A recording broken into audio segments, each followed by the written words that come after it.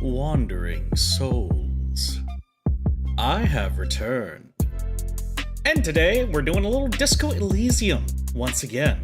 And all of you get a chance to go ahead and interact with today's stream thanks to our Twitch extension. So you get to control some of the decisions being made in this particular stream. In fact, a lot of decisions. I'm going to give you a lot of opportunities to do so. But for those of you who aren't aware of what Disco Elysium is, again, we are a kind of terrible police cop detective, and we're trying to solve a murder mystery. All of our stats can talk to us, and we will become the most mentally unhinged detective on our way to seeking the truth. So we're gonna do our best to see how far we can get. I have spec'd out my character to be very physically adept, but very mentally and socially bankrupt. So that's going to lead to some fun interactions, I'm sure. But we've been doing pretty well. We've been able to pass some good speech checks and things that I didn't think we were going to pass. But hey, we're gonna have a good time regardless. And I thank you all so much for popping into today's afternoon stream. Hey Yukuni, Mr. Red Ted, how you doing? And for those of you who are watching and just lurking or watching on the VOD, hello to you too.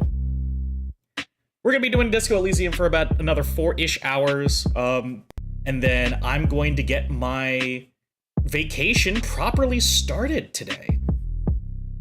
And I'm super excited. So you probably won't be seeing me for the next week or so. Unfortunate, I know. But when I come back, I'd like to start showing off some of the cool stuff that we've been doing. Because it's a very special vacation. And I want to bring you all with me. So that's going to be fun. What's a test? Testicular torsion. That would be it. We're starting off strong, everybody. And please let me know if anything doesn't sound or look correct. I can go ahead and adjust. But otherwise, be prepared for the mentally unhinged gameplay that is Disco Elysium. Let's pop over to the main screen, shall we? Hi! It's me! It's a Soulless Husk. How you doing? I got coffee. I got some coffee, and I'm getting ready for a Disco Elysium day. We are going to continue from where we were at.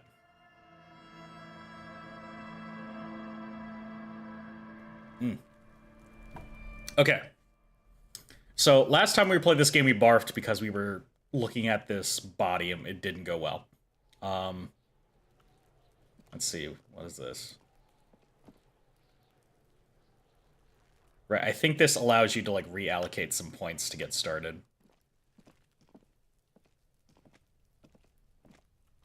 You're supposed to be a shorty MC short man. I mean, I really don't know how tall my character is. Also, for folks who were curious, I'm going to temporarily disappear. Take a look at the character portraits we have. Dear Lord above, look at his face. Anyway, yeah, I'm going to be accidentally blocking our mental and physical health strats and traits there down at the bottom. But I'll try my best to read off stuff if you want to see. Okay, actual police work we got. Inspect the body hanging in the backyard in the whirling of rags. Preliminary inspection. You just need to suppress the urge to throw up and get to it. Get ammonia from the gardener or the fridge store. It'll make it easier. Okay. So we're going to look around. There's a trash can here. The letter R wears a crown. On the ribbon below, a light above descending. Okay, we can go ahead and look at this. This trash container is locked. The sliding lid has a padlock that says, whirling in rags. Why am I looking at you, trash container? You're just a trash container. The body is downwind from here. Maybe you prefer the smell of garbage to the smell of death. Trash can, how do we get the lock open? We could try using a pry bar. There's one in my motor carriage, or... Did someone say pry bar? Fuck yeah, pry bar. Pry bar, pry bar. Your palms yearn its cold touch, to grasp it once more, as you've done so many times. Or, Lieutenant? Or we could ask for a key from the manager of the Whirling in Rags. He probably has one. Ask the manager? Bullshit. Go straight for the pry bar and pry this baby wide open. Thank you, physical instrument.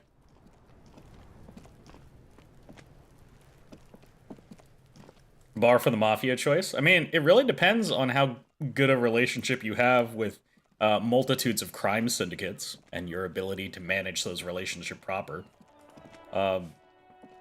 Which usually is the answer is no. Most people do not. So endanger yourself at your own risk. You can pick them up if you had a bag. I don't have a bag. Destroy the child. Corrupt them all. Okay. So we got... Let's see. What's over here?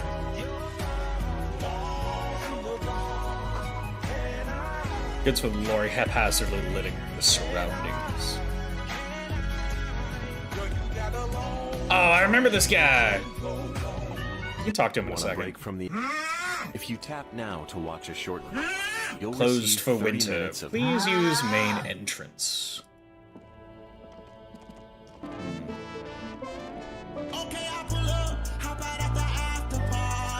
Let's see if we can get that pry bar. Before you stands a motor carriage. The bodywork is covered in blue and white livery, bearing the number 57. Vapor emanates from the large engine on the back of the vehicle. It hasn't had time to cool off yet. In the cabin, you are welcomed by a set of steering levers, a radio microphone on a hook, a pull-out toolbox under the seat, and the soft glow of the fuel preheater gauge. The fuel preheater. Wasn't very humorous, haha. A scent of leatherwork and heavy fuel oils washes over you. Ooh. Kim, what are we looking at? What is this machine? This is the Kupris Kinema, my motor carriage. You can use the toolbox and the radio if you'd like. Yeah, we gotta go for the toolbox. Can we turn on drive somewhere? No, I'm afraid not. We have a murder case on our hands, remember? But what is a motor A carriage? motorized vehicle, officer. I'm sure you are familiar with the concept. We've had these for nearly a century. But do all policemen in the RCM have such cool motor carriages? The Kupris Motorcar does provide most of our patrol vehicles, yes. But this is different. This is a sports model. Ooh, interfacing being like, this is a sports model, though. You're right. I didn't take you for a motorcar enthusiast. Do you also like Tip Top, Detective? What's Tip Top? An interstellary racing series. You should definitely give it a go if you like motor carriages. It has fantastic competition. Oh, is he saying that this is like their universe's Top Gear or something? Tip Top? In the cabin, you see a set of steering levers, a radio on a Oh, hook. there's the pull-out toolbox. A metallic drawer slides out from under the seat and clicks into place. The tools inside are neatly organized. Take what you need, officer. It's going to be a long case. I'm not protective of my tools, like some men are. We gotta get the pry bar. There's chain cutters, a flashlight, and then close the toolbox. The pry bar feels nice and cold in your hand, heavier than you'd think. Cold and heavy, like truth. You feel like you're reunited with truth once more. Useful for opening all sorts of doors and lids. The pull-out Okay, tool close it. slides back. Nice. Okay. So we have pry bar. Do I just hold it? Well, I'm holding it now. Red tip pry bar has Carson T heavy duty engraved just below the handle. It's satisfyingly heavy, and perhaps one of the most useful tools to carry around. Alright, fair enough. Let's go this way. I'm gonna open the trash can. Actually, over here, I noticed there were some footsteps. We can look at the footsteps real quick. There are several footprints in the mud, left by work boots. Anywhere from 6 to 12 pairs have walked here. Oh. Alright, Wandering Souls, do we attempt to get an exact count? My visual calculus is pretty bad, but I'll defer to your decision. What do we do?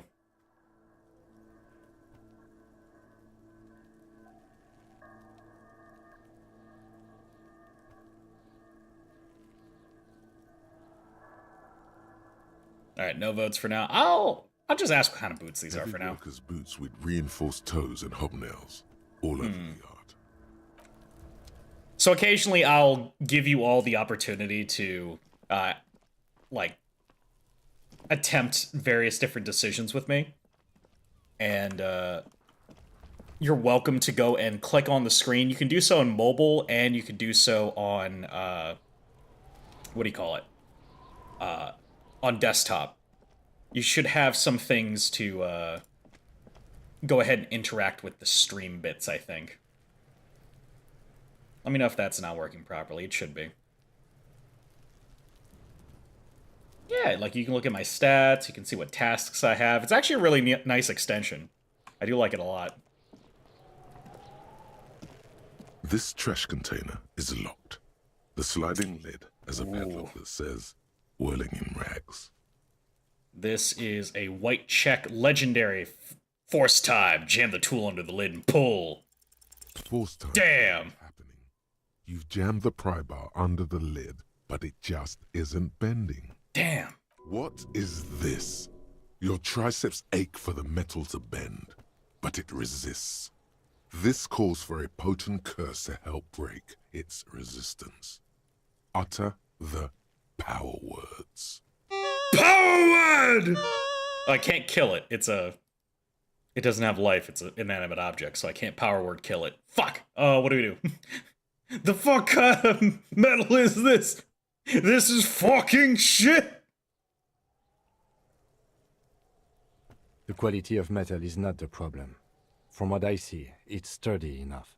Hang from the pry bar with all your weight. Creaking sound as the pry bar slips under the lid.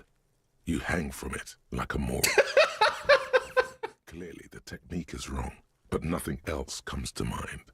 Damn. That's it. I can't pry it open. I'll kick it. I'll kick it. Ah, shit! Unsatisfying. No! You hear a ringing sound, but not quite hollow. The can seems to be full. Okay, I'm -1 health. That's okay. I can take a beating. I can't take a mental beating, though. Full of itself. Content. Happy you failed. This snickering trash container is having a grand old time. Damn you, trash container. That's it. I can't pry it open. Let's ask the manager for the key. This is clearly not working.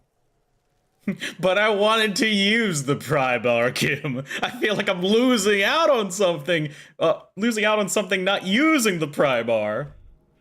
Oh no! I'm mentally damaged. Into you. Getting fat on your weakness. Whatever noble intentions you once had as a police officer, it's eating them all up now. You're still coming up with sentences. That's a step up from total annihilation, right? Oh no. None of these are quite good. These are not good responses. My options are, I'm seriously running out of shits to give, let the corpse hang on trees, I'm quitting, fuck you, or I've wasted my life protecting humans, they don't deserve it, or I'm done, no one even likes cops, I wish I was fucking dead, fuck you, fuck you. I'm gonna say number 3. Yes, it can be difficult to be on the receiving end of so much distrust and outright hatred. Nothing you can say would make you feel any better now. Cop gives up the detective genre. Another police officer resigned from the RCM. Breakdown. No! And occasionally throwing excrement at passers-by. No! When asked to comment, Former colleagues objected to the theory that his psychological disintegration was precipitated by his wife leaving him. What? Because the Furrows lost that match, said Captain Ptolemy Price, once the man's superior officer. It's because he couldn't get a big gun from acquisitions, and anyway, police work really burns you out after a while. Oh my God. Jean-Vic Mayer, the deranged former cop's partner, commented. Sergeant Mac Torson, another former colleague, did not propose any theories, merely saying, whatever happened to him wasn't about birds. He got fucked, that's all. Okay, let's load the game. Oh my God. I freaking died because I've got a mental breakdown not being able to open the trash can. That's what I see. I love this game. Yeah. Kendarian, I freaking love this game. But we got some, what do you call it? We've got some Twitch integration for today. So as folks are trickling on in, remember that you can interact with today's stream and help me out with some choices. Clearly, I'm not the best at choices right now. How far back did this send us? This trash container, the body Okay, is down how do we get the control. lock open? Some say, Fuck yeah, pry bar. Or ask leave. Okay. I want to get the pry bar. Your Harry's the saddest cop. We've decided to make our cop the most physically capable and the most mentally bankrupt.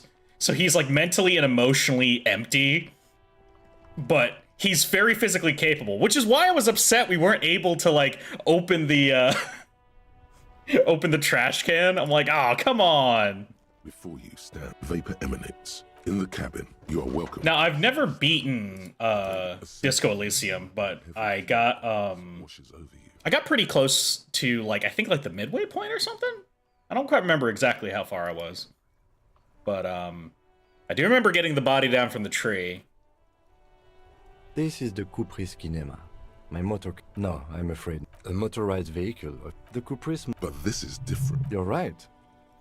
An interstellary racing... In the cabin, the white suede feels luxurious under the... Your fingers waste no time closing around the handle.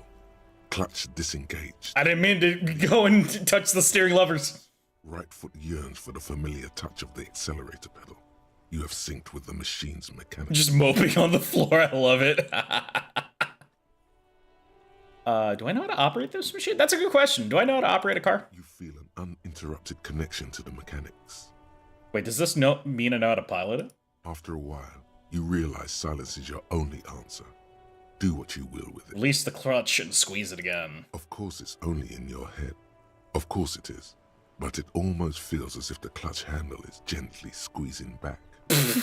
How are you, my friend? The smell of freshly treated leather. I'm talking to the car. Dust on the dashboard. And a neat little brush in the cup holder. All seem to be whispering. I'm good, cherished and cared for, in the hands of a tending owner. Where have you been? No! I am dying. Despair creeps into you. Getting fat. I'm dying again. You're still coming up with sentences. That's a step up from total annihilation, right? Let's choose a different one. I've wasted my life protecting humans. They don't I deserve don't it. dispute that you have been charged with protecting the people of a particularly challenging district. But poverty does not make one a loser.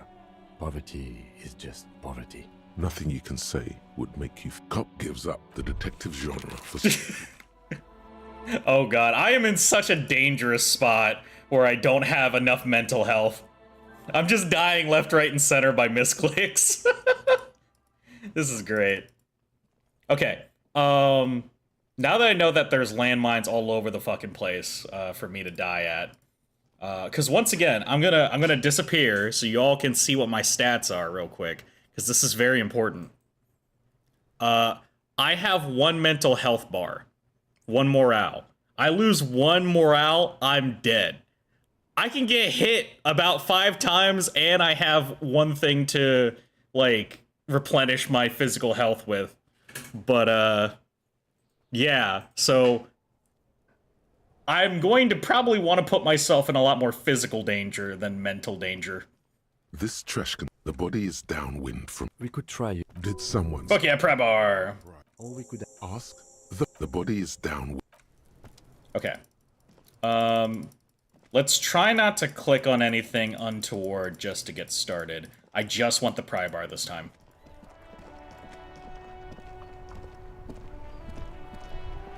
Before you step, vapor emanate. In the cabin, you are welcomed by a set of steering levers, a scent of leatherwork and heavy fuel. This is the Kupris Kinema. No, I'm a motorized vehicle. The Kupris... But this is different. You're right. An interstellary racing... In the cabin, you see a Toolbox. Take what you need. Pry bar. cold, Okay. useful for opening all sorts. Close toolbox, leave. Okay. And then we're gonna equip the pry bar into our hand. And then what I'm gonna do now, because it's been so bad, we're gonna save. Crimson Bear! How you doing, Fallen Crimson Bear? Thank you so much for resubscribing for 8 months. Thank you for being a truly soulless Fallen Crimson co-worker. Bear is pretending to work for 8 months. Yosh. Yosh! Hello, how are you doing? Welcome on in. Welcome. Alright, I'm in a rather dangerous spot when it comes to this game. I'm not normally in this much danger, but I am because my mental health is so low, like by default, that if I fuck up, I'm gonna die. So we need to be very, very careful. Okay, let's look at my stuff that I can do. Okay.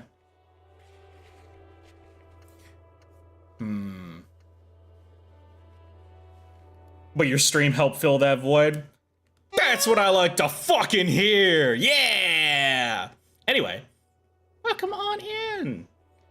For today, we're playing Disco Elysium. This is going to be a game where you can interact with it directly on stream.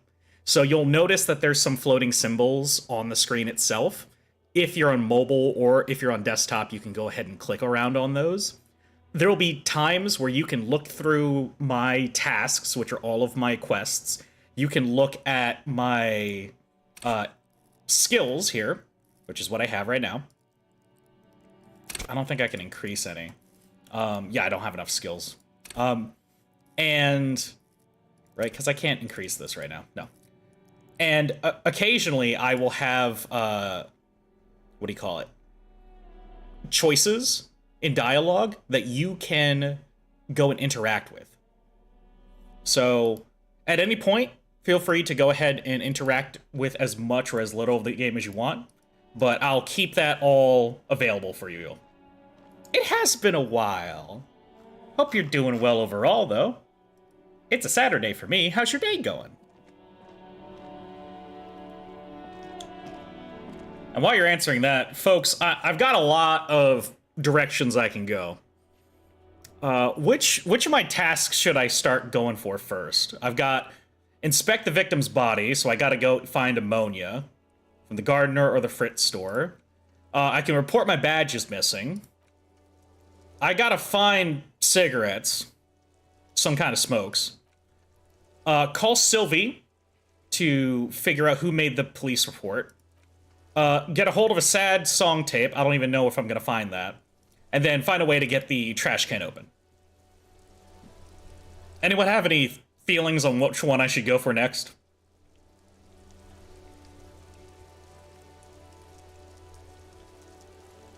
Because my personal thing is, I think we should report our badge missing, number one. But you tell me. What do you all think I should do next?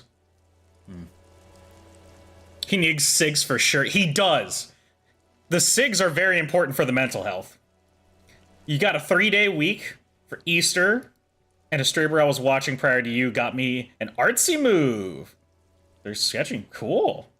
Pretty cool run idea. Thank you, April. I appreciate it. Yeah, I never really beat Disco Elysium, but my idea is I wanted to play a very physical character. There's so much dialogue in here, so I wanted to see what would happen. But twice we have ran into a demoralizing situation and our character insta-died. So I think Maybe going for the smokes is the best thing. Badge? Okay. So, chat over there split. You're the only viewer on YouTube? It's okay.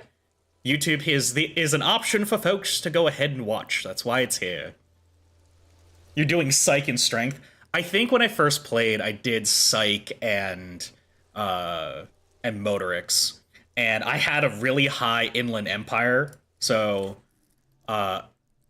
like this was pretty high, and I was hallucinating an entire half of the game, I think. Like, I was superstitious as hell, and I really didn't know what to expect with this game, so I just kind of believed it. Oh, and you were communist too? Oh, sweet. Yeah, we haven't gotten to the point where we can choose if we're gonna be like communist, socialist, like fascist, whatevers. But that'll be fun. I just remember they're getting deep into Inland Empire is such a weird idea to do. Just too many gut feelings. I lost all control of my life. Okay. But yeah, Fallen, I am... Oh, what the hell?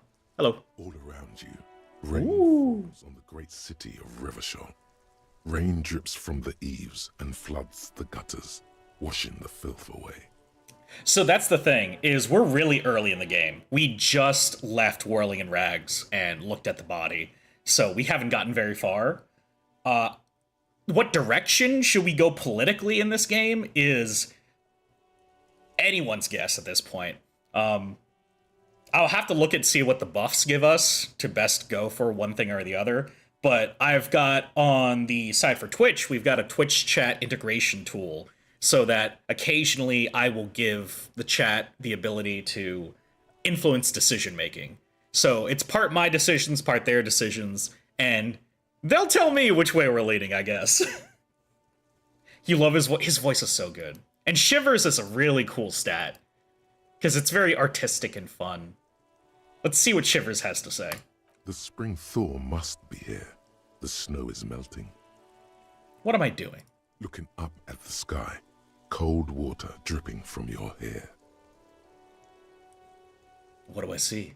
Grey sky like great battleships, clouds colliding with one another. Rain falls down on the world. How does it feel? Your shirt sticks to your chest. The shoulders of your disco blazer grow heavy. The cold finds its way in under your skin. You shiver, and the city shivers with you. You're not dressed for this weather. You should get an overcoat or a patrol cloak. Ooh, patrol cloak would be nice. You subbed my channel? Thank you! I appreciate it. I'd like to add more YouTube content coming soon, because I feel like I've neglected the YouTube channel long enough.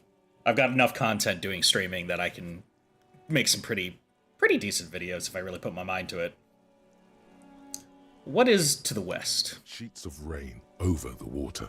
A flight of stairs leading into the ocean. Wave after wave washing the coast of Martinaise, with its motorboats and gently swaying reeds. The ruins of a half-sunken sea fort crumble on an inlet beyond the Bay of Revachol. Ghosts rise into the sky. Who are you, ghosts? The skyscrapers of La Delta, the financial district.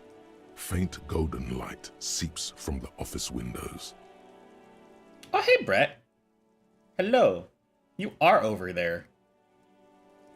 What is down the shore? Urban coastline, rain dripping off Eternite-covered roofs.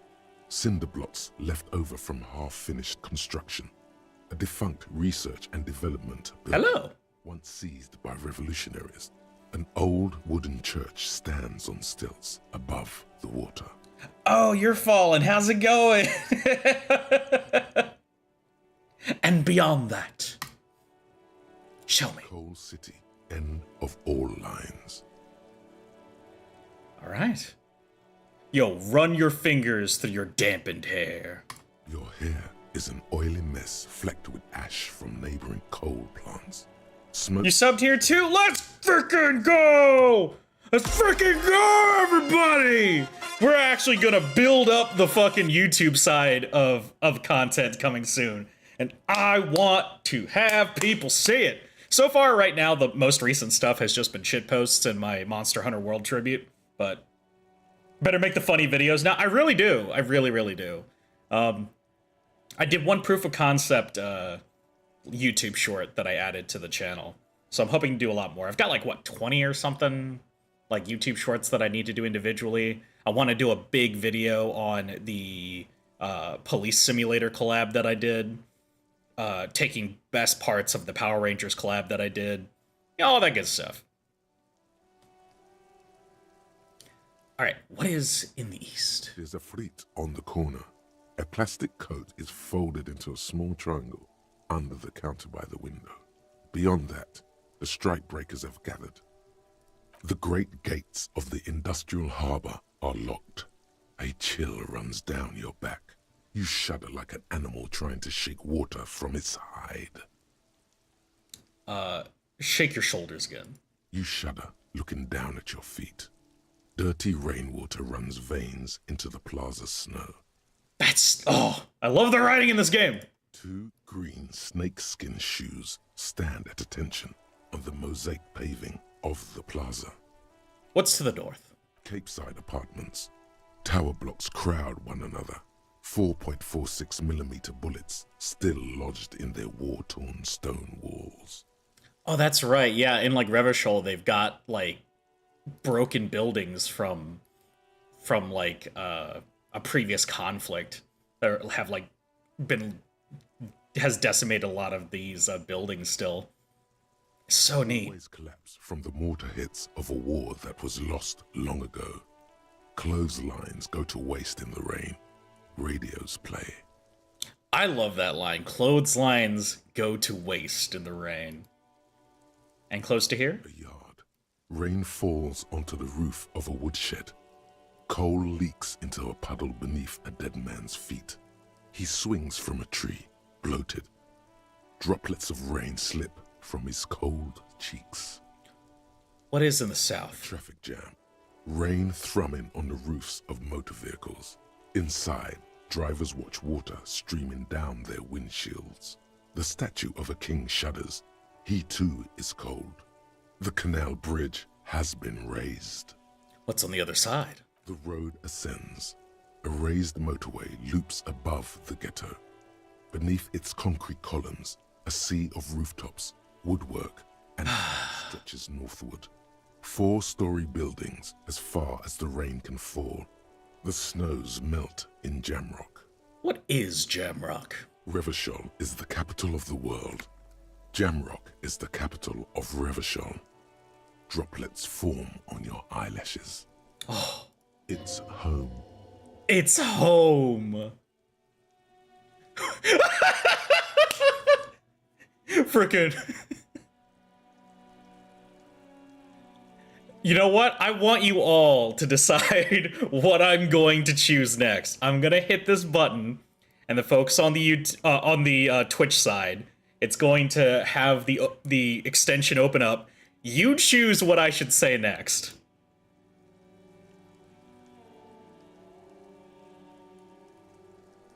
I am curious if someone would like to vote. Because yeah, I thought you would. I thought you would. Where the hood at? Have a brother in the cut. Where the hood at? Yes! I love how that's just in the game. Why am I not? That is true. Why am I not in Jamrock right now? To be in Martinez, where no one goes, at the runoff point of a long-forgotten canal, in the whitest part of town, in the shadow of the day the revolution fell. What am I doing here? Standing in the rain, looking north, where Jamrock Rock City stretches inland. Shudder, look further. In the rain-swept distance, above the rooftops of Jamrock, a repurposed silk mill stands perched above the motorway exit. Precinct 41 hunches in the rain. Oh, so Precinct 41 is further inland. It's the only home you have now, but you can't go back. Not like this. That's fair. Your vision blurs. You wipe your face with your hand. The rain stings your eyes, making you look up and blink. What's above? Coalition aerostatics hang like apparitions under the cloud cover. Way up there, where rain forms, rotors flutter silently. Your sight clears. What's below? Collapsed storm drains, old sewage systems flooded with rainwater. Hidden weapon caches from the Revolution. Those leading down to Le Royaume. The catacombs to which, for 3 centuries, they delivered the blue-blooded dead. Finish the thought with motherfucker. This rain will not let up anytime soon. You should get a raincoat. There's a freight to the east. They sell them there. Okay. Well, I've been directed to... Oh, good, an autosave.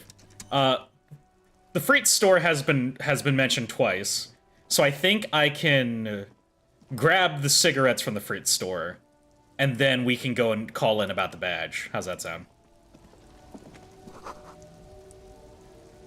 Goods from the lorry, haphazardly littering the surroundings. I think this is the freight store here. Low morale? Put points into volition.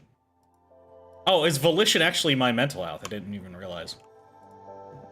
I haven't played this game in a long time. Yellow roses, dozens of them. Tulips too. Ooh. What's this? You see several packaged raincoats filled Oh. on a shelf beneath a display of croissants and juice bottles. The raincoats are transparent, except for the big Fritta slogan on the back. The packages are small, discreet, sloppily stacked, making them easier to take unnoticed. No need to worry about knocking over a display. Oh, okay. So we can attempt to steal a raincoat. We can buy a raincoat, which we are like $4 short. I could just say, what's that? What in the world is that? All right. Folks, do you want me to... So remember, this is a red check. I can't redo this. We can always come back and see if we can get better odds at doing this. But it's 42%. I'm going to leave it all up to you. Click on it if you think we should do the raincoat. Otherwise, choose something else. We can always buy a raincoat. We don't have to steal it. It's not a necessity.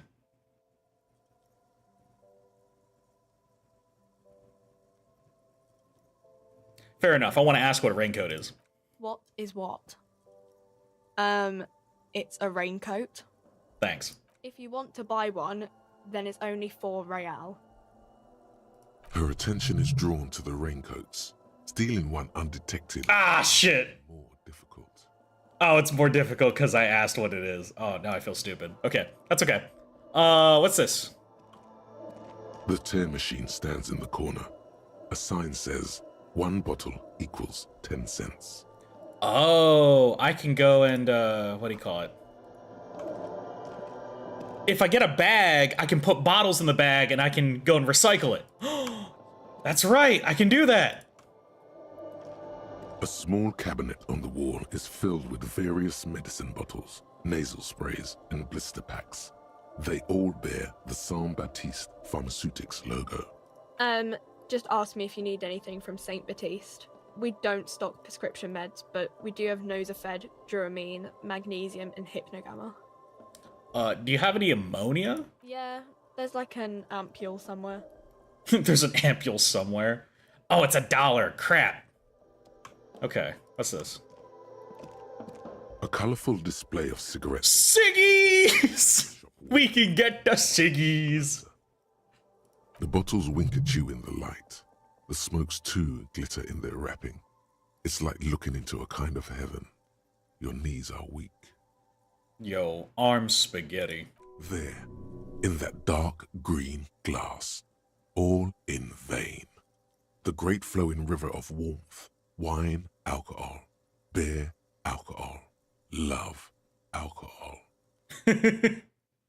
I'm in heaven. I need it all so bad. Sure. If you want something, I can get it for you. Just let me know and pay and stuff. She's just watching us, who is a madman, just kind of take in the surroundings. But I'm obliged to inform you that both alcohol and cigarettes damage your health. But I guess you already know that. Yeah, it's true. I probably already understand that quite well. Okay, I need... Hey, can you just sell me a bag? Welcome to Frit. Feel free to look around or something. Everything is out on the shelves. What's that magazine she's reading? Ooh. What is the magazine you're reading? You mean this? Oh, it's 10 o'clock already. Oh, shit. Days going by. Looks at the cover, boasting a colorful photo of two girls kissing. This is Pop Stars. It's got, like, famous people in it. It's not for sale. That's fair. Looks like it also has something called Police de la Mode, featured on page 34. Oh. This speaks to you. Oh. I approve of this. Very futuristic. With the girls kissing. Stupid famous people. Forget about all that. What is this fashion police feature? Points to the cover. I'm not interested in that magazine. I don't know why I asked about it. Wonder, Husk, do you bonely know? Do you bonely where there is not a soul around to talk to? Do I bonely? Am I bonely? I see the shadows on your face. All right. Do I get bonely? Folks, go ahead and see which one you want me to click in the meantime. Let me think. Do I get bonely? I suppose I do. I am someone who has a lot of solitude on my hands. I approve of this. Very futuristic, yeah. She pops her raspberry-flavored bubblegum and nods. Her shoulders tense. She shuffles back only slightly. Bewilderment and repulsion root her in place. Ooh. The lieutenant frowns at you before turning to the clerk with an apologetic half smile. It's like, I'm so sorry for my partner. He is a mad lad. Okay. I'm not really supposed to be chatting to anyone, but... Can you tell me anything about the dead body? I don't really know anything. I mean, I know it's there, but I haven't seen it, so...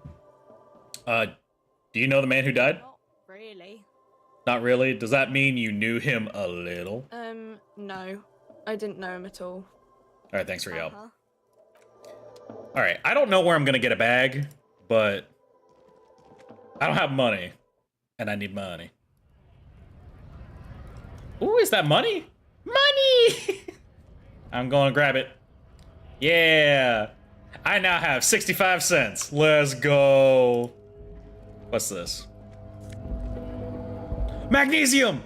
Yes! Now we won't completely die. That's so good. I'm gonna quick save.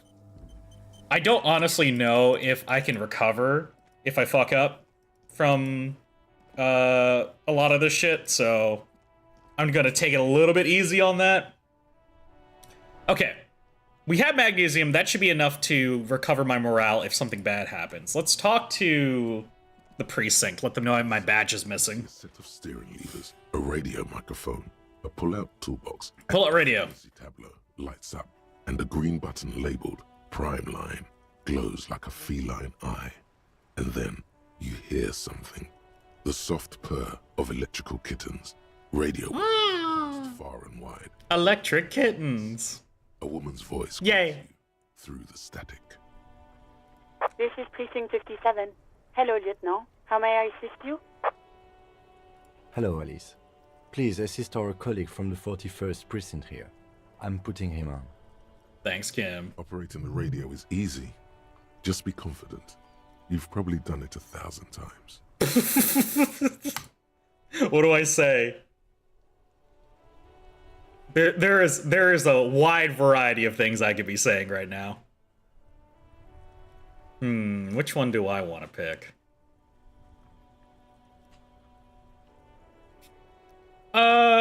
Okay. Come in, Delta 10. This is Firewalker, copy. Officer Alice Demetri, Precinct 57. How may I assist you? You could swear she was friendlier with the lieutenant. Under the green prime line, a yellow saved button catches your eye. You Saved wonder what the lieutenant's default radio station is. Ooh. But ignore Alice, press the save.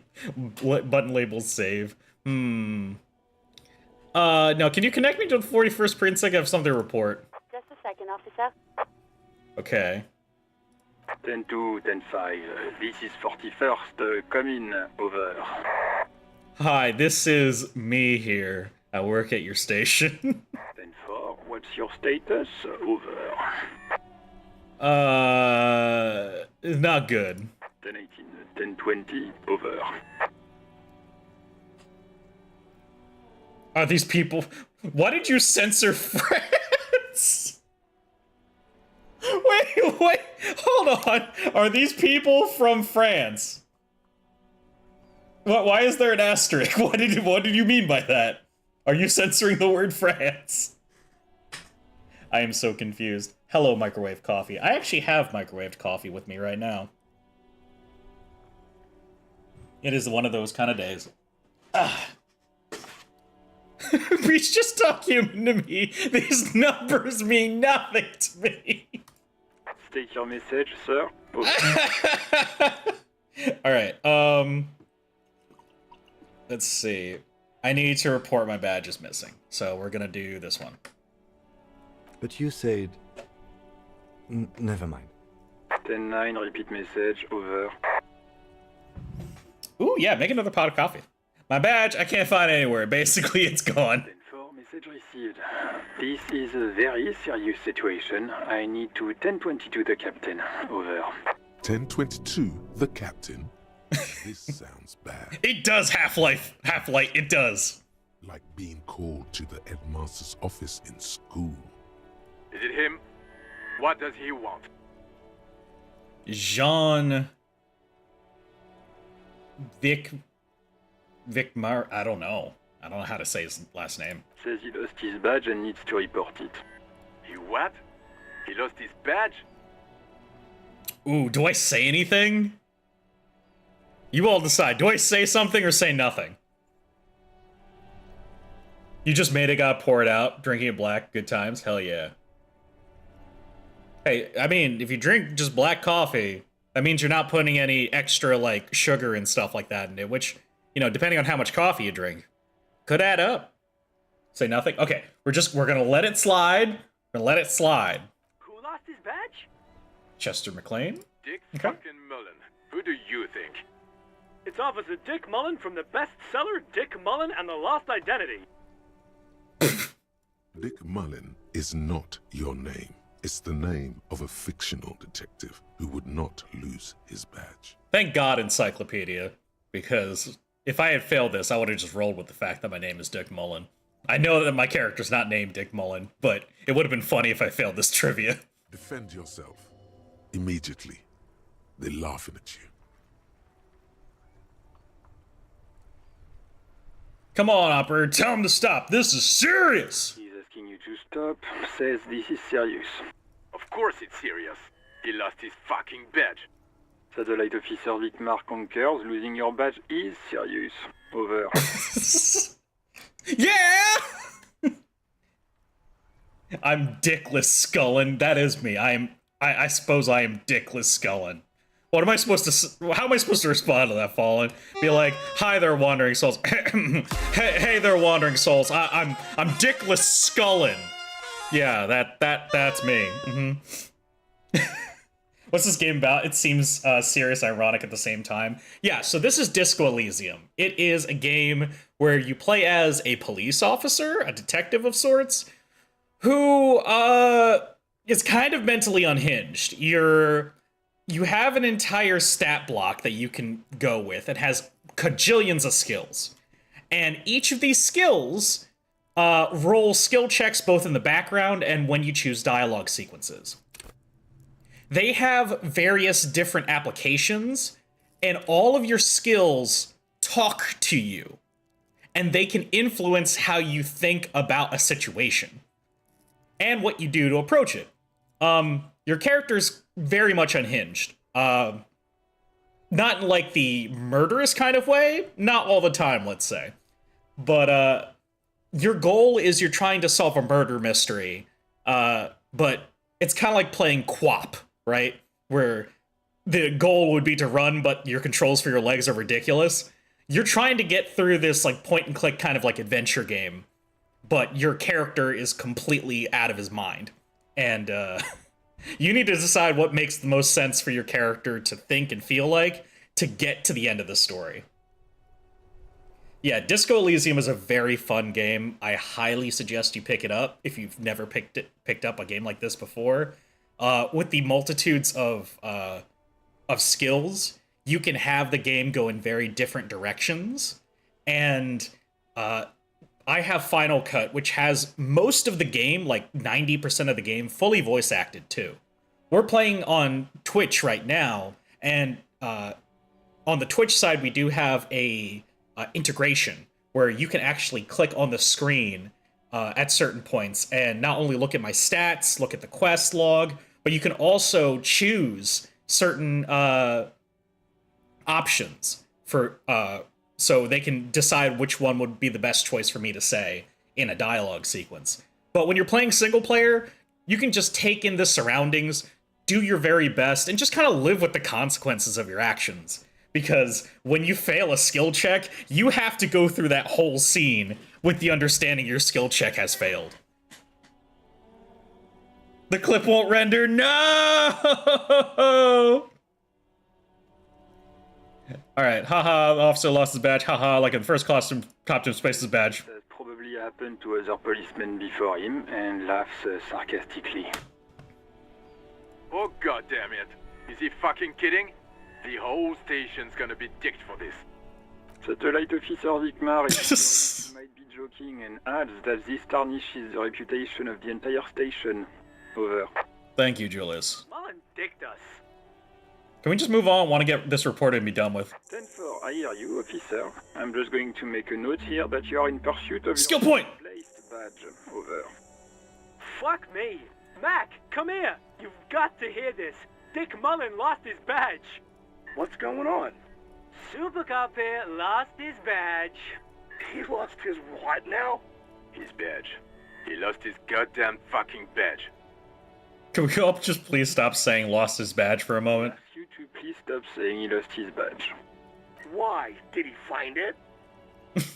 Sergeant Person was wondering if you found your badge yet. Over. You don't have a comeback. Sorry. It's hard to think like this. Just say nothing. He's not replying. Looks like he's still looking for it. Enough with this now, I have other things to discuss. Come again, I didn't get that. Over. New heights even for Captain Sober. Ask him. Ask him if you... I don't think it like putting dickless in the title. Yeah, I don't think it would. I don't think if you put a clip, they would like you putting the word dickless in it. Sergeant Orson wants to know if you lost your gun too. Over. Uh-oh. Check your pockets. Check your... Holy fuck. Where it is, do you? Yeah, Half-Light. I don't know. I don't know where it is. I don't have my gun. No. It's gone. It's not fucking on you. 10-9, coming officer. Did you get my question? We were wondering about your gun. Over. Oh, perfect. Thank you, Fawn. I really appreciate it. Yeah, go ahead and put that within the Discord server. All right. I'm gonna let you all have an option. I have drama 1. Okay? I can't retry this check. So I can say nothing or attempt a medium roll of 11. I have a 17% chance of success to convince them I didn't lose my gun. You all tell me what I should do.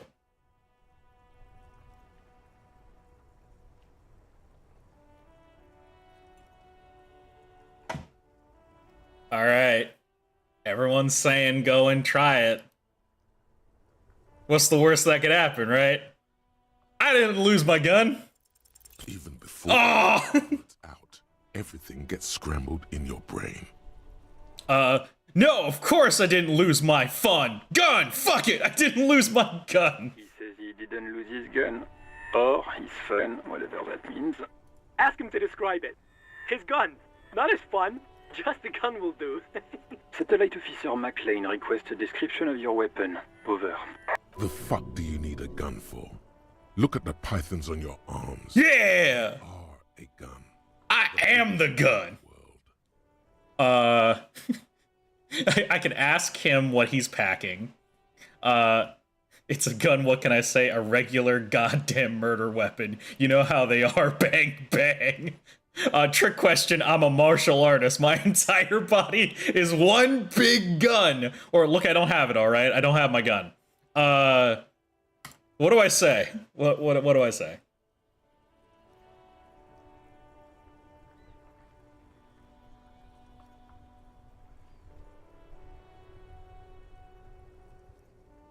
I'm closer to a spinal whip. I am. Maybe not my character, but I am.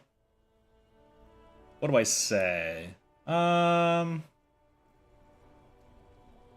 because I remember, when I first played this game, I played the saddest fucking cop. Like, what was said before of like, oh yeah, go and play sad cop, man. You can totally play sad cop, man. Why? You just can. You can just be a depressed cop.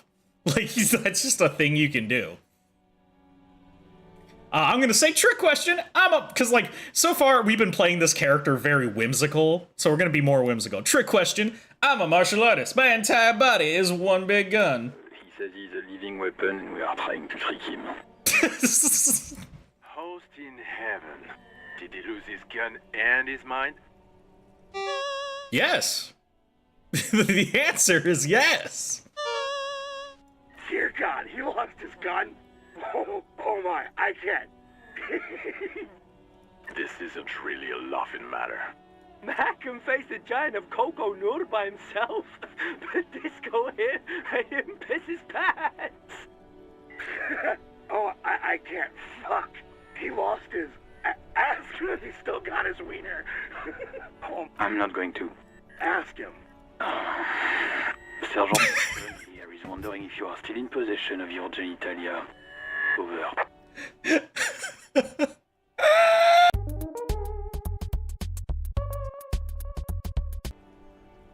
Oh my god. What are my options? Now is a good time to say fuck and ass and so on. That'll make this all right. All right. So, yeah, it's almost like, yeah, Microwave, it's almost like he has alternate personalities. Again, I have high physique, which is like a physical stat. So my endurance, my pain threshold, my physical instrument, my electrochemistry, my shivers, and my half-light all talk to me more than my other stats because they're stronger. As an example, also, like, my reaction speed, my perception, those speak up a bit more than, say, like, my other intelligence traits, because they're higher. And they will speak to me and inform me on what's going on based on my perspective. Other people can't hear these inner thoughts, so they just inform you as a player. I chose these stats, yeah. When we first did my birthday stream on Tuesday, I had mentioned I played a very psych-heavy character with some motorics and some intellect with bad physique. And I had been like a very strong Inland Empire character where I was like losing my mind the entire game. And what we decided is let's just go full physical and full motorics and see what we can do. Thank you, Fallen, for the 5 gift subs! Thank you so much! Fallen Crimson Bear has sent an email to 5 co-workers. Aw, thank you. Thank you. Happy birthday, Deb. Thank you so much. Yeah. I'm going on my birthday vacation when this stream is over, so that's what I'm gonna be doing. Also, look at the picture for hand-eye coordination. Look how freaking intense that is. Like, a lot of these are very crazy looking. Like, this is composure. This is encyclopedia. Like, some of these are really crazy looking. Also, reaction speed's kind of nuts. We're gonna choose a different level in just a second, though. You want that damn spilled tea emote? Do it, yeah. Interface. Yeah, interfacing, just, hey, he's got little fingies. Look at that. This is the one that we were using when we were interacting with that car when we died. Also, look at conceptualization, just, whoa. Suggestion's so weird looking. You know, there are actually people on YouTube who have made compilations of Volition. Just Volition. And because Volition is keeping your morale up, it's like your mind's base stat. So every time you bring this up, your mental, like, threshold goes higher. People have made compilations of the voice actor doing the Volition checks. And it's just all of these uplifting quotes by Volition. It is like a brain neuron. Yeah. Okay, so Half-Life says it's a good time to say fucking ass and so on. So I've got 3 choices. I could say, yes, I lost my wiener too. Just lay off, okay? Or I could say, I left it at his mama's after I fucked her ass all night. Tell him that. Or I could say, I don't need to listen to this. Firewalker out and turn off the radio. What do I say? All right, go ahead. For the folks on Twitch, go ahead and choose.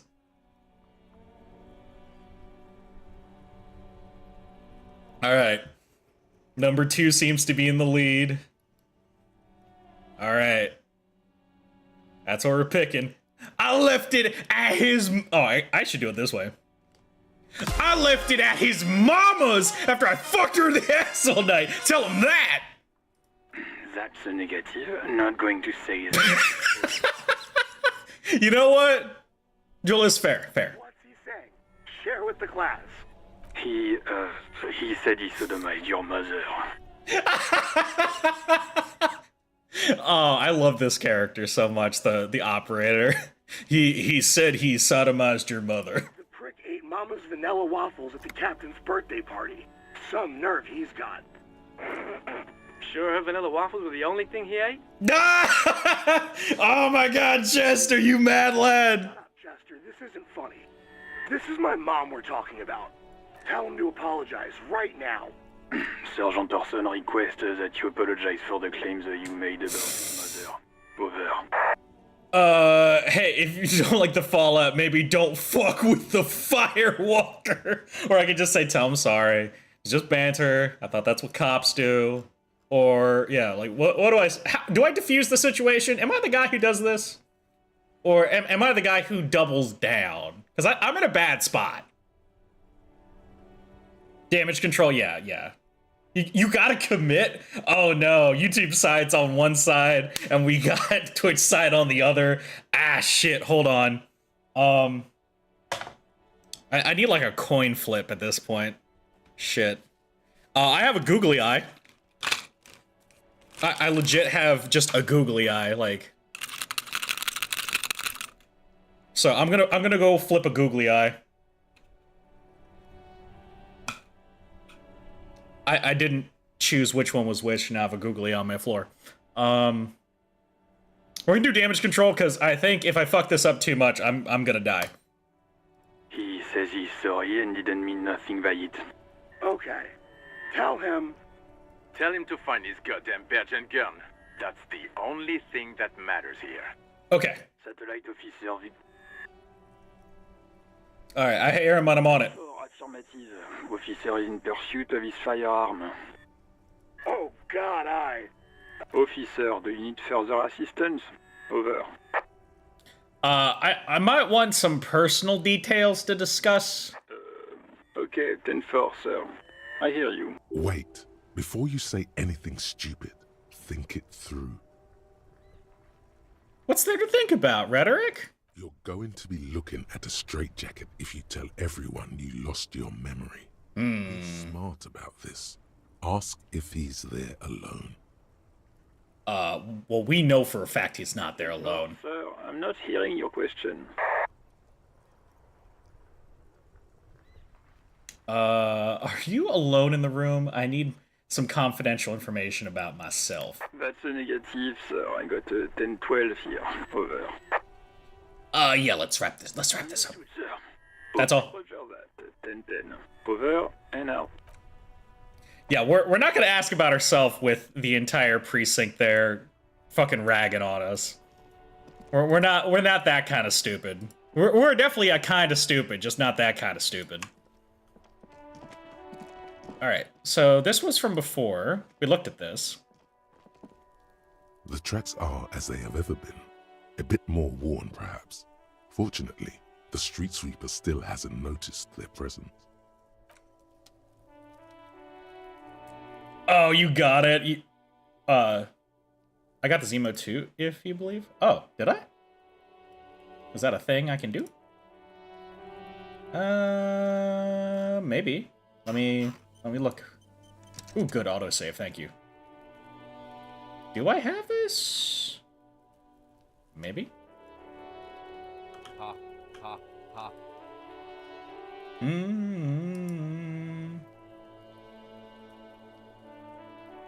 You get the one emote for your streams. Oh, okay. I mean, that's cool. Spilling the tea. It's a fun little emote. Okay. I do have an extra point. So I can level up some skills. What should I level up?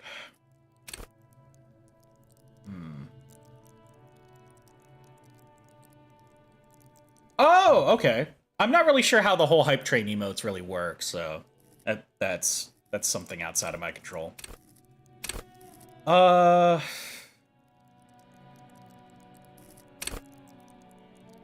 You say an intellect skill? Oh man. Make up for my deficit, you mean?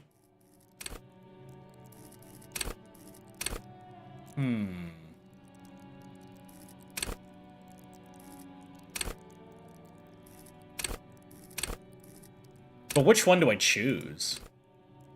So visual calculus is reconstructing crime scenes. Conceptualization is creativity. Drama to play as an actor. Rhetoric to understand persuasion. Encyclopedia is just general knowledge. And logic is raw intellectual power. What seems like a good choice here? I don't mind if we're not playing optimally either. Because if I really cared about, like, getting the game exactly how I wanted it, I wouldn't have... A, I wouldn't have streamed it, and B, I wouldn't have had this Twitch integration. I'm just here for the ride. You guys tell me. You guess logic? Okay. We got one vote for logic. Fawn, what are you thinking? Encyclopedic? Let's just do logic for now, I think. Because Encyclopedia is good, but I think I'm getting enough from my physical traits of just feeling how things are going. A good amount for intellect could be nice. And now I don't... Yeah, skill cap reach, so I cannot increase logic any further. My logic is capped at 1, so that's what I get. Apply changes and close. So I need to track down my gun and my badge. Maybe you'll just stumble across it down the line. Miracles happen. True. All right, let's do a quick save. And now here's the big question. So we have reported our gun and badge is missing. We don't have money, but we might be able to make money. We can talk to the girl to get ammonia. We could buy ammonia. And then I've got the rest of my stuff. I could try and open the trash container. Sing karaoke. Call Sylvie to find out who reported the crime. What do we do? Can I sell anything I've got? I don't think so. I don't think the store acts like a video game kind of like general store. sadly. I can keep exploring. So those are my options. So I can either try one of my tasks. I can keep exploring and talking with people. I can even talk to Kim, who's always next to me. I can just kind of click around. What do y'all think I should do?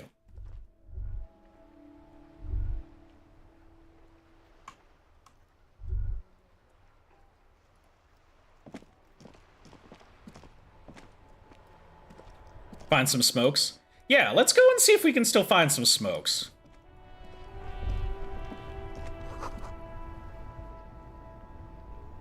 Between those trucks down there, smokes, go get them. What? Oh my god, smokes! We found them! We found the smokes! Let's go! Hell yeah! Tools. Yes. +1 intellect, -1 health. There we go. I got a crowbar in one hand, a pack of smokes in the other. There it is. A brave little army in your pocket. The 1st Smokes Platoon. 20 brave souls standing in salute. Ready to step into fire for you, sir.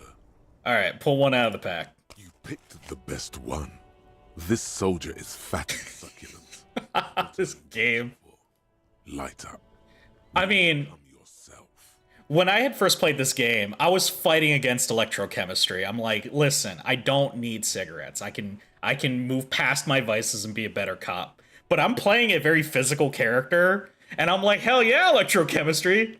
Yeah, light it up. Get a load of this rock and roll cop here, people. Johnny Thundercop fishes a cheap lighter out of his pants. With a flick of the thumb, there's fire. A primal satisfaction. Here we go. The lighter's dark green disposable plastic. Safety's off. In your case, the safety is always off. Damn. In your case, the safety is always off. I've never played Slay the Princess. No, I've seen a little bit of gameplay for it, just a tiny bit, but I haven't played it myself. I hear it's got a metric ton of endings. That's like half the game. You think I'd like it? Okay. I'll keep it in mind. What are the repercussions if I do this? Dip that bad boy in the flame and breathe in. Yeah. Thick, warm smoke gets sucked down into your lungs. Immediately, you feel a warmness fill your head, body, and soul. A nostalgia for yourself. The man you were in your youth. Johnny Thundercop is back, and he's chill as balls. Yeah, he's chill as balls. So, by smoking that, the cigarettes have granted me intellect 2. So, I am going to be a little bit smarter for a short period of time, but I also lost 1 health for now. I can always replenish it, because I've got some things to replenish my health, but I've got 5 health, so I can actually smoke a lot before I start getting after effects. This is good. In the bottom right corner of the screen, there's a cigarettes button. There it is. Cigarettes gives +1 to intellect skills. Logic, rhetoric, conceptualization, visual calculus, encyclopedia, and drama. This is good before a white check, but damages your health. Okay. So, game's basically saying, hey, don't waste the cigarettes because it's a temp buff. If you think you're going to roll an intellect check, smoke a cigarette first, but try not to kill yourself. Got it. Got it. Can I pick up this? No. But that's pretty cool! We got the cigarettes! That didn't take long. Okay. Now what do we do? 60 minutes left until the cigarettes run out in my body, and I only got 3 cigarettes left. What do I do now? It is worth the trade for this build of the game. Smart and angry. That's why scientists smoke them. Yeah, maybe. Yeah. Cigarettes, I'm going to put the little PSA out there. Cigarettes are bad for you. Should not be smoking cigarettes. They've been proven bad for you, and many, many cigarette companies have put terrible crap in cigarettes to make you addicted to them and make you, like, inhale the worst of toxins. Do not smoke if you don't smoke already. If you currently smoke, try to reduce or eliminate it when possible. Try not to stay in that. Now, you really shouldn't smoke things in general, even vaping things in general. It's not great for your health, so don't do it all the time. That's like a general PSA for your health. But again, I'm not your father. You do whatever you want in your life, but as long as you heed the advice, that's all I can ask for you. You're not cool smoking them. No, it doesn't make you cool. It just makes your health nastier. If you are okay. Normally, I'm not gonna make a stance on this, but I want folks to understand. When people smoke shit, right? Whatever it is, even if it's like the worst possible drugs in the world, be aware. If you're smoking for yourself, it's not great, right? You're probably doing it because you get some kind of satisfaction from it, right? Never, under any circumstances, for whatever purposes, ever smoke for social reasons, like to fit in with people. That is by far the dumbest reason to smoke. Like, it's not a smart thing to like pick up smoking in general, because it's not good for your health, regardless of how you feel about it, right? But like doing so to fit in, to get a better impression with someone else, that's real damn stupid. Do it for you. Like, if you shouldn't do it in general, but if you're gonna do it for you, okay? That's my only personal advice. I wouldn't advise it, but if you are gonna do it because you want to do it, not for somebody else's approval. That's damn stupid. Don't do that with drinking. Don't do that with any drugs. Don't do it for approval. Because what you're doing is stupid. And if you need to do that much to get someone's approval, that's wild. Control your life. Live your vices to whatever ability you want. I'll always advocate to try and be a healthy, happy person. But if your version of happiness is also not the healthiest, I can't say no to you. It's your life. Just don't do it to impress people. That's fucking stupid. That's my PSA. There's plenty of people who have watched my streams high as fuck, and I'm sure they were smoking something. Do I judge them for it? Hell no. But would I judge them if they were smoking pot because a friend told them it would make them their friend? That's fucking stupid. Don't do that. That's dumb as fuck. Don't do that.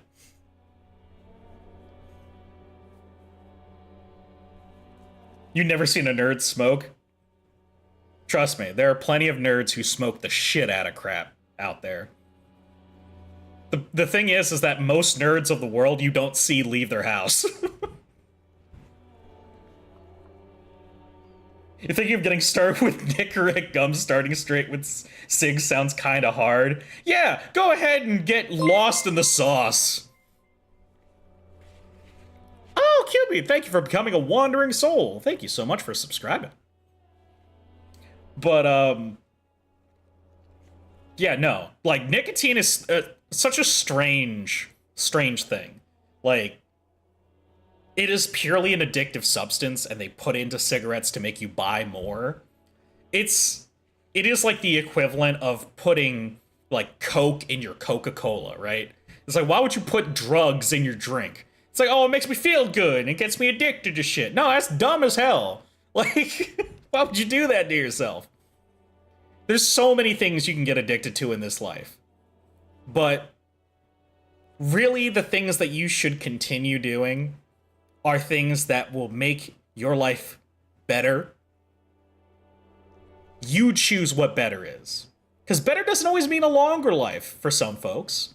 Some people like to live bright, shining balls of light of their souls and live bright and short existences. And I can't tell them no. That was their existence and they enjoyed it. But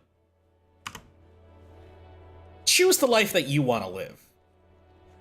Choose a way of living that makes you happy. and be surrounded by people who enjoy you at the end of the day, you know? For me, I think it's essential for me to actually love myself. I'm not quite there yet. I'm gonna admit it. I don't really like me very much. But that's okay. I know that. And I'm actively trying to take steps to enjoy myself. And enjoy me. Does that mean I'm smoking cigarettes? Fuck nah. Smoking cigarettes is for nerds. See you, Microwave Coffee. Thank you so much for popping in. All right. Where are we going? What are you doing? Boop, boop, boop, boop, boop, boop. But Soulless, you are a nerd. Bruh. I am a nerd. How's it going, Berdane? How you doing? How you doing?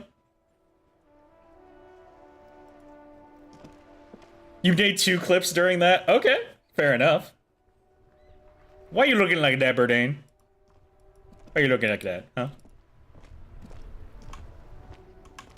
There's gonna be a lot of ethical questions as we get through this game. Our characters aren't exactly the most, like, moral, upstanding citizens. So we're gonna have a lot of these intellectual discussions. You're good, just cleaning up before Easter dinner. Love me some Easter dinner. That's right, yesterday was Good Friday, right? And today is a Holy Saturday. But the game's going well. I found a crowbar, and I died in the game twice because my mental health got to 0, and my character gave up his will to live, basically. But we reported that our badge is missing, we reported that our gun is missing, and we found cigarettes. We smoked cigarettes, it reduced our temporary health by 1, but our intellect has gone up by 1 temporarily. So right now, we're kind of just thinking about what the next plan of action is.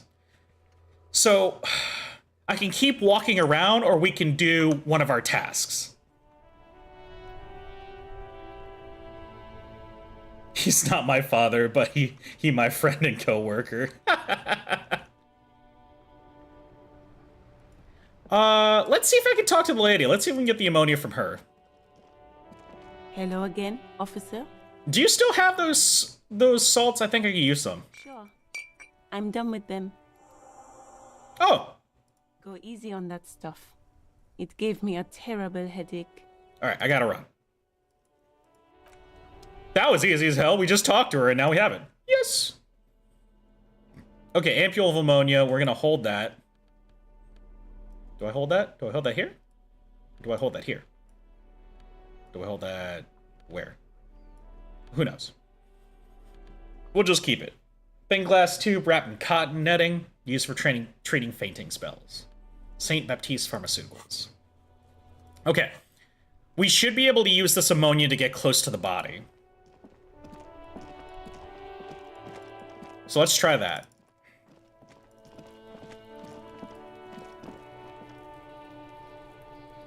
It's probably a one-use item, yeah. It's an ampule.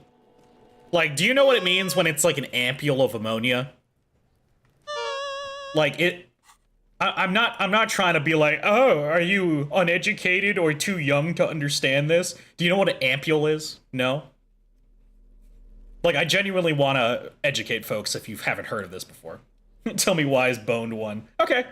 Because, like, sometimes you'll play video games and consume content in media, or you'll run into words you've never heard before. That's, like, one of my favorite things about video games, is I can learn shit. And it's like, what's an ampule? So you see how this looks like a bottle, right?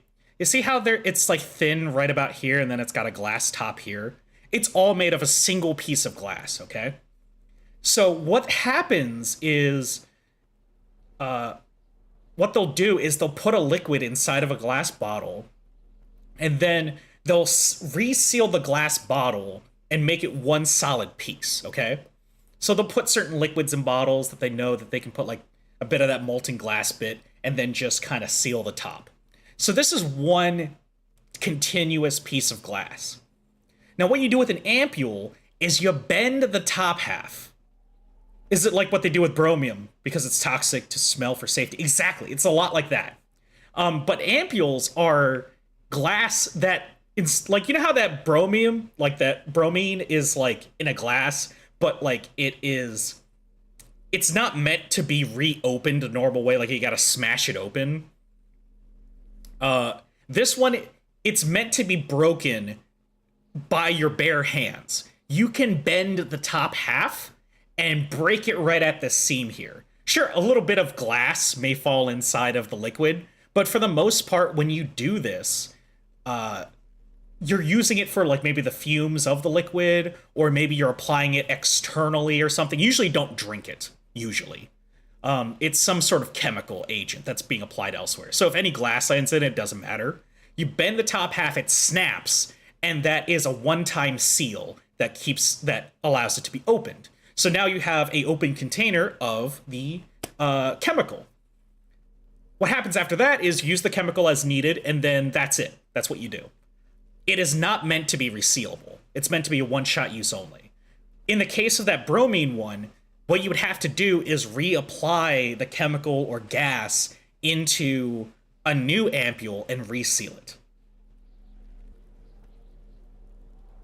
Yeah, and again, quick use is part of the key here.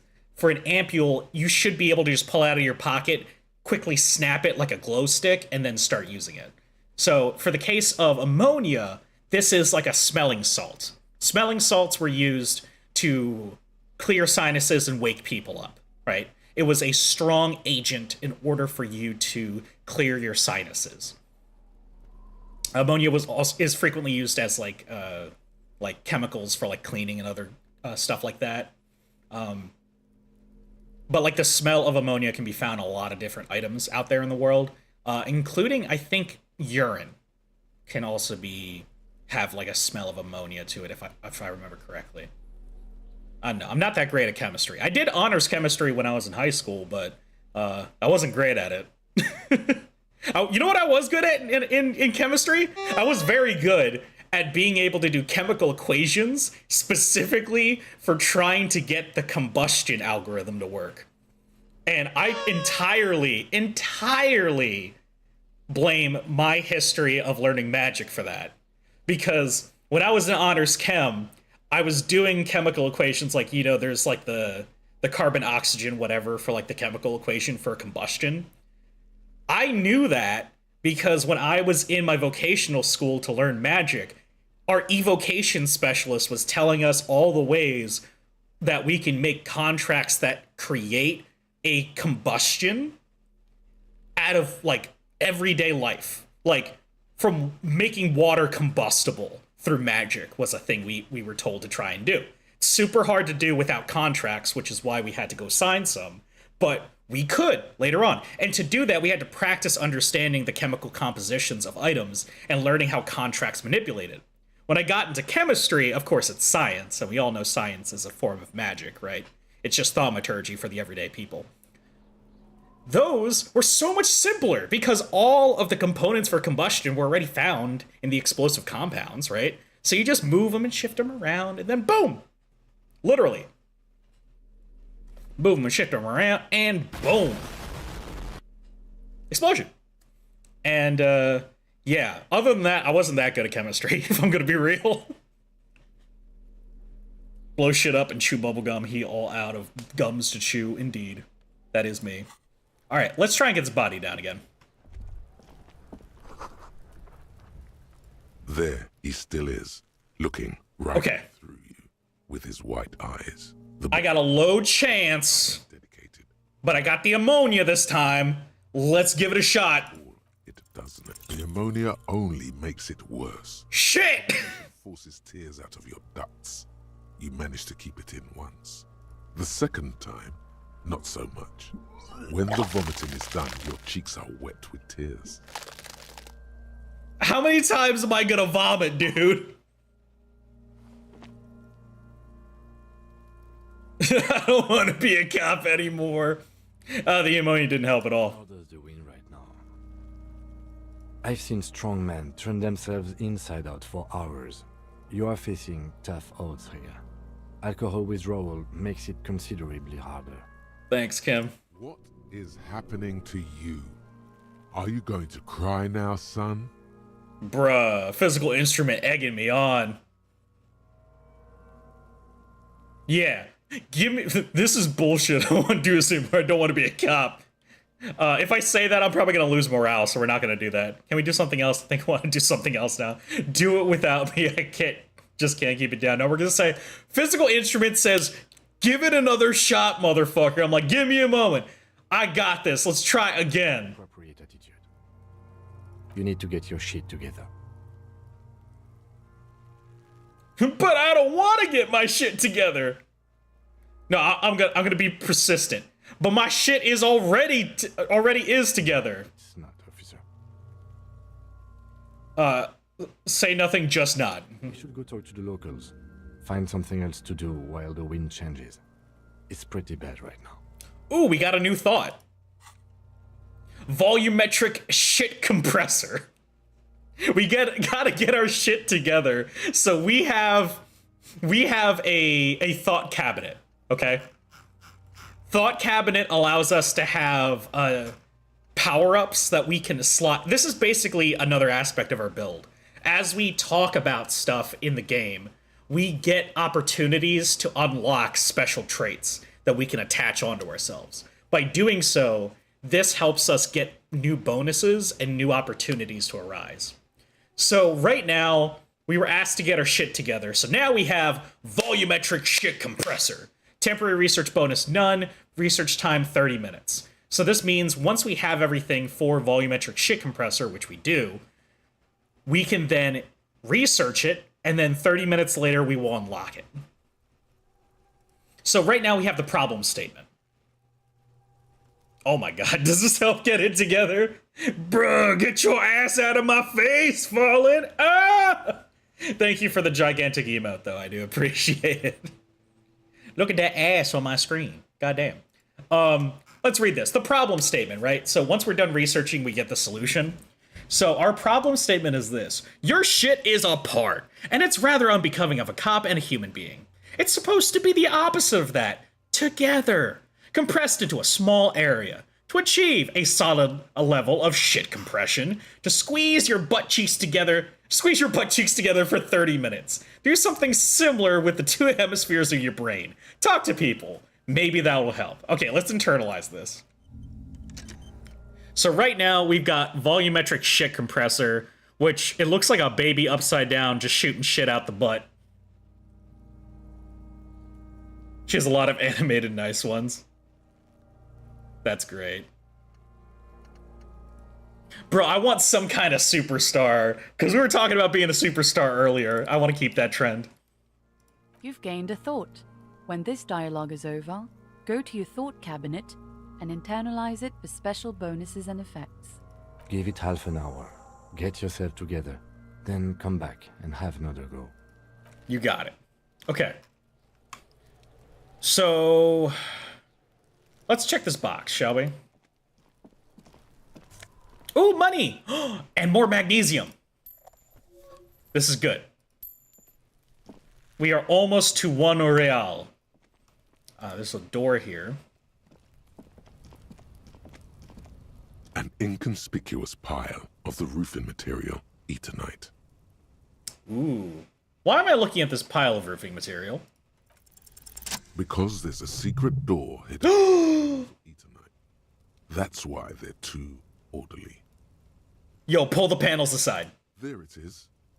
You see a shabby little door.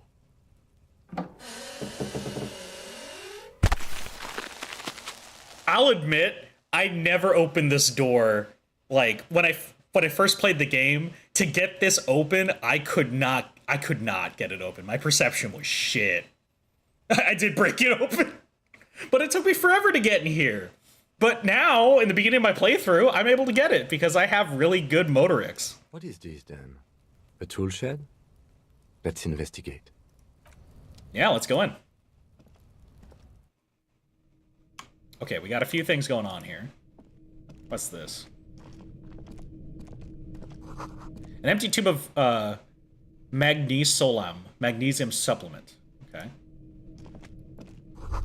Silver plate with traces of bone yellow powder. Be still, my beating heart. It's amphetamine. Amphetamine. We found amphetamines, guys. The lieutenant isn't studying the powder in the mirror. He's studying you! Listen, Kim, you gotta understand, my guy, you know me, right? This is gonna be fine. Perhaps someone is taking narcotics here. Perhaps the police should interfere. I wasn't thinking about it, I swear, I was just thinking about justice. Or, I've heard amphetamines make you a really good detective. Are you a really good detective? Yo, what do I say to Kim? None of these are great. But what do we say to Kim? Perhaps the police should interfere. Yeah, we might say that. Perhaps the police should interfere. Perhaps not. This is below our pay grade, detective. However, see that ladder there? It's probably another way into the industrial harbor, no? A secret path the local kids use. Damn you, Kim. Listen, Kim is here to make sure the plot progresses. That is it. Get out of the way or get fucked up. What's this pig? Cured pig's head looks mummified. There's a thing here. Yeah, let me have my drugs. There we go. Yeah, 125 real. Alright, what is this? Can I get out of here? I can. Jacket!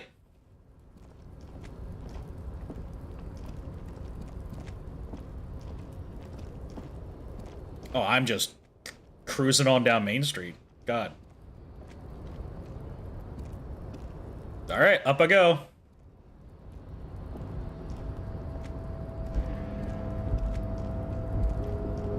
Looks like someone left his tarpaulin cloak hanging on the railing here. When the wind ruffles the cloak, you can most definitely see a white rectangle on its back. You son of a gun, that's a cop's cloak! Yes, it's probably yours. Where's the RCM insignia? God damn it! Habit of being careless with your equipment. Yeah. You could probably make the jump. You look like you've done some track and field in your day. Okay, so this is a white check. I can do this again. Savoir-faire 3. Hold on. Not right now. It's savoir-faire. So I have -2 savoir-faire with what I'm wearing. So I'm gonna take off my pants. And, I'm gonna take off my shoes. There you go. Now I got a bit more savoir-faire. So I'm gonna be a little bit more panache, you know? Don't fall with your dick out. Too bad. A tarpaulin cloak would possibly... Okay, this is a 50% check, okay? On the railing. Should I go for it? I'm thinking we do it. I'm thinking we jump for it. I normally don't have this much motorix. I think we should do it. Oh, shit! Yeah, no pants, no shoes, no service. Woo! In the air, a chilly breeze engulfs you, sharpening your senses. Let's go! Woo! Yo, close your eyes. Let your senses take in the world around you. Ankles tingling from the tension. Healed morale. In your ears, you are ready for your rendezvous with the concrete pavement below. I wonder why it chill. Can I only wonder? Martinez goes about its daily routine as you soar through the air. The loud voices of protesters mix with the engine sounds from the traffic jam. Waves crash against the pier, and dense, salty sea air fills your lungs. What do we do now? Do we not let go of the moment, or just continue through the air? Because we're in the middle of the air right now. You know? I don't want to let go of the moment yet. The corpse is dominating the yard, and the stench is nauseating. Even so far from the epicenter, it brings tears to your eyes. Continue through the salty air. Yeah! The concrete floor welcomes you. You realize it's been a while since you felt so alive.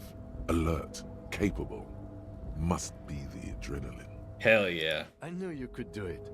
My climbing down might not have been as disco as your jump, but at least we can explore the harbor now. With your feet firmly planted on the concrete, the noise of the harbor rushes back in.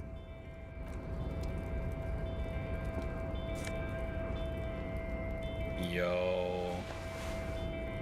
There we go. Are you gonna clip it? Hell yeah. Thank you. So this gives Esprit Decor and Shivers. Oh, we want that then. All right. This is gonna replace my disco-ass blazer. RCM Patrol Cloak. I've got no pants! A police coat with a heavy tarpaulin would be nigh wind and waterproof if there weren't 3 bullet holes scattered on the surface. Signature white rectangle of the RCM covers the garment's back. Alright, let's get my electrochemistry pants back on and my composure shoes back on. My savoir-faire is failing, but that's okay.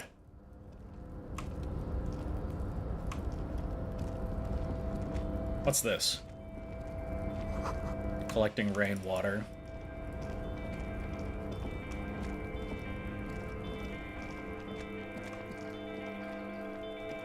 What's that? 3 packs worth of cigarette butts? This is the night watchman's booth. The name on the door reads, René Arnaud. Ooh, the night watchman. Do you think he saw anything about the murder? Listen, it's okay to take a few minutes to yourself. Sit down and have a breather.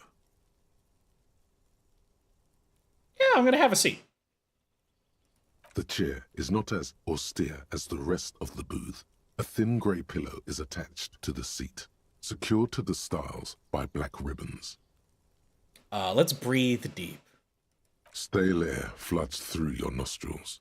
Not a single mote of dust floats inside your lungs, though. The inside of the booth is immaculate. Search for a little something to help you out. The drawers are empty, save for old timesheets and receipts. One small box, however, does hold some cheap painkillers. They are slightly out of date. Read the side effects. Oh boy, where to start? Elevated risk of dementia, mini strokes, Prophet's disease, sudden death, hair loss, erectile malfunction. Oh no!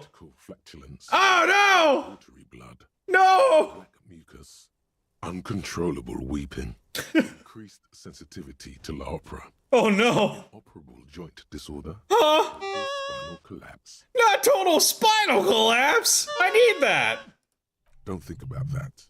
Quick, think about something else. Think about something else. Disco, mirror balls, kick-ass moves, boogie beat. I'm a cop. I have cop things to do. Murders to solve. People to help. Kim's counting on me. Oh my god. I went up to a woman and actually said I want to have fuck with you earlier. What the hell is wrong with me? I don't see what the big deal is. This sounds pretty normal to me. I'm scared and I never want to be held or loved in this world again. Oh god, what do I say? What do I say? Oh, come on. We gotta figure out what we're doing. That's true. We did go up to a woman and said, I want to have fuck with you earlier. That is true. Maybe this was a bad idea. Kim, would you mind if I help myself to some meds? I'm not here to tell you what to do, detective. Do I take the painkillers or go away? I mean, it's just painkillers. What's the worst that could happen to my character? They're expired. Yeah, let's take the painkillers. You take the painkillers. They are yours now. Oh my god. That's a lot of charges. You stand and exit the booth. You can't see it here, but I have like 5 charges for morale that I can use. I still have 1, like, morale hit, but I've got 5 to replace it. I'm gonna take a look inside. If you must. But please hurry. We are pretty easy to spot up here. Nothing incriminating catches your eye. The cabinets are clean and their sparse contents meticulously organized. There's a framed photograph on the table. Take the picture. It's a black and white photo of a young couple out in a street fair. The man is young, dark-skinned, and dressed in a Royal Carabinieri uniform. The girl is smiling playfully. A Royal Cabinet uniform. Why did you take that? Something about this man piques my interest. I think this can be a side thing. Fine. But let's move. I don't want to be seen snooping around here. Yeah, no problem. No props. No props. We're moving. We're moving and shaking.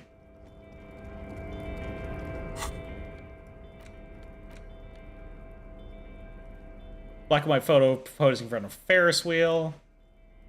Revershall Fair, summer of 91. It seems like something we should do and look at.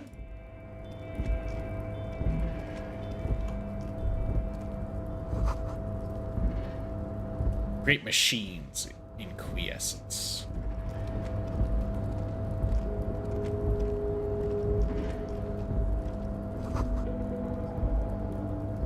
Looks like a forest under snow. I want to unlock this door. Seems like a thing I should do.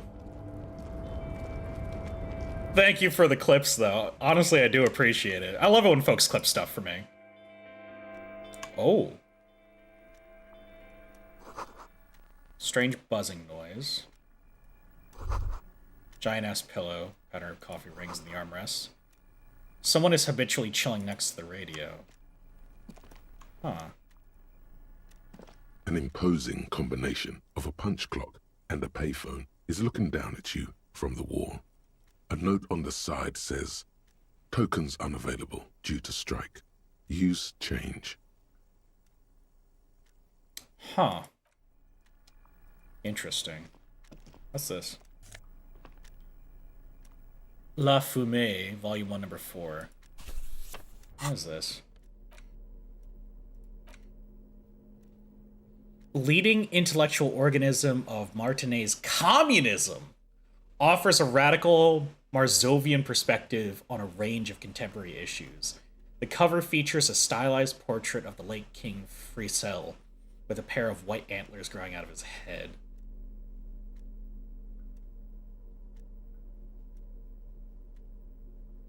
Eudor taking out of context one, but you're so long-winded. It's hard to do that to you. I'm sorry I'm so long-winded. My apologies. This is a question. Should I read the communism book?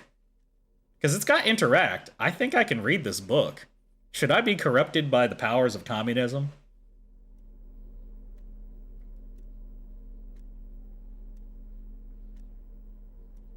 You'd read it? Okay.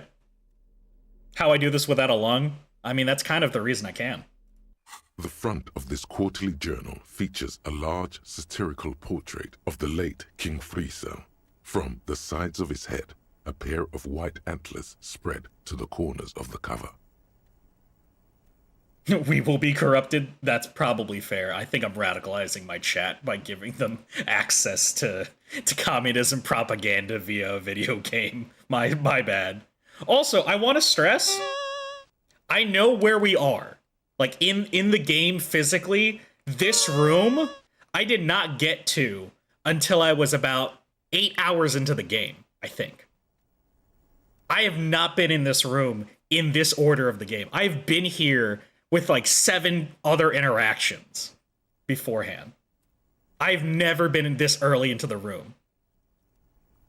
So let me see, why antlers? Because white antlers are one of the symbols of communism. They represent a society in accord with the natural world and at the same time above it. A shameful way to treat a former king. Even one as underwhelming as Friesel. Why Friesel? Because Friesel was incompetent, foolish, and cruel. In short, the embodiment of everything the communards wished to overthrow. It's satire, you see. Flip through the pages, see what catches your To eye. your disappointment, there aren't any full-color pictures to direct your attention. Just column after column of closely set text, interrupted occasionally by little doodles in black and white. After rifling the pages with your thumb several times, you return to the table of contents. The magazine is divided into several sections. International development, Kunst und Kultur, and local concerns. Just inside the cover, there's also an editor's note. What do they mean by local concerns? Unsurprisingly, much of this section is taken up with articles declaring unqualified support for the dockworkers' strike. You skim the headlines. Paint the harbor red and white. Martinez tames the wild pines. A city in revolt. First we take Martinez, then we take La Delta. Finally, there's a brief article by the writer, G. Martin, accusing the owner of the Capeside apartments of illegally attempting to evict certain communist tenants simply for not having paid their rent. Huh. Okay. So our options are damn communists should have killed the lot of them when they had the chance. Or if it weren't for the wild pines, all those moochers would be out of a job. Or I could say charging rent just to live somewhere is pretty outrageous. Or I could say, wouldn't it be better if for everyone if labor and capital could reach some reasonable accommodation? Or why should I care? This doesn't have to do anything with me. What do I choose? Hey, Winston! What do I say? What do I say? Would it be better if everyone, labor and capital, could reach some reasonable accommodation? Let's try it. According to these editorials, there can be no accommodation with the forces of international capital or their mucilaginous allies in the coalition. There could be no accommodation with forces of international capital. Wait, what is this about a coalition? Judging from the context, it's something very large and fundamental. You should probably know about it already. Damn. Honestly, you flip back to the front of the magazine. The table of contents unfolds before you. What's Kunstkultur? It takes a moment, but gradually it dawns on you that Kunst und Kultur must mean arts and culture. Okay, fair enough. As you leaf through this section, you come across several reviews. Thank you, Bourdain. Enjoy your food. As well as a brief artist spotlight featuring a local artist identified only as CS. Okay. The main feature, though, is a long essay titled Tip Top Tournée, a critical Mazovian perspective. Yo, Tip Top! The actual article is surprisingly light on details, but after skimming a page or two, you gather that it has something to do with motor carriage racing. CS? No, not CS. CS. If you don't follow it, you only ever hear about the ludicrous sponsorships and obscene death toll. Let's see what the communists have to say about Tip Top. You think you're settling in for a relaxing recap of the most recent season, maybe sprinkled with some nice anecdotes about a few of the more colorful drivers. Instead, you find yourself skimming a 10,000-word feature about all the politically problematic aspects of Tip Top Tournée. Thank you, Fallen. What's wrong with Tip Top? Where to even start? For one, there's the crass commercialism of its sponsorships, and then there's the practically criminal emphasis on deadly motor crashes. What's wrong with a good motor crash? They just keep it interesting. What's so bad about sponsorships? Hang on, who wrote this stuff? Yeah, what's so bad about sponsorships? Under capitalism, the article says, every pursuit has its price. Every pleasure, even one as elemental as the joy of racing others around a track, is reduced to an advertising opportunity. Okay. The so-called tournée becomes a competition between increasingly meaningless brand signifiers. Your discount laundry detergent racing against a pack of Astra cigarettes, or even a fritter. Right, but then you get to see them crash. Killer hugs for everyone! Thank you for head hugs. And that precisely is what's problematic about it. Were it not for the promise of random, spectacular violence, audiences would quickly lose interest. At the end of the day, it's the destruction of these 750,000 real races that you're really watching for. All right, folks. Do I like it for the racing, or am I there for the violence? Why am I really looking at Tip Top? What draws us in? Are we the racing kind of guy, or are we just there to see the crashes? How simplistic is this? Violence? Yeah, we're there for the violence. You see, one cannot avoid the conclusion that Tip Top Tourney is simply the apotheosis of spectacular entertainment under capitalism. Kim, this article says that no one really watches Tip Top Tourney for the races. Oh, come on. Can this article read your mind? It seems to think so. A certain kind of young man reads 1 or 2 books and suddenly thinks he understands the secret structures of reality. This exact conversation happens even today. Like, this isn't just like a random happenstance kind of thing. There are plenty of people who think that they are masters of understanding a particular viewpoint or a particular, like, subject matter because they have 1 or 2 trusted articles that convince them they have all the points of view. This is a very easy, like, thought experiment to slip into and fall victim to this sort of, like, mentality. Like, as soon as you think that you have an idea on something and you find some piece of evidence that supports you, suddenly you feel like you have the full encyclopedic depth of a subject matter. It's a very easy trap to fall into. And in this case, our character is reading about, it's not really about the races, it's about the violence and crashes. Let's start some more fun. Oh my god, those thighs. Thank you again for that emote. If I had to wager, I'd say they've never even seen the inside of a motor, much less a motor race. I take whatever they write with a large grain of salt. You flip back to the front of the magazine. The table of contents unfolds before you. Hey Dan, how's it going? My way is the good way. It's like the default attitude. Yeah, because it's safe, right? It's a lot better for folks to, talk about something and not be confronted to say that you're wrong. It's much more comfortable to just be told that your worldview is right.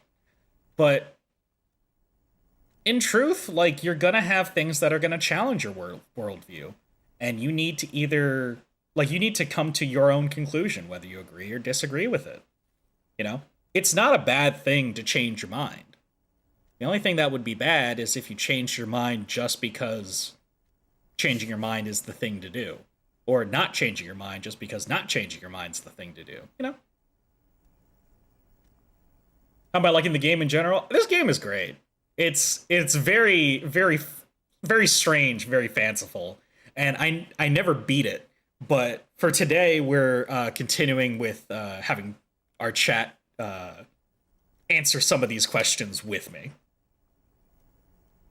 It is cool to change your mind. Just don't change your mind for the sake of changing your mind. And don't change your mind just for the sake of, like, saying, oh, don't challenge my thoughts or opinions. What do you mean that you know X, Y, and Z? It's like, always consider what other people have to say, but that doesn't mean that you have to bend a will to what everyone has to say, Like, consider it. And then use critical thinking. Do you truly agree or disagree? Do you think it's enough evidence to really change your mind? Think about things. It's a tough thing to do. And it usually means you won't be as responsive as quickly as, like, the large facets of the internet may happen to give you your information superhighway. But sometimes it really comes down to just seeing the world from your perspective. What do you think is true? What do you think is correct? And there's no right answer, because a lot of life is kind of just our experience, And when it comes to this particular, stream, I just encourage everyone to pop into everything with an open mind. This game is very much, satirical and farcical in many ways. Please don't get radicalized by this game. You'd be losing the plot if you did that. But the good lesson to learn here is that there's a lot of different points of view out there in the world. And much of it is stained by the perspective of human bias. Even standard data, like hard data, being data-driven, is inherently biased because data scientists are pulling data and creating models and creating, you know, different ways of presenting data through a human bias. That's just a thing. We were going commie in this game. No, like, we can choose to be commie, we can choose to be capitalist, we can choose to be all sorts of shit. It doesn't matter. I don't care what we choose. It doesn't matter to me. It's a video game. Who gives a shit? Our character is our character. But when it comes to, in real life, what you should do is understand that everything is colored by your bias. How you see what other people have said is going to be colored by your own bias. And to me, I feel that the best way for you to best live your life is to understand that interacting with other humans means you are going through multiple different lenses of bias that is going to shape how you are being presented with information. There's no such thing as objectively left, right, or otherwise on pieces of info. There's no one right way to do anything. All I encourage is that you go for something that truly benefits both you and humanity around you. And you decide how that looks. I can't be the one to decide that for you, but I can tell you that the tools to make the right decision, a decision that will help you sleep at night, is to truly think, truly consider the options ahead of you, and decide, you know what, this is where I want to stand. This is what makes me comfortable. This is what makes me happy. So if you're like down with the system because the system's corrupt, that's your call. If you're like, the system needs reforms because the system can work, just not the way it is right now, then that's your opinion. Or you might be like, listen, the system works exactly the way it is, but people are complaining for the wrong reasons. And that's your thoughts. That's your feelings.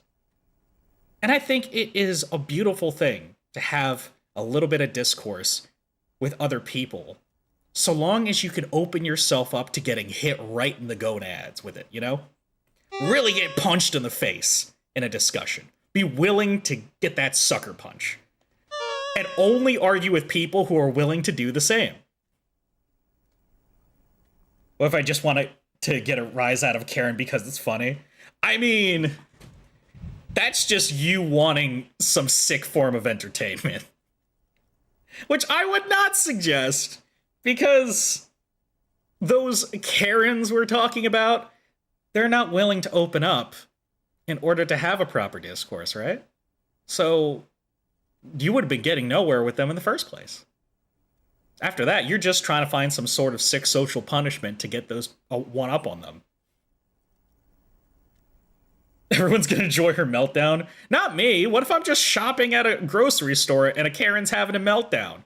I don't want that. I didn't ask for that. You made that happen and manifest in the world. I'm just trying to go and buy craft singles. You know, like, I just want my cheese. I don't know why I'd be buying plastic cheese, but maybe that's what I was feeling like that week. Then walk away. Yeah, I gotta walk away, but it's gonna echo through the whole fucking store. And I'm gonna hear about how I'm some sort of ridiculous skeleton man who doesn't deserve love. And I'm like, dude, I just need to go and buy chicken thighs. Can you please just... I'm trying to walk away, but you're everywhere in the sound space. I will say, though, real quick before we go deeper into communist manifestos, because that's what the game wants us to talk about, I went to this one grocery store multiple times, and I was in a self-checkout, but I had a problem. And it was one of those self-checkouts where, you know, it was an entire checkout kind of lane. It wasn't the, like, condensed ones. It had a full belt and everything. I was sitting there checking my groceries out, and I had a problem, and I hit the panic button, and I'm just like, yo, help me out here. And I stood there for a while. During that time, one person asked me where the bathroom was, and two people put their groceries in front of me, and I just kind of stared at them. Now, you may be wondering why this happened. I was wearing a red button-up polo shirt and black pants. The people who were working at this grocery store wore the same color red polo and had black pants. Difference? Two things. One, I didn't have a name tag. Number two, I don't work there. But people sure thought I did. And I was just waiting for an employee to roll up to me and be like, yo, motherfucker, what's your problem? I'd be like, hey, can you help me? Like, I just need to check out my groceries and go. But, it took a minute for somebody to help me, which was kind of sad. You're like, what the fuck is your problem, dude? I'm like, I don't work here. What, you don't work here? No, I'm a customer. It's all about perspective, folks. What's on international developments? This section includes a long, tedious critique of the latest round of free trade negotiations between the EPIS nations and the Free State of Semenine. You also skip over an article about heavy fuel oil smuggling along the Mesk-Messina border. Something about bear wrestling in Samara. Damn. Book riots in Yugograd. Whoa, whoa, whoa. Bear wrestling. Flip back to that. Yo, let's see what this bear wrestling's all about. It seems to be part of a new public fitness initiative in the People's Republic of Samara, SRV, devised and promoted by none other than President Kenijinsky himself. According to this extremely credulous account, Uncle Sport, as he's affectionately known to his people, has recently decreed bear wrestling the national sport of the SRV. Wait, when it says bear wrestling, does that mean two bears are wrestling each other, or...? Of course not. The article makes plain that this is man on bear, or in some cases, woman on bear competition. Damn! You get to wrestle a live bear! Or until incapacitation. According to the SRV's Ministry of Information, the program has been a tremendous success. Public support stands at 87%, and youth obesity and alcoholism rates are down 12% and 7%, respectively. I guess it's too hard to fight a bear if you're drunk. Precisely. For too long, drink has been a scourge to the working class, and President Kenijinsky is deeply committed to supplying the people with more wholesome entertainments. Hey, Kim, do you think there's any chance our case will take us to the SRV? The Samaran People's Republic? No, I should expect not. Why do you ask? I was thinking it might be fun to see a bear fight. They're quite the spectacle, as I understand. I've heard they make the people in the front rows wear plastic sheets. On account of the blood, you see. Jesus! You flip back to the front of the magazine. Yo, give me the editor's note. Contents. Comrade, as you know, this journal takes its name from Mazov's immortal expression, Du cristal à la fumée. This was his way of describing the way the rigid, crystalline structures of capitalist ideology turn to smoke under communism. Ooh. But, like the structures of capitalist ideology, we too are at risk of going à la fumée, unlike many publications which are content to spoon-feed their readers reassuring drivel. La Fumée is committed to telling the radical truth, even when that truth may drive away potential subscribers. Man, standing on business, it sounds like. So please, if you value our radical Mazovian perspective on contemporary politics, culture, and international affairs, please consider subscribing today. Yours in struggle, the editors. What do we say? My soul does burn bright. Oh, 3! Oh my god, thank you for saying that. I'm sure it's burning bright wherever it happens to be. Kim, I think this is a communist magazine. What do you expect? They're laying around the office of the Debarders Union. They're probably bankrolling the thing. You flip back to the front of the magazine. The table of contents unfolds before you. It's burning with dark magic? I hope it is. I hope it's doing well wherever it is. But I hope you're doing well, 3. Thank you for popping in. And put away the strange magazine.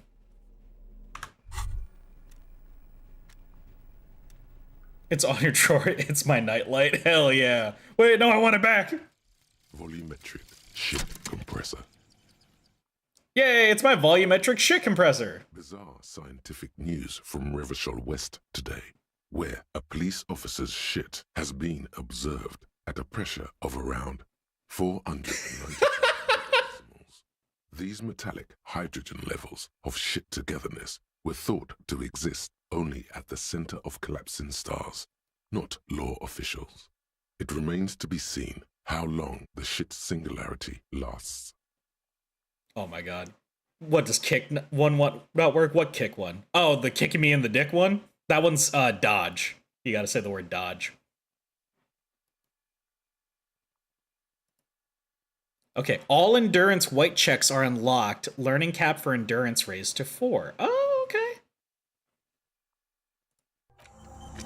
Let's go. I can even choose to forget it. That's neat.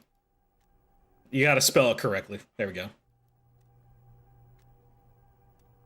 He keeps kicking me in the dick. Why? Why does he keep kicking me in the dick? Didn't get far because you got super sick when you started. Oh, that's a shame. It is a very fun game. I've gotten several hours into the game when I first played it myself, but we're playing a very physically capable character who's very mentally and socially bankrupt. So I'm interested in seeing how this affects my character if I can do a lot of physical actions, but I can't speak to people or think about things correctly. So far, I kind of did a level skip where I jumped to a location that I was not expecting to reach this early in the game. So that's kind of fun. I do like that. Map.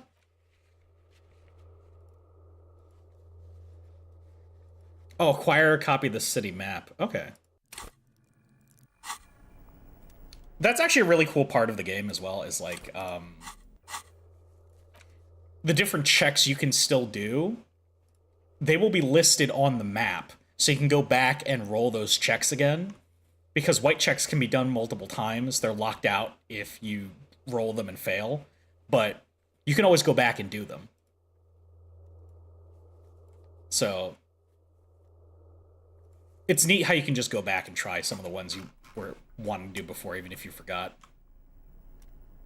Let's see this.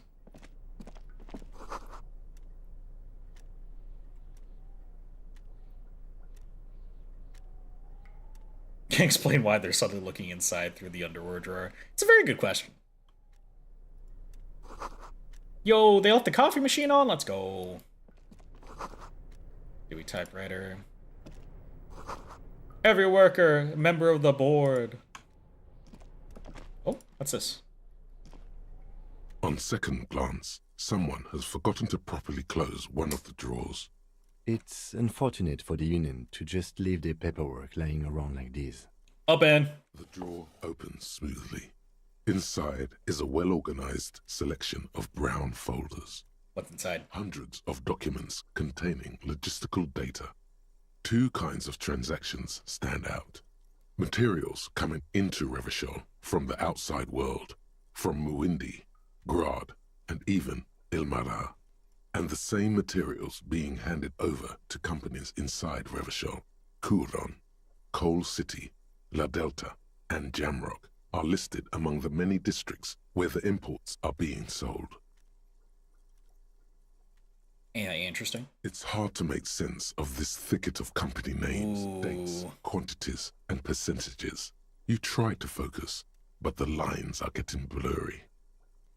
Okay, I'm gonna... Can I take a cigarette? Can I smoke one real quick? Close the drawer. The drawer slides shut. I'll take a cigarette. Wait, I thought I could do that.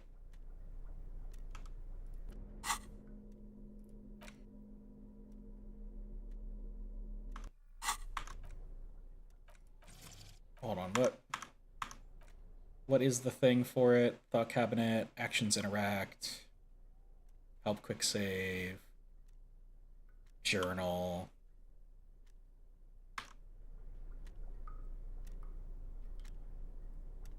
Requires more than one brain cell. I know exactly. How do I, there we go. I guess I just need to click on it. This is big brain time. All right, my intellect has been raised, my health is damaged 1. And the My volition is 1. Let's try it. Look how blurry Damn. the lines on these papers are. How unwieldy your own willpower is to yourself. You're like an absurdist Samaran monk, focusing through not focusing. I let my eyes go completely out of focus. All the shapes start melding into each other. Is that what you're doing with those photos over there? Yes. Right. This is probably not relevant to our case. After all, we're not investigating an accounting mystery. Okay. Shut. Fair enough. I tried. I gotta try. Have you played Baldur's Gate 3 before, Fawn? I've played it a little bit before it actually, like, officially released. Ooh, postcard.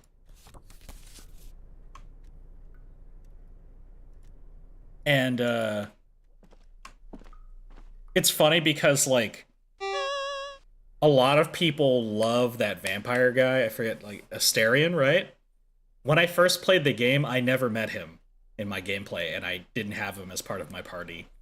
The opportunity for me to meet him went away, and then I just never met him. He was just not part of the party. And then, when I first played the game as well, I hated Lae'zel. Absolutely hated her. And when I had the opportunity to, like, ditch her, I did, and I ended up getting her killed. So she wasn't part of my party either. You can't stand him. I'm glad that there's people who aren't, like, constantly sucking on the dude's wingdings. Like, he's just a suave vampire man. I'm like, it's whatever. I just know of a guy named Will. Yeah, Will is a character. I thought Will was cool, but my problem was that I was the same class as Will, so I'm like, oh, I really have no need to bring him with the team. I'm already that utility for the team. But, it's whatever. What's over here? Will is a good boy. Ooh, neat office shades. +1 visual calculus, -1 drama. Let's see. Laminated postcard. Across the river. It sells for a pretty penny. Ooh. Yo, let's go. It's a bit dry. These were stuffed away in a dock workers union office. They're perfect for scribbling down paperwork when the sun tries to get in your eye. Good for staring down suspects, too. A +1 visual calculus is good for our drama going down.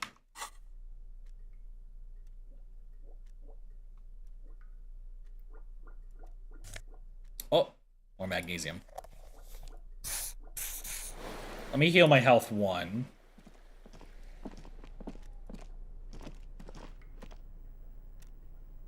Alright. What I'm going to do right now is I'm going to hit this button. And I think this allows you to vote on some redistribution of stats.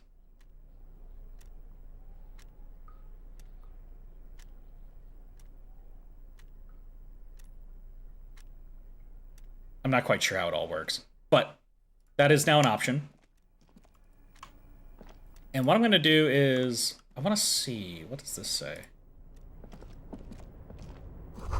Door is locked, can't be opened from this side without a passcode. Okay, well, let's go this way.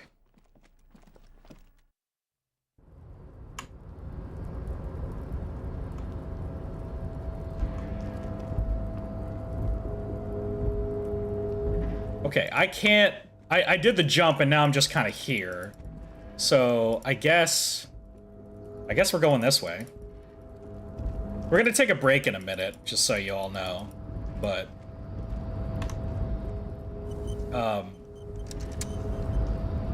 what I'm gonna do is I'm gonna take a quick look around at some stuff, and then we're going to take the break.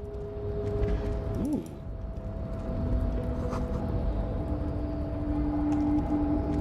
What's this? Oh, Nosophet. That's another healing item. Oh, cool. So we healed once, and now we have another healing item. Woo! More real! Yippee!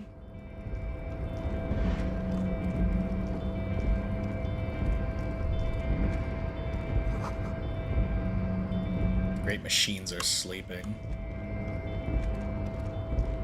I'm here really early. in the game. You got 9 clips so far. Let's go. This man's going for a high score. Smells like blood. Ooh.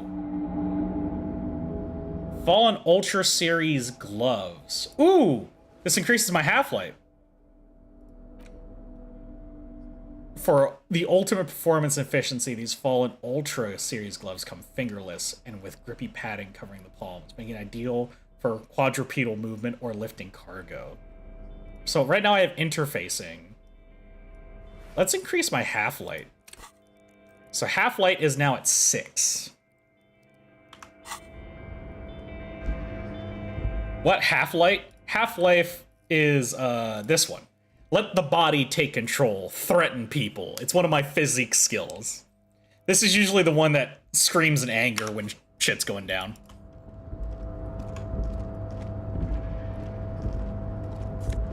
Montreal. Smells like burnt coffee. Oh, there's a man here.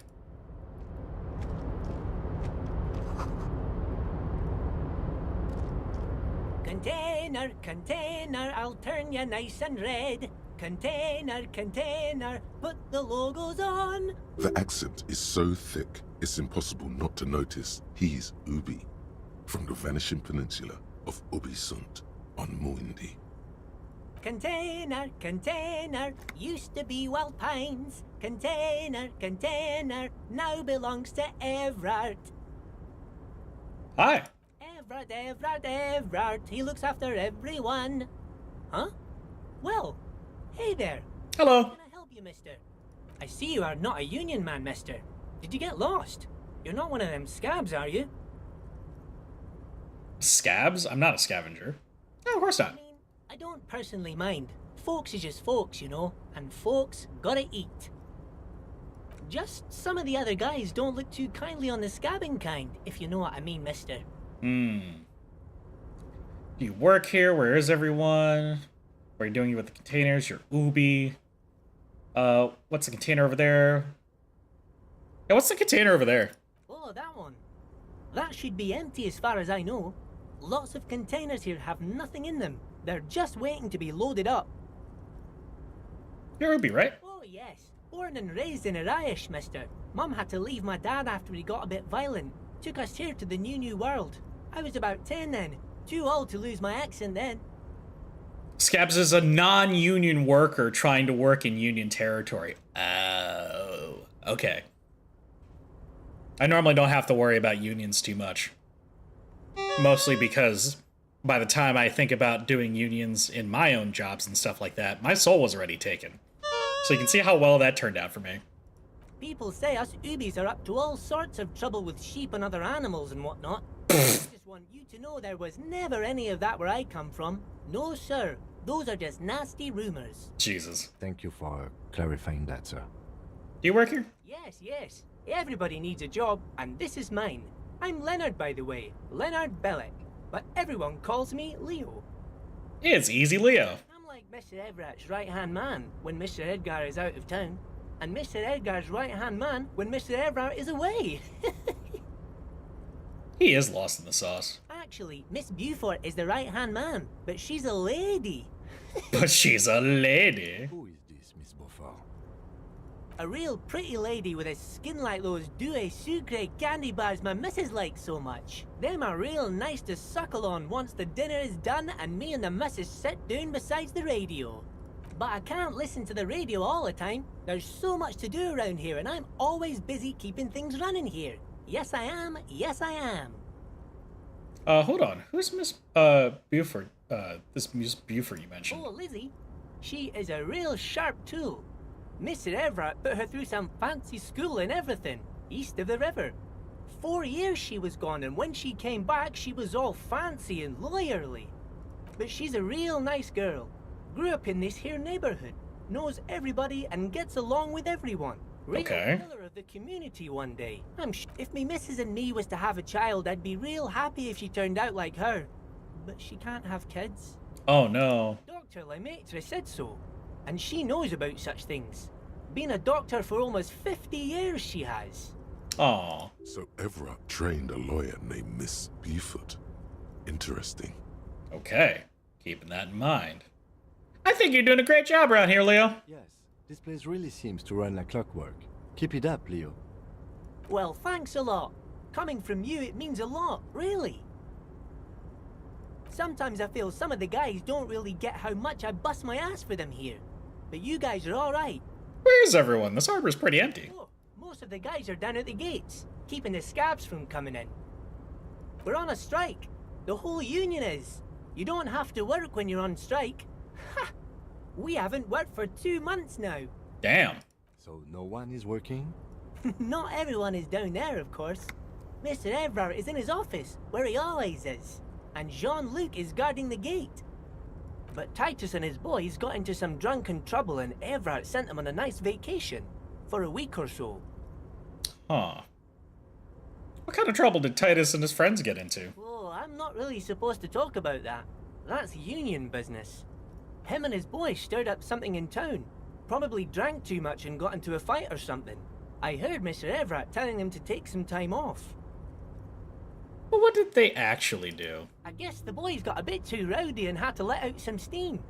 I don't really know the details. That's just how boys are, you know. I haven't been in a fight since I was in middle school. So we're learning that it's possible that the Titus and his boyos, who were part of the union, had a bit of an event Mr. Everett wasn't happy with. It's possible this led to the death of the man behind the whirling in rags. Fucking Siab's trying to come in on a strike. Easy. Damn. Let's keep this on the hearties.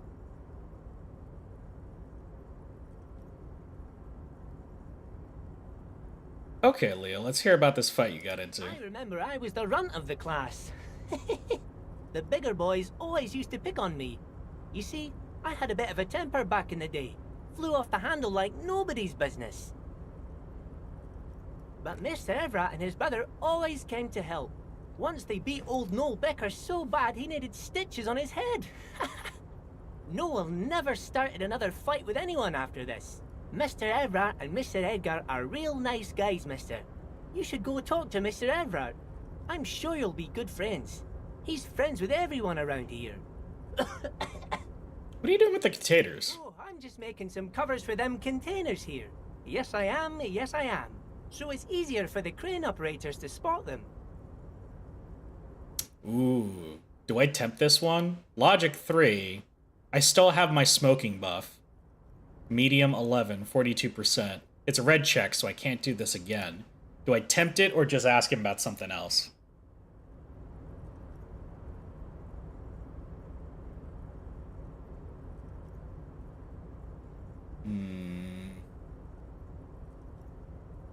Alright, we'll try it. The Hey! are green in Wild Pine's livery, and the mountains rising behind Leo is all red in Union colors. It's like some red infection was spreading outwards from the container yard's core. There appear to be cisterns underneath the Union container covers. Ooh. Our logic, conceptualization, and perception all triggered on that.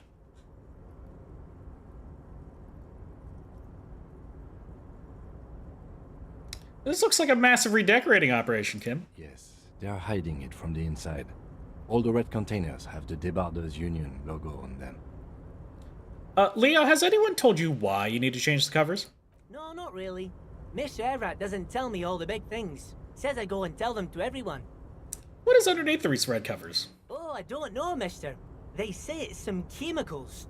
Most of them have labels on them, I think.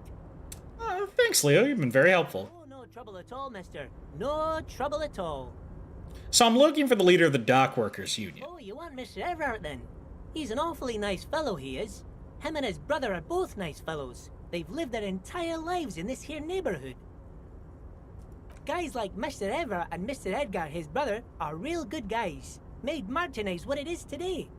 Mr. Everett and Mr. Edgar and I went to the same school we did when we were boys. Easy now, Leo. I just want to know where I can find this man. Oh, Mr. Everett is where he always is. In his office, of course. Bye-bye now. So Mr. Everett's right in here, sounds like. So we are probably going to go right into there. First I want these cups. Ooh, money. We now have 4 real 53 cents. That's pretty good. I'm going to do a quick save. And then I'm going to take a 15-minute break. We're very close to, what do you call it? We're very close to meeting Mr. Everett, who is a very big player in this game. But, again, I don't think I've ever gotten to this part in the game, the way that I have. Because we haven't even talked to, the big burly guy. I am doing pretty good on the mental checks, honestly, for a low mental stat guy. And all it took was just a really good jump. It was good seeing that there was a shortcut, and then we took it, and then we did a jump. And after all this is done, we honestly can go back and try and get the body down. So we'll have to see. Yeah, we didn't talk to Measurehead at all. Measurehead's such an interesting character. But, yeah, let's see where this is taking us. I'm interested in seeing where this playthrough is going, based on how we've been setting up our character. But let's see. We're gonna take about a 15-minute break. When we come back, we're gonna do some more Disco Elysium and talk to Mr. Everett.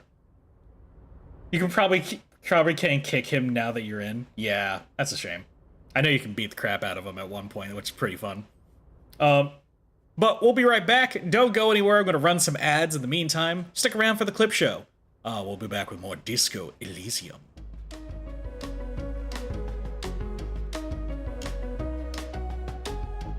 I think it might just take Discord's like order of like where people are on the call, and I think you just happen to be first after me.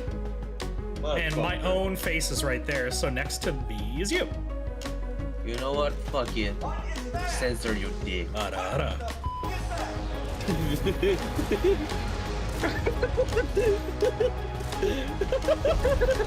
That worked out. Freaking Ryder, you picked them up. If you go and look at that, it looks like Ryder picks them up and then he turns into something else.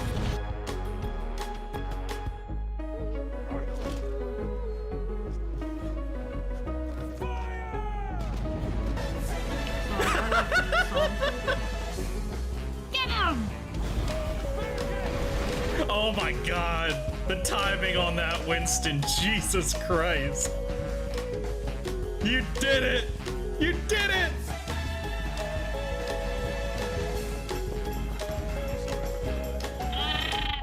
Welcome to the Pepsi Man stream, everybody.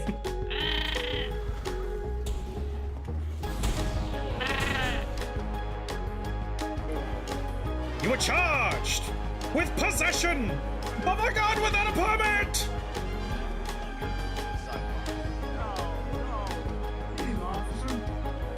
And now, I sentence you to the worst of punishments.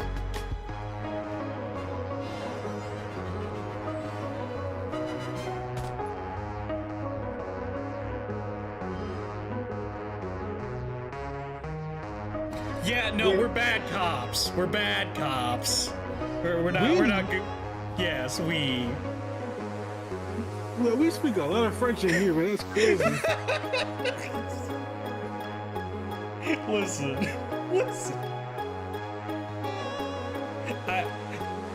I have these voices in my head, and they went from chat to my head, and now I'm just a bad cop. Yo, I got fucking Lex Luthor over here. What the fuck? Yo, let me see Lex Luthor. Bro, it's straight up Lex Luthor. Why is he wearing pants? Oh, it's skin color? No, it's just... Oh my god, it is Lex Luthor. It was just like I dropped my Kryptonian over the highway.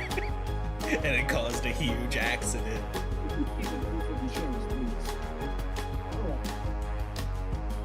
That's like a general PSA for your health. But again, I'm not your father. You do whatever you want in your life, but as long as you heed the advice more technology. Oh God! He killed him. No! He's in there!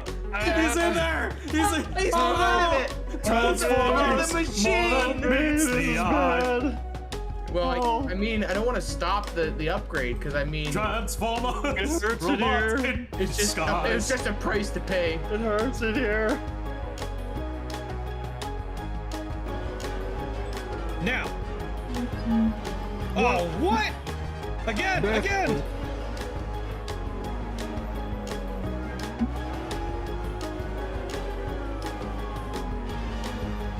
Whoa! Oh, Hit the landing! All right, I'm getting out. Ugh. We made it. Get out, lay down. Get out and lay down. Got his ass. Good job. Go and handcuff him. Sure. What?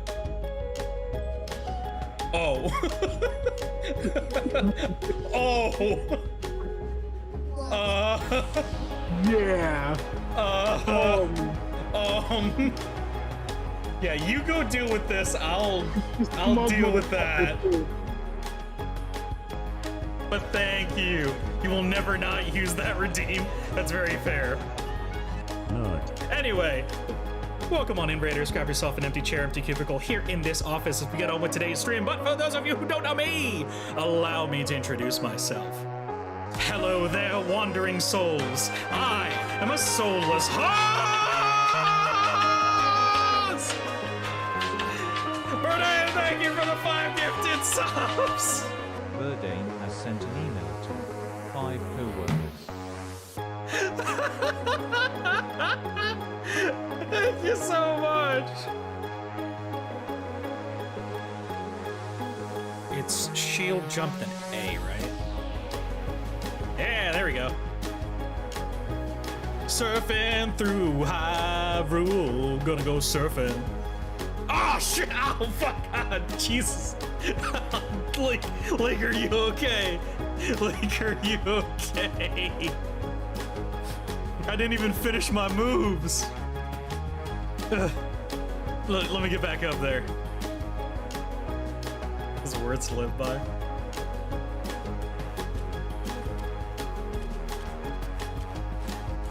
Dude, a lot of this level, you can just beat the crap out of everybody and everything.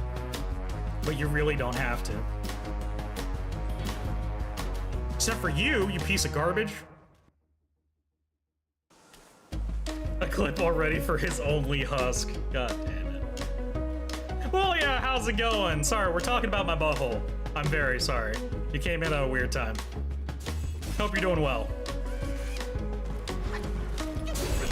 I didn't want it to be this way, but here we are.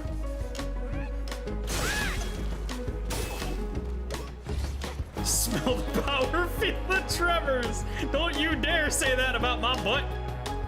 No. Thank you so much for the raid. Oh god. Oh glad.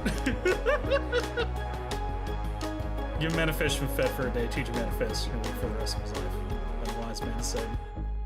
You make my only job streaming. I'll show you my butthole.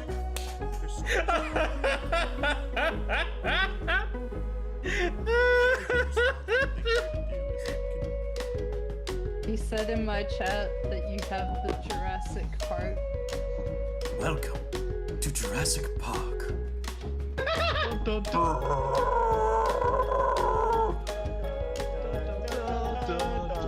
Meow!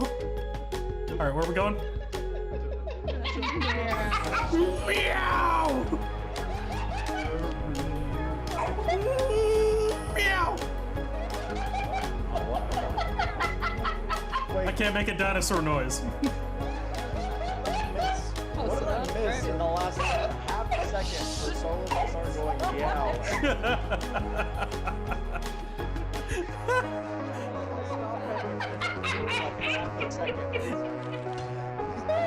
Ears, you gotta be like attentive every second of this game, or you're gonna miss something. I guess so, yeah.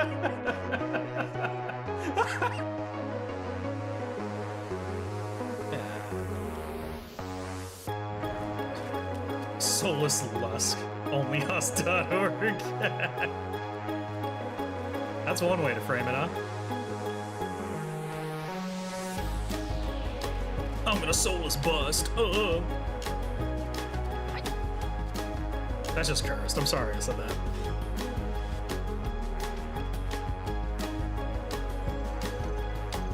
Oh god, I lost count how many times I've told you. So many times now. I think I found a mini boss. Why don't you get it? Oh god. Ah! I work day after day after day playing these flowers. You hurt them over and over. Now you're hurting the flowers. You're running amok.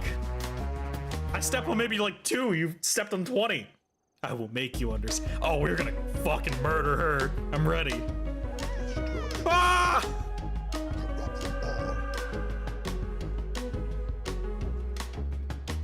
Oh god, do I have to run? Oh! Oh, that's great. Look, I'm sorry, miss. Oh god, I'm near dead.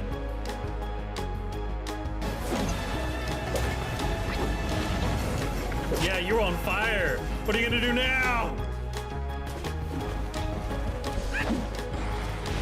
Oh! Oh, we were so close.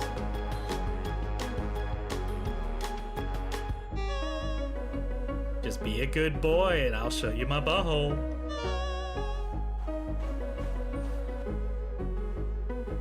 I think it might just take Discord's like order of like where people are on the call. And I think you just happen to be first after me. And my own face is right there, so next to me is you. You know what? Fuck it. Censor your dick.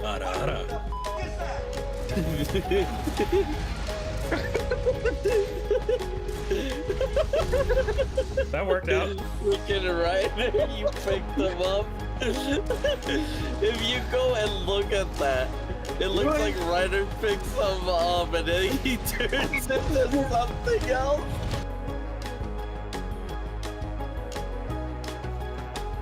Because after Miki explained that, I realized me and Miki both has that.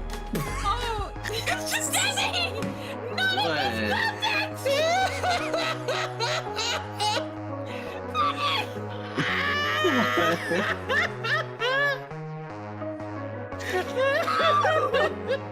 Well, I guess you got that oral fixation, huh, Mickey?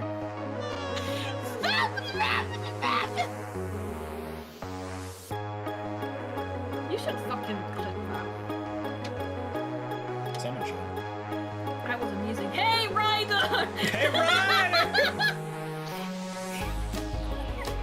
I know you're still out there. Do your job, mods. Get to it. Do your job. She's not even a mod. That's the saddest part. I know. That's what's even funnier. You're just abusing this poor man. He knows. He knows. Damn. You know what stays behind closed doors between the two of you? I'm not gonna ask. It's not behind closed doors, sadly. That's the problem. Everybody knows now. Well, as long as you both I'm the into greatest it. evil since sliced bread. What if I love sliced bread? Bread makes you fat. Anyway. That's pretty good. I had one friend in college who absolutely loved Final Fantasy 13. Like, Lightning was his waifu. And the entire time, I never, ever compared Lightning to Lightning McQueen. And I feel like that's my greatest failure as a friend in college. I could have compared his waifu to Lightning McQueen and never did. Okay, beautiful. Do you know 90% of my fan art folder is just No, stop, not again. You soulless with skin is cursed. Soulless with skin is cursed. Oh no. Soulless honest reaction. Soulless is honest reaction. All right, Denny, you have to speak it's for that me. One. It's that one. You put it away. No sing for the soulless. Why is this so fun? I don't know, man, but it fits me. It's like the perfect face for me. All right, I'm gonna put that back down there. Can I? There's a bag of soil here.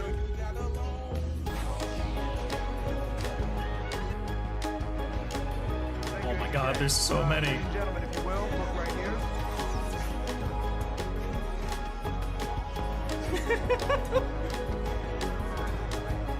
Wait, so many what? Wait. You're 5 of the away. Alright, I don't know where you... We're playing Volcanoids, but I gotta do the whole thing because we gotta do the thing. We gotta raid, so Yeah, dude. go ahead and grab yourself an empty chair or empty cubicle here in the office as we get along with today's stream. But for those of you who don't know me, allow me to introduce myself. Soulless. Husk. Soulless. Husk. And we're back, baby! How you doing? Hope you're doing well. I decided, you know what, I got a little bit of time until I have to do 1 or 2 things, so I'm finishing up a very small little bit of wine for myself. Just to get me getting ready to celebrate the lovely, lovely trip coming up. But yes, we are back. And to answer the question, am I going to be missing out on a lot of good stuff with like the route we're taking? Regardless of the routes you take, you might end up missing some stuff. That's just kind of how these games work. That actually kind of adds a bit of replayability to a lot of the games, honestly. So let's just go talk to Mr. Everett.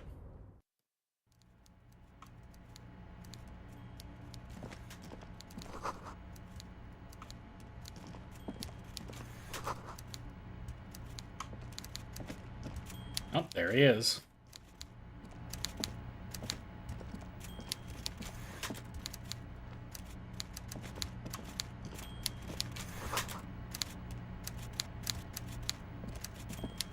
Before you is a walrus of a man seated behind a large desk. He looks up from his work, not the least bit surprised to see you. With great effort, he straightens himself up in his chair, yet says nothing. He simply stares at you, with a mixture of expectation and impatience, well bottled. Ooh, expectation and impatience, well bottled. Interesting. Because he knows we're here. He just wants us to make that first move.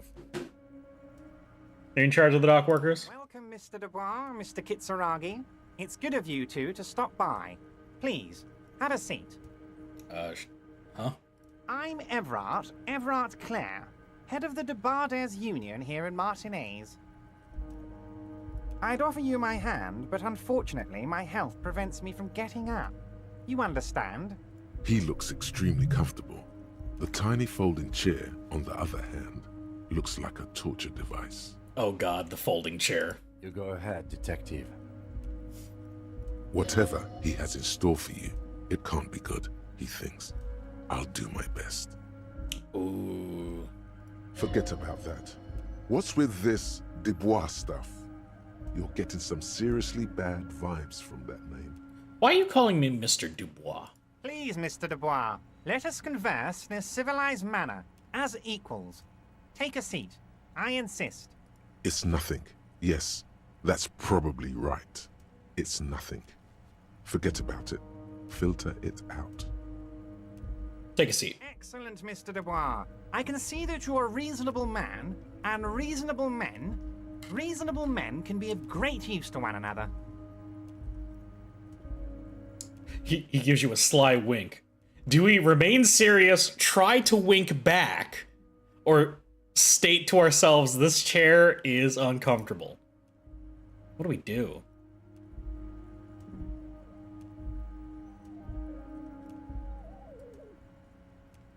What do we do? What do we say?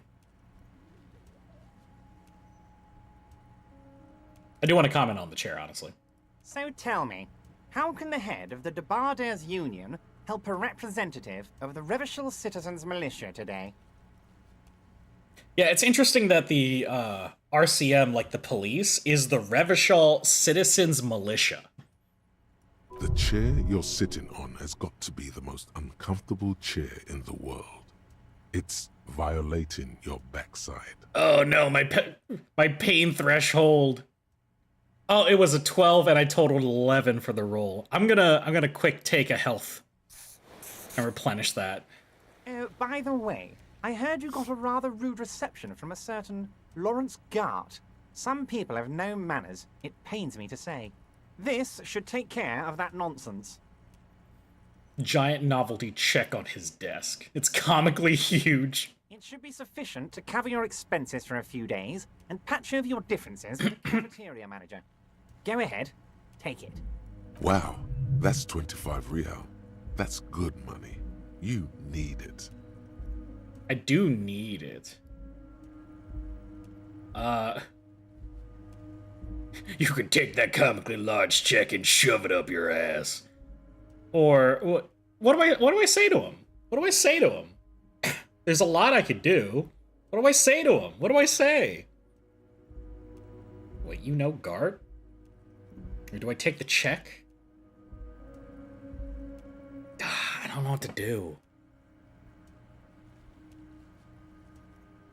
Of course he knows Gart, right? He knows everybody. Do I take the check? Don't thank him. We're just gonna take it. Is there anything you'd like to say to me?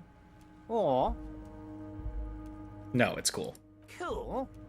I wouldn't go that far. I'm sure there are cooler things than delivering a comically oversized novelty check to a cafeteria manager. But, sure, if that's what's cool nowadays. Now, I'd like to set your mind at ease about one other matter. Your lost gun. Let me assure you... He knows about my lost gun. As we speak. I've got my best hounds looking for that lost gun. His slug-like lips move, but all you hear is an echo. Lost gun. Lost gun. Lost gun.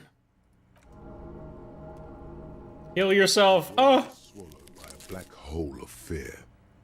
Only 2 words escape its gravitational pull. I was dying. And gun. How do you know about my lost gun? I know everything, Harry. Right now, I know that you're worried. Don't be worried. Everything's going to be all right. It's not like you left it loaded. You didn't lose a loaded gun. Local children aren't out there playing with it right now. Into their own mouths. It's in a safe place. I just know it.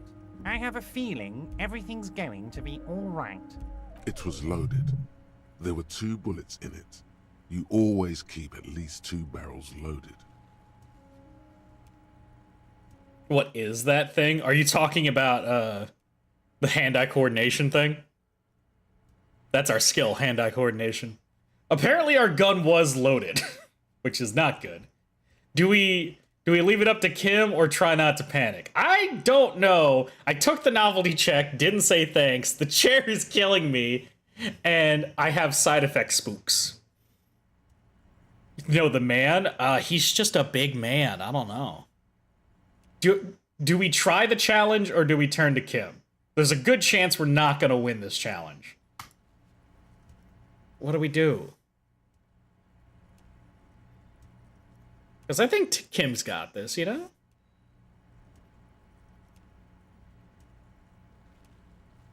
Kim. Officer, we will deal with this later. We don't need Mr. Clare's help with this. I wouldn't be so sure about that. Oh, I have to do the check. Don't panic. God, you're sweating. Your knee is jerking. Oh no. To cry, aren't you? You're about to cry because you lost your gun And those children are gonna shoot themselves with No, not the children. No, I'm not about to cry. Try to stay cool. Mr. Dubois, you don't look so good. Heal. What is this, Mr. Dubois? He keeps repeating. What is he trying to pull here? You need to cool the fuck down. Chill. Mr. Dubois! Mr. Dubois! Harry! Keep sliding to your chair like a jello shot. There are no Harrys. Let your mind go to your safe place. Do we go to our safe place or do we just buckle under the pressure? I don't know. Do I go to my safe space or do I just slide off the chair? Go to my safe space or slide off the chair. Oh, just slide off the chair, no safe space for us? Got it.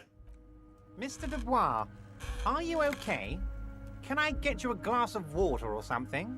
Are you having some kind of medical emergency?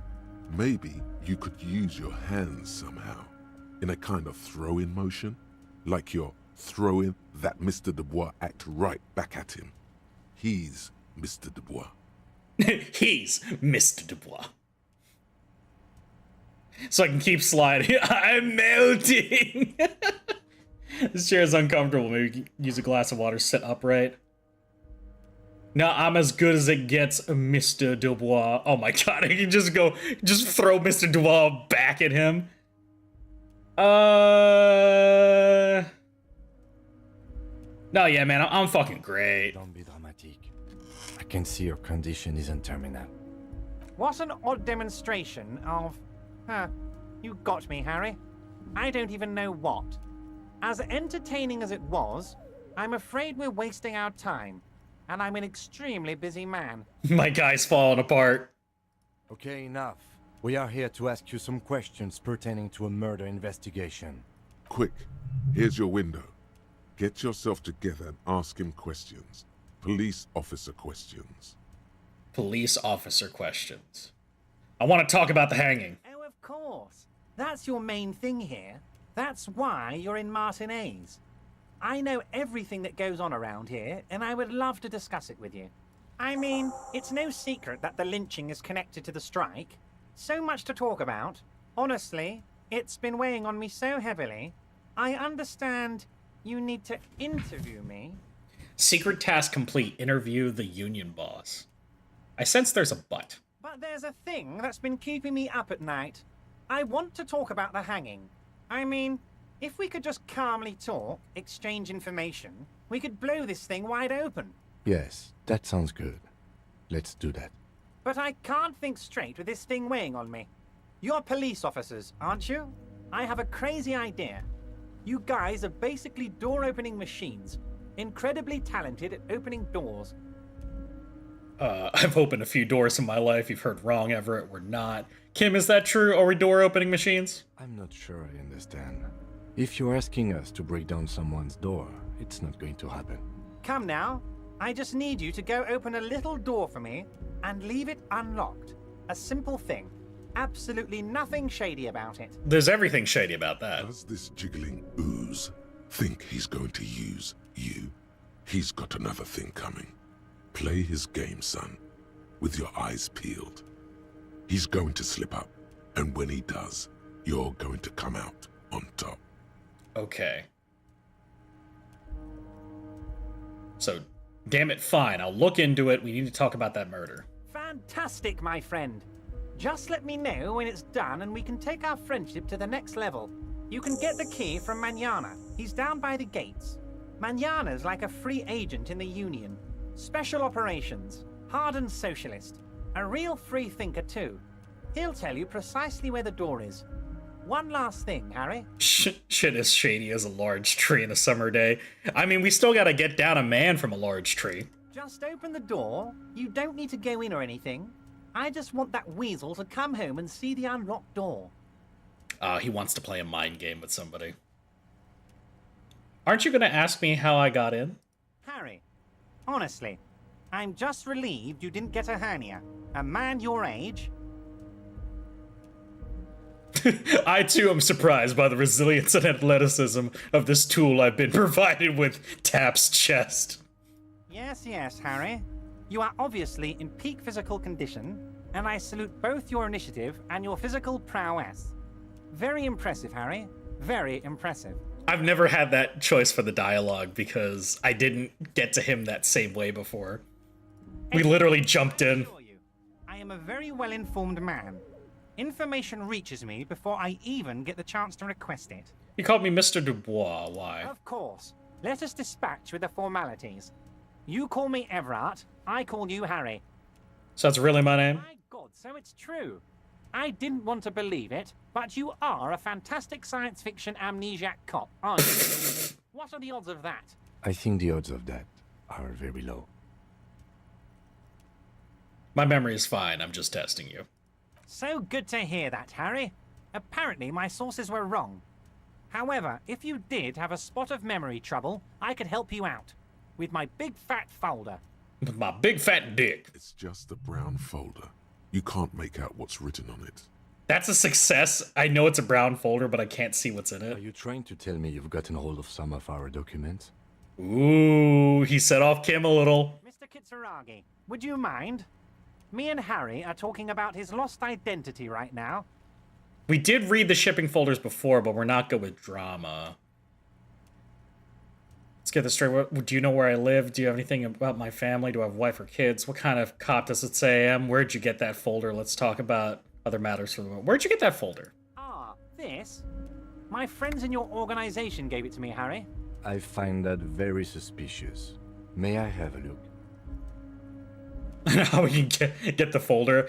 Listen, Fawn, I do not have titties. I can't just spring titties on them. That's not a thing I can do. Thank you for the emote.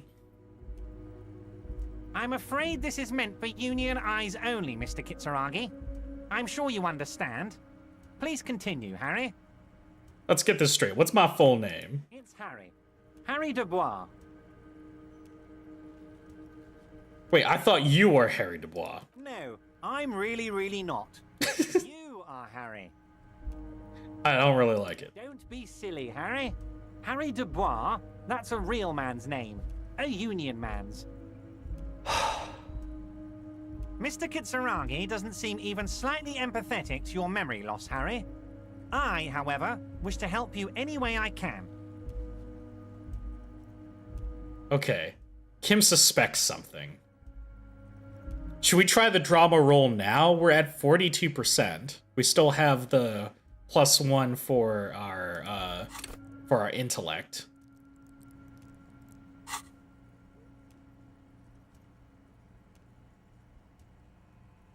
Do you know where I live? Remove my gloves? I can't remove my gloves. Because I can't change my outfit once I start a conversation. So I'm gonna ask, do you know where I live? But of course, Harry. Your precinct is the 41st and you live in Jamrock. You're a Jamrock boy. A long way from home, but that's okay. Do you know anything about my family? Or do I have a wife or kids? Family? Harry, you're not a family man. There's not one peep of family in here. Unless you think you're a family man. Do you strike yourself as a family man, Harry? I think I do. I'd be a wonderful father. Well, yes. I'm sure you're going to make one little boy or a girl very happy and proud one day, Harry. All right, let's try this. Have another look at the folder. Everard's large hand. Damn! The folder. But the look on his face says, I know everything about you, Harry. Damn. I've got nothing to hide. Oh, Harry. Oh, wow. This is really something. I'm sure it's not that bad. At worst, he has an old RCM folder, and I very much doubt even that. So how about it, Harry? You need assistance, I presume? What kind of cop does it say I am? Harry, you're not simply a cop, you're a star. A bright star in the drab law enforcement sky, outshining all other stars. You're a superstar. That's what I like about you, Everett. You got me. You get me. Of course I do, Harry. And I'm gonna help you shine. I'm gonna put you on all the big stages. Your name in giant neon letters. Harry Dubois. He's probably just making a guess based on your recent activity in Martinez. That's fair. Let's talk for other matters. Of course, Harry, of course. About my gun. Yes, your lost gun. My best men are on it. They're turning every stone, searching every playground, asking kids, grandmas, everyone. I hope he doesn't put me on a black couch either. Your gun will be found, Harry. Let me assure you of that. It's just a matter of time and effort. The only way to find it seems to be working with him. He might even be holding your gun hostage.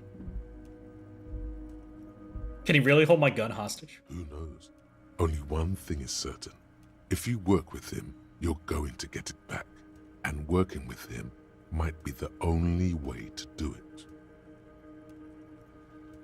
Ugh. Does this mean if I do things for you, I will get my gun back? Damn it, Harry. That's exactly what it means. I'm only kidding, of course. He is not. Thank you, Half-Light. We help you, you help us. Everett, I'm gonna leave now, but we might talk again later. Wait. You need this to get in and out through the gate. Oh.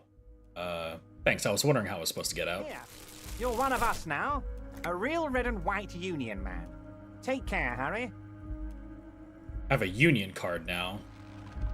As you turn, a bright light catches your eye, making you squint. Where's it coming from? From a distant sunset, a stage light, flash photography, nowhere in particular. It's just what superstar law officers do.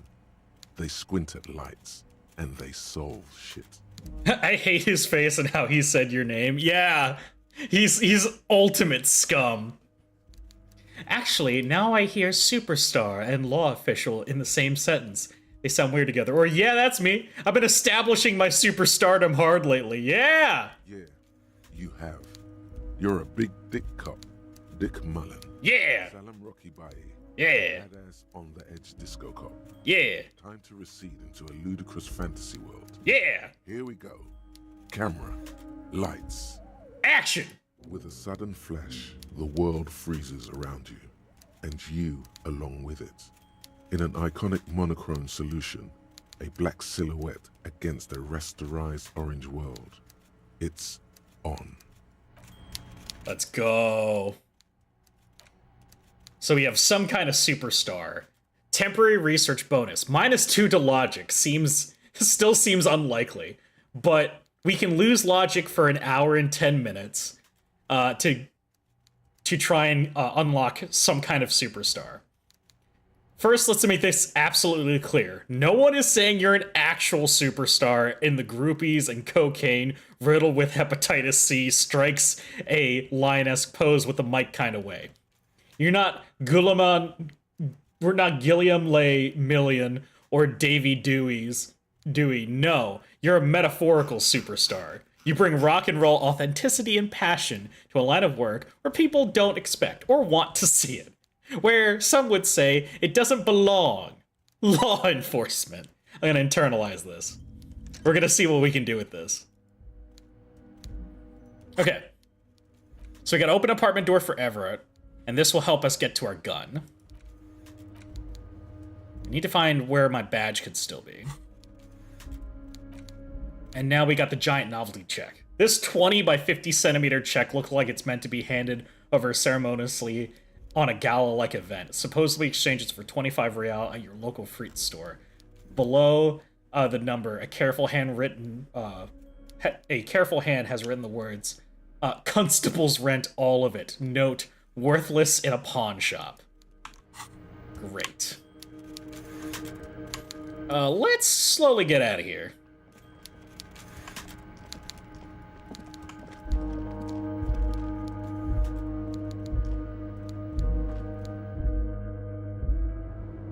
Let's talk to Kim real quick. Yes? I think you should know that I can't remember anything. No response.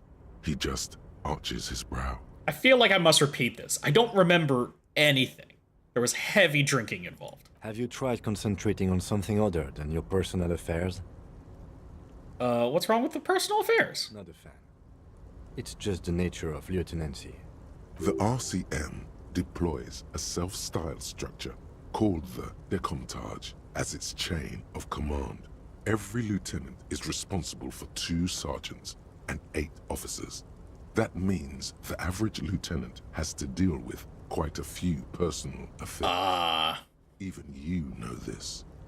So basically what Kim is saying is, like, I don't really get into the personal affairs of the people I work with. I have too many people under me to be able to do that. But I'm completely lacking in basic information about this organization we're in. Can you help me? Fine. We should get through this day first. Off hours begin at 9 p.m. If you're still having trouble then, I can give you an orientation. Okay. What should I concentrate on? Try work. The case at hand. It can work miracles. I'm afraid this is a medical situation. Really? You look fine to me. I'm talking serious, unbelievable damage here. I saw myself in the mirror and I had no idea who I was. This psychodrama is unbecoming of an officer. It's not psychological. It's some sort of major brain damage occurred on an unprecedented scale. Then you should consider seeking medical attention. You can use the radio in my kinema to call your station's Lazareth. Was there anything else you wanted? Nothing. Okay. I didn't realize I could actually talk to somebody about my medical condition. That's actually... I never really doubled down on that, but I decided to because I'm like, you know, that seems like a thing I should do. Ooh, there's a button. A rusting control panel with several knobs. 2 buttons marked Marsh and Arrête are faded with use. It seems to control the large crane above. A container is attached to Marsh. On. Arrête. Off. Marsh. With a loud grind, the crane shifts overhead, moving a massive metal container through the air. Okay. Oh, it's going down! We can see what's inside this container now. I'm glad Encyclopedia was good. I needed 8 and I rolled 8.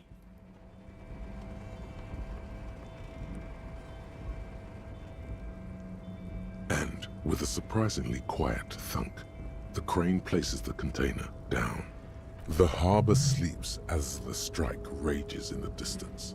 The crane can rest again, now that its purpose has been fulfilled. Its purpose? What do you mean? Moving this container, of course. For this purpose it was built. For this purpose it has acted. And now it will rest. I can't see how that was worth the ruckus. Except for seeing the crane in action, which I admit was satisfying. That's fair. Let's see what's in this crate. I mean, why not, right? Before you stands a cargo container. Just one of many in the yard. Lieutenant, I think there's something special about this container. You? Because I don't. Well, why not? There are a million containers here. Why are you fixating on this one? It was hanging from a crane. You just picked one out because you wanted to interact with a cargo container. We are not here to interact with containers. We are here to talk to the Union, right? Open the door. You attempt to turn the handle, to no avail. The doors seem to be mechanically locked. To your left, the lieutenant considers your actions with some puzzlement. Knock on the door. No reply. The knock produces a hollow ring of metal. Doesn't sound like there's anything inside the container. Bro, persuade the door to open? No! Nothing more to do here now. I'm really bad at mental, and there's no way I'm gonna persuade a door to open.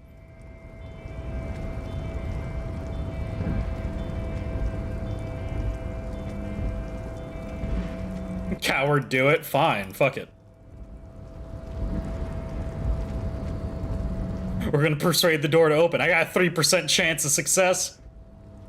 You're back before the cargo container. What's the chances I'm gonna do it on the white check?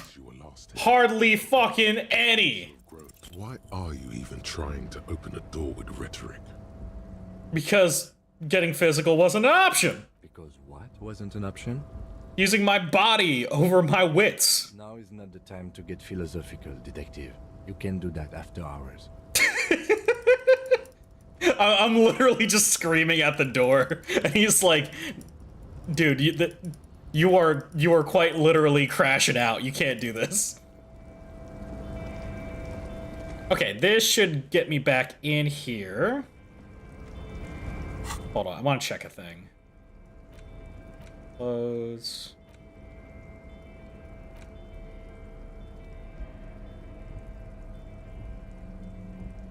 I thought I got something else. End of day debrief with Kim. Call your station's Lazarus.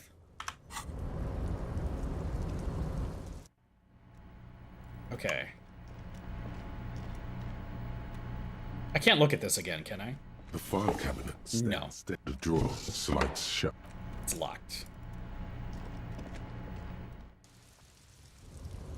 Okay, we're outside. In case of strike, button behind guard. Okay. There's a man here. Scab? Oh, mañana. Yeah, I'm a scab, poor and downtrodden. Right to work. I'm not a scab, I'm a cop. I was just messing with you. No one's ever seen a cop scab. I guess. Imagine, you cops going on a strike, but then another cop comes in and says, let us cop for less money. Speaking of, what brings the RCM here? To the Wild North? Come to see the strife? Everett says you have a key to a door? A key, huh? What door is this key supposed to open? I was hoping you could tell me. Of course. I got you. You don't know anything. I got that key right here. And let me tell you, it's mighty good of you to help us out during the strike.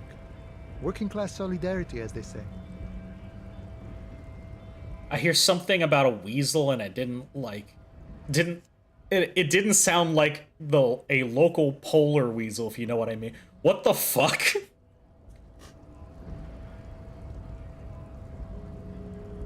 I feel like you just figure out what's scab by now. Yeah, no, I get it. I get it's like non-union workers, like people want to work for less. But again, I got through this area without talking to Mañana, which you would if you went from the street level. Because right there, like right around where like the portraits are behind me, is the Frita store. And you can just kind of go up these steps. So I would have talked to him and asked what a scab was. I'm not really doing this for political reasons, I could say. I'm not opening this door for myself. I'm opening it for all working men. I saw an opportunity, I took it. I'm a hustle grinder. What the fuck do I say?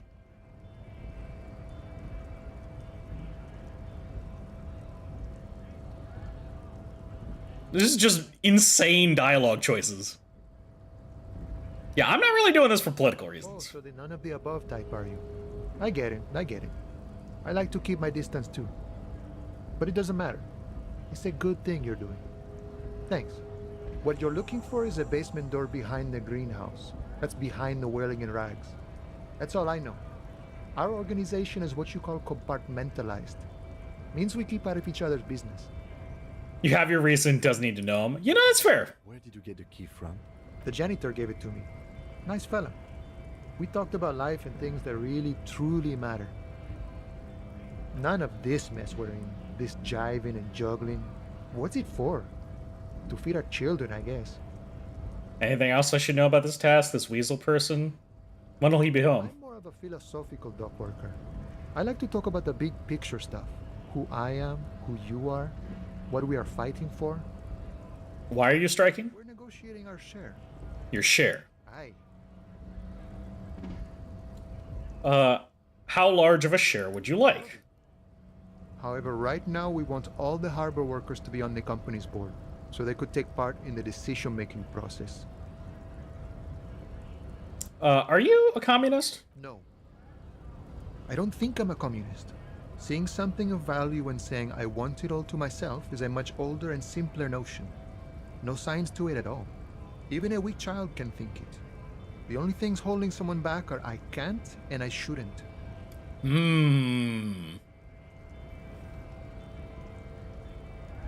Seeing something of value and saying I want it all to myself is a much older, simpler notion. Hey, you shouldn't take what's not yours. Then how can anything ever be mine? But that's okay. We don't have to agree.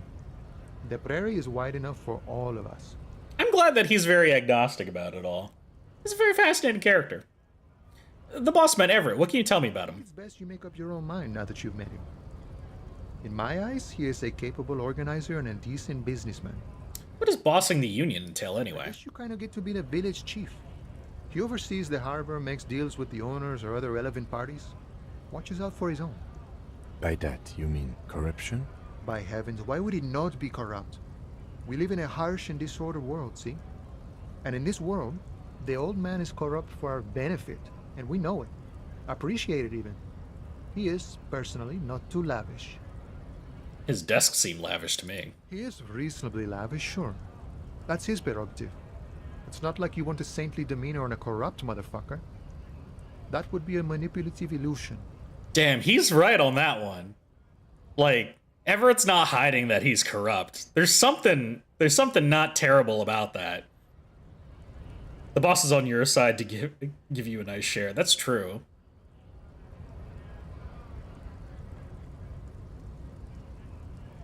Yeah, it's true.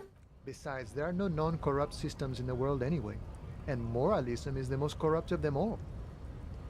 We're jiving with Manana, I think. You seem to spend a lot of time thinking about the political situation. Sure. I've had the necessary free time. Fortunately, there's always time. The look in his brown eyes conjures up an understanding. For him, having command of his time is the most important thing. Oh. The man sits on the railing, his hands reaching far and wide. Yet it feels as if he could, effortlessly, go even wider, if need be. An endless torrent of time. Any idea who killed the hangman? The mercenary, eh? Who could have killed him? That's indeed the question. Why even do such a thing? Let's change the topic. A jaunty tune. A coastal breeze ruffles his hair. Nice talk, gotta keep moving. Alright. We got people over here. Thing over here. Let's see this. Oh, money.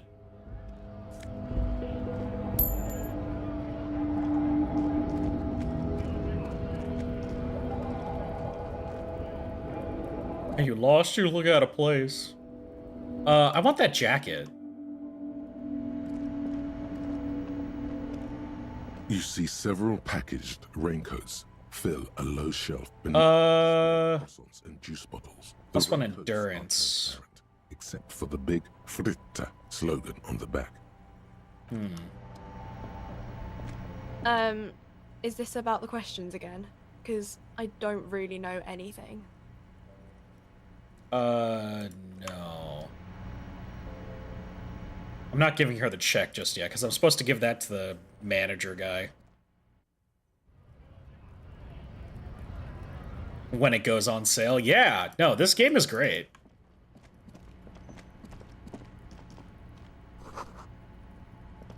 There's a lot of extended discourse about, like, I think the developers and, like, how this was, like, published and stuff like that. But outside of all of that discourse, I think this is, like, a really solid title, regardless.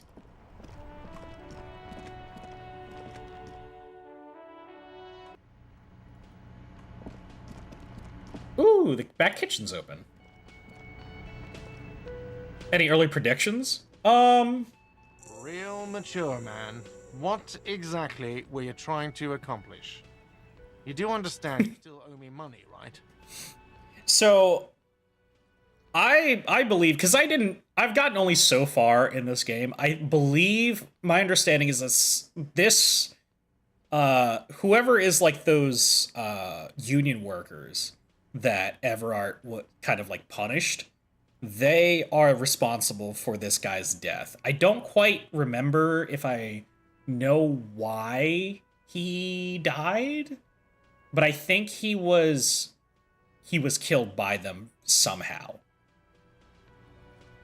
I think that's the main thing. When it comes down to Harry, our main character, I don't really fucking know what's wrong with him, honestly.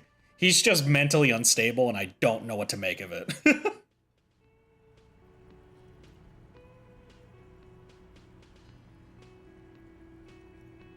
Yeah, every action has a response. In fact, it's one of those games where you can't just go and click every dialogue option hoping to get information, because if you have spoken to a character about a specific thing, it now changes die rolls for things in the future, right? Like, for example, I could have stolen that raincoat, but I asked the lady about the raincoat so she paid attention to them more, which made the roll harder, which is actually pretty cool. Hey, what up? How's it going? Yeah, I just ran out the door, but that's okay. I have money now. Your feet thought we got away. Your feet thought we got away. You didn't appreciate my moves? You know what? The stupid drinks you've had are on the house. You know why? Because I know you can't pay for them. Not because you ran away. Now, I still have to charge you for 3 nights and the broken window. That's 100 square.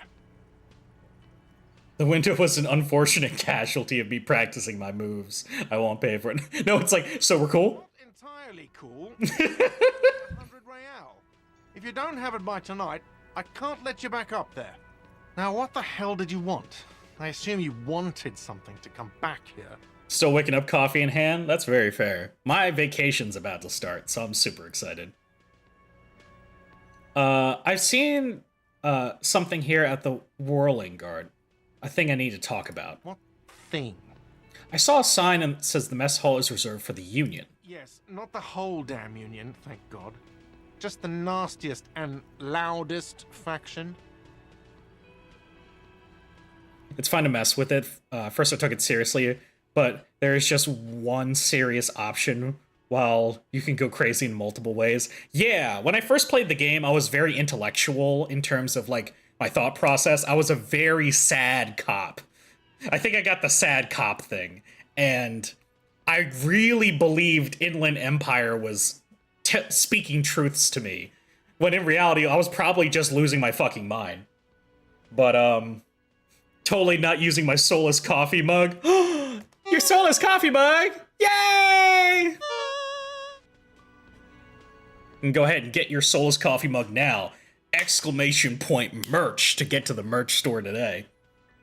Or if you want to buy me a mug instead, you can go over to my throne. Now that I've got one, exclamation point throne to go ahead and fund some stuff for the phylactery as well. You lost the damn thing? Oh my god.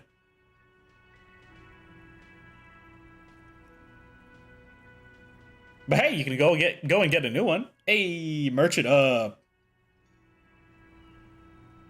Oh, you give it to your bro-in-law and he loves the damn thing. Okay. I'll just... You gotta put the R for throne. That's thone. There you go. Nice. They come here in the evenings. Dumb, unruly types. Think they're big shit.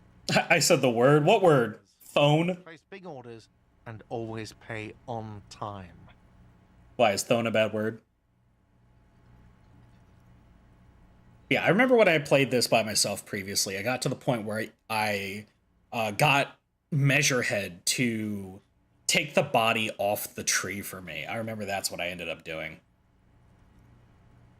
I got all the way to investigating, like, underneath this one building, and I remember there's a sequence where I had, like, ashes on my hands, and I had the opportunity to go full blackface, which was really scary. I was like, no, no, no, no, no, no, no, no, no. Many lines I will cross in this game for funsy hunsies and nasty funsies. But no, I am not doing that.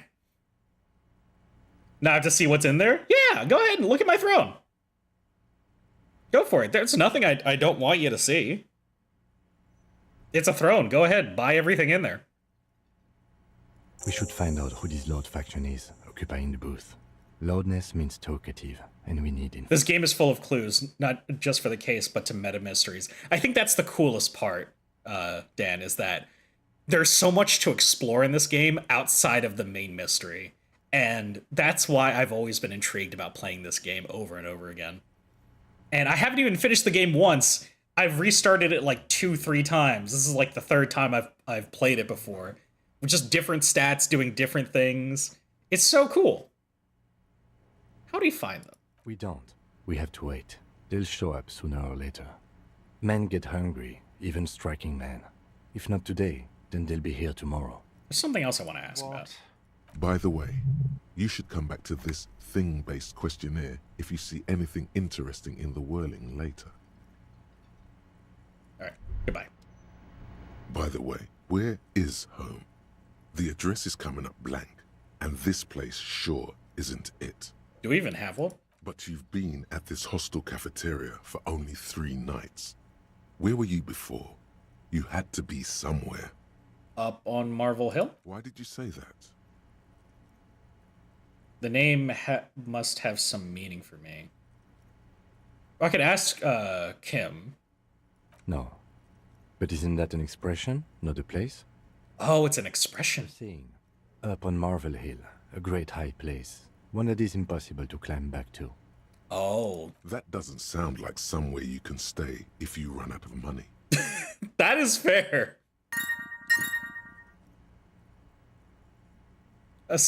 Yeah. Reaction speed of sight, yeah. It's true, it's very true.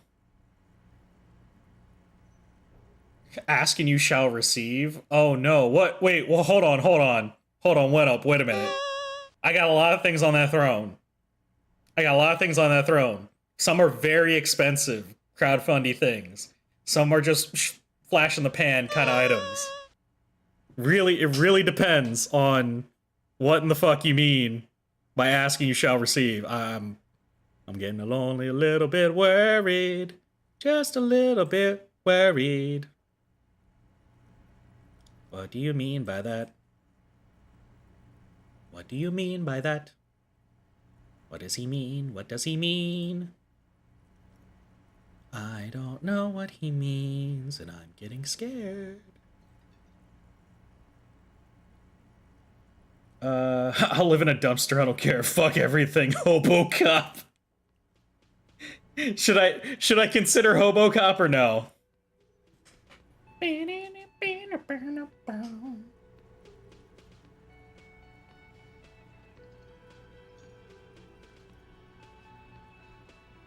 Yeah, let's actually think about it. You can try. Run some addresses in your head when you get the time. Maybe a street or an apartment will appear. We feel like if you side well with the Union, you get discounts and rewards in spades. Yeah, because essentially, like, really siding with the folks like the Union is like you can go with the corruption and get a lot of rewards for that. And that's basically how a lot of things in real life tend to work. Is you can go with the corrupt system and be rewarded for it. But the corrupt system usually gains power at the expense of others. So if you're not on a good side with the Union, equally so, you will be torn down. And that can be a very dangerous place to be.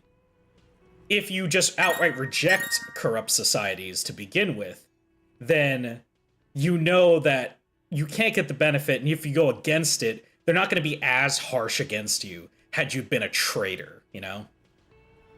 Gifts ordered? What gifts? Hold on, what? Wait, is there a non-corrupt system? That's a good question. Is there a non-corrupt system? Most systems inherently have a seed of corruption built into them, because uniting humans together can be a very difficult task, you know? And when putting humans together and making the system more and more complex, there's more blind spots in that system for people to try and take advantage. Humans will always go for the shortest distance traveled to get the most opportunity. And those who are morally, like, amoral to certain systems will likely take shortcuts even at the expense of others. Time to get those bones moving. What do you... Oh, no. Oh, no, wait a minute. Hold the fuck up. Wait a minute. You did not. You did not. Hold on.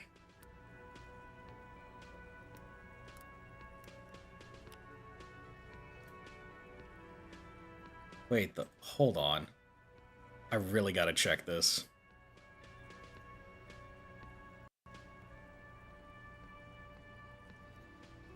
You did fucking not. Where is my shit? Oh my god!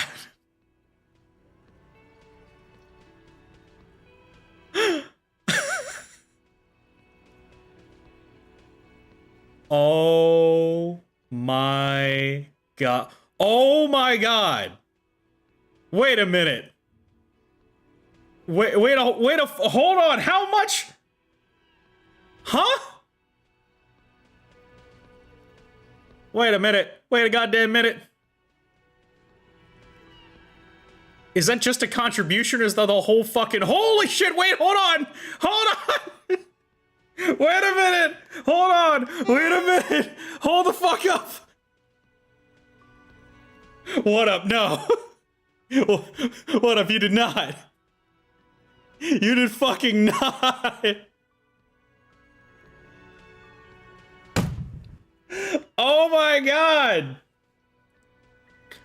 Thank you, One Up, for helping contribute and helping me receive the under the desk treadmill and my new RAM sticks that I am going to use for this computer. Jesus Christ. Thank you so much. It was supposed to be crowdfunded! You didn't have to dump that much fucking money! Holy shit, I'm a good dude, thank you. Thank you for that. I'm gonna have to finish up one or two little things on Throne to get them to me, but thank you. Happy birth East Crimbus New Year, thank you so much. Oh my god, yeah, because I definitely want some things to get me moving a bit more, because personally, like, my health is not fantastic. Like, I don't look like my health is that bad compared to other people out there in the world. I mean, I am a fucking skeleton, so that doesn't really help with my argument. But if you're to see me even with my skin suit on, I look very, very normal, very middle of the road. But I am riddled with problems. I kind of have been since I've been a kid. A lot of it was not diagnosed until later in life. And being active has always been difficult for me to maintain. Like, getting proper endurance has been very tough. That's why I wanted a at-home treadmill for things, so I could work out at any hour of the day, no matter what. Yeah. I mean, like, I sit in front of the computer a lot, and it downloaded now? What do you mean? What downloaded? What downloaded, Fallen? What are you talking about? But the RAM in particular is something I really wanted to get, especially for Monster Hunter Wilds, because we're going to be going into that game soon, and I get like decent frame rate when I did the baseline test, but now if this installs properly, I should be able to have it run at a nice high frame rate for all of you. That's like my main goal. Baldur's Gate 3, hell yeah! There's also some games, surprisingly, that would run a lot better if I had better RAM in this computer, so hopefully it all pans out. But thank you so much for those gifts on Throne. It means a lot to me. It really, really does. I didn't want to have a Throne that was just joke stuff or sussy bullshit, like some folks may just default to for Throne. I wanted it to be a handful of little goofy things, but then other stuff that actually can help me and the stream. So, ooh, bell pepper and chicken. Hell yeah. That sounds great. That's some great shit. Love me some bell peppers and chicken. Okay. I just realized I need to use the goofy check at the Freet location. So I'm gonna do that. I thought I had to give it straight to the dude, but no. Okay, Lonesome Long Way Home. Okay, +1 encyclopedia. Factual memory returns. We need 6 hours and 5 minutes for this. Let's rewind. Let's trace your drunken steps back home. Jump across the raised channel bridge southwest of here. Fall over. Get up. Get off the asphalt in 20 minutes. Shuffle your feet through courtyards, scaring little children. Go under the great raised motor track, the 881, until you reach Le Domaine Eminent in North Jamrock. The streets are frozen this time of year, caked with ice. Walk down Main to Perdition. There's a side alley there, and your footprints in the mud. Let's internalize this. This will help with some encyclopedia, even though our logic is down. Inform that with some sour cream and cheese and make some soft taco. Ooh, okay, you got like a fajita kind of biz going on. That's pretty cool. Yeah, if you get some like good caramelized onion with some bell pepper and some real good like Mexican spice seasoned chicken, you don't even have to put that on tortilla. You can put that on some nice rice if you want to. Add some beans if you're interested. And you can top that with some diced tomato, even though I don't love tomato too much. A little bit of lettuce. You can get some cream cheese, a little bit of shredded cheese if that's where you want to go with that. Those are optional. Oh. I just ate and I'm getting hungry. Yeah. The thing about it is, if you're gonna cook like the chicken, definitely cook the onions first to get them sweating. Then put the chicken in so you can get the sweetness of the onion into the chicken and the bell peppers. The onion will probably cook a little bit faster than the chicken at times, but that's usually because it's going to start caramelizing, and then the sugars come out. You can do cream cheese, you can do, what do you call it? Sour cream, you can do creme fraiche, you can use whatever kind of, like, soft, kind of, like, white dairy that you want. You could use a yogurt. But definitely sour cream is like the ideal. I've done it with a bunch of different stuff that have been absolutely heinous. And if you just don't list what kind of weird white sauce you got, you'd be surprised how much you can get away with.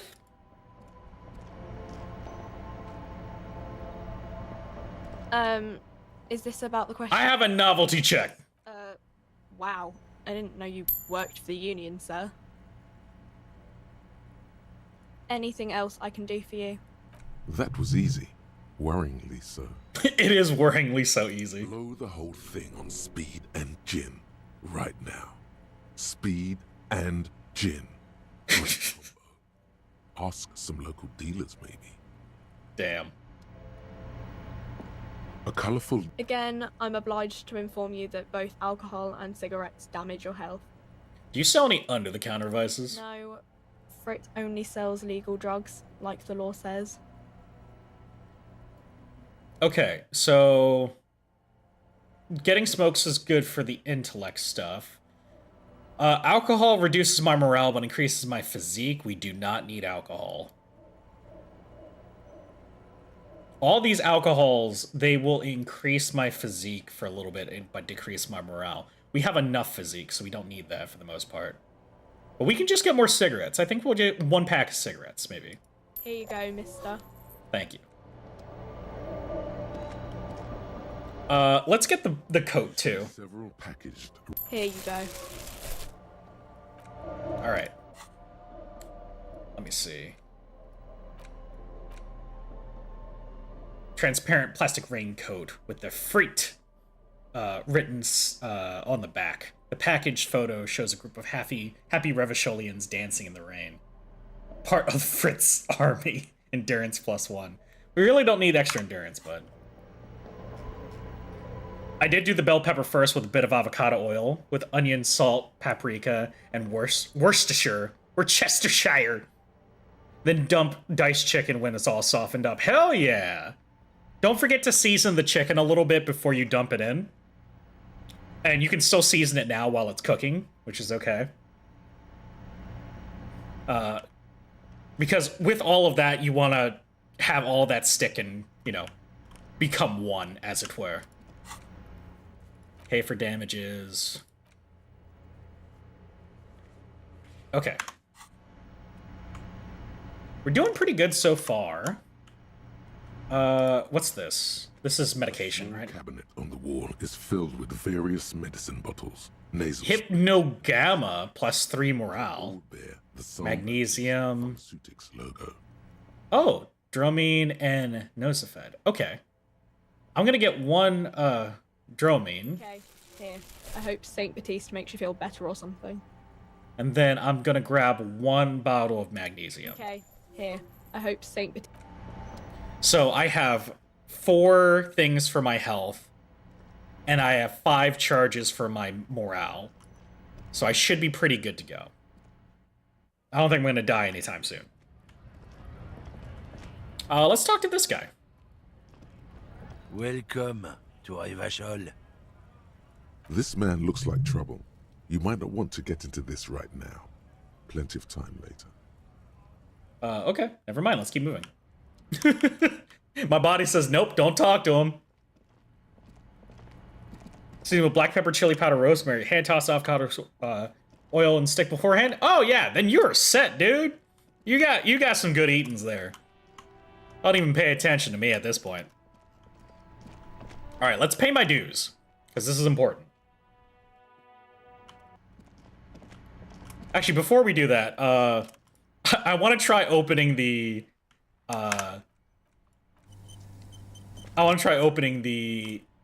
trash can again.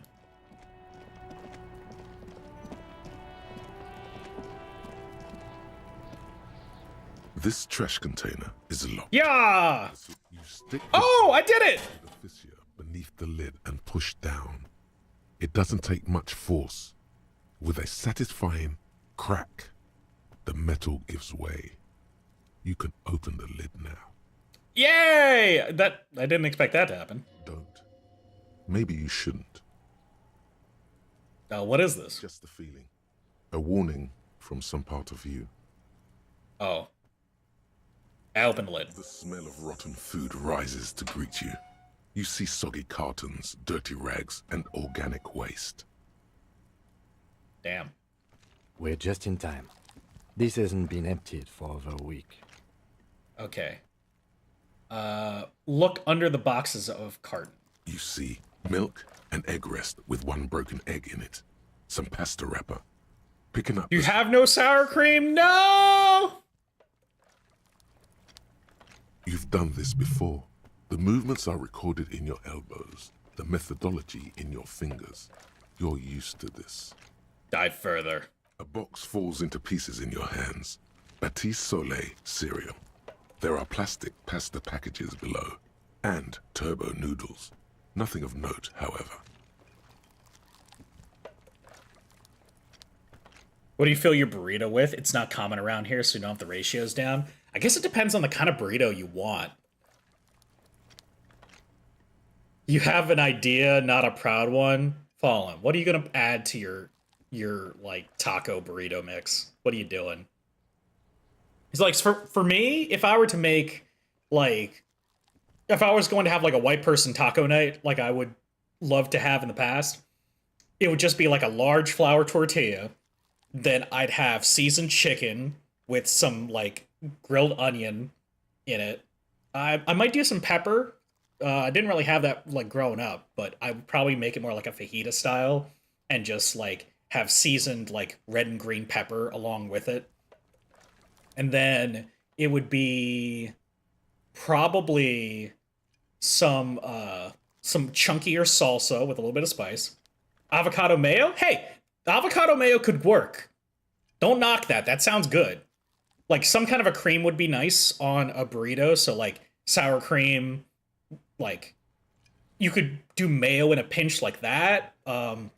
If I had avocado, I would add it. Definitely some like shredded 3 cheese blend would be nice. Or just cheddar. Cheddar is always good. Some lettuce. And I'm not really big on tomato, but if I had it as an option, I might throw a little bit of it on there.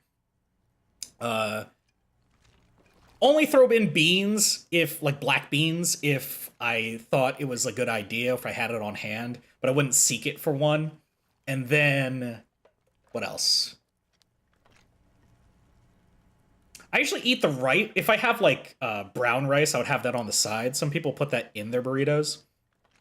I don't always, but you can have that for like a more of a heartier burrito.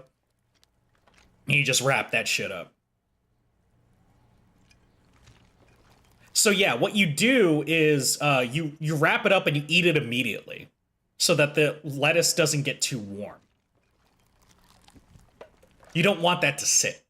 So as soon as you top everything on there, you put the lettuce on last and like some sour cream or what have you. Then you wrap it and eat it right then and there.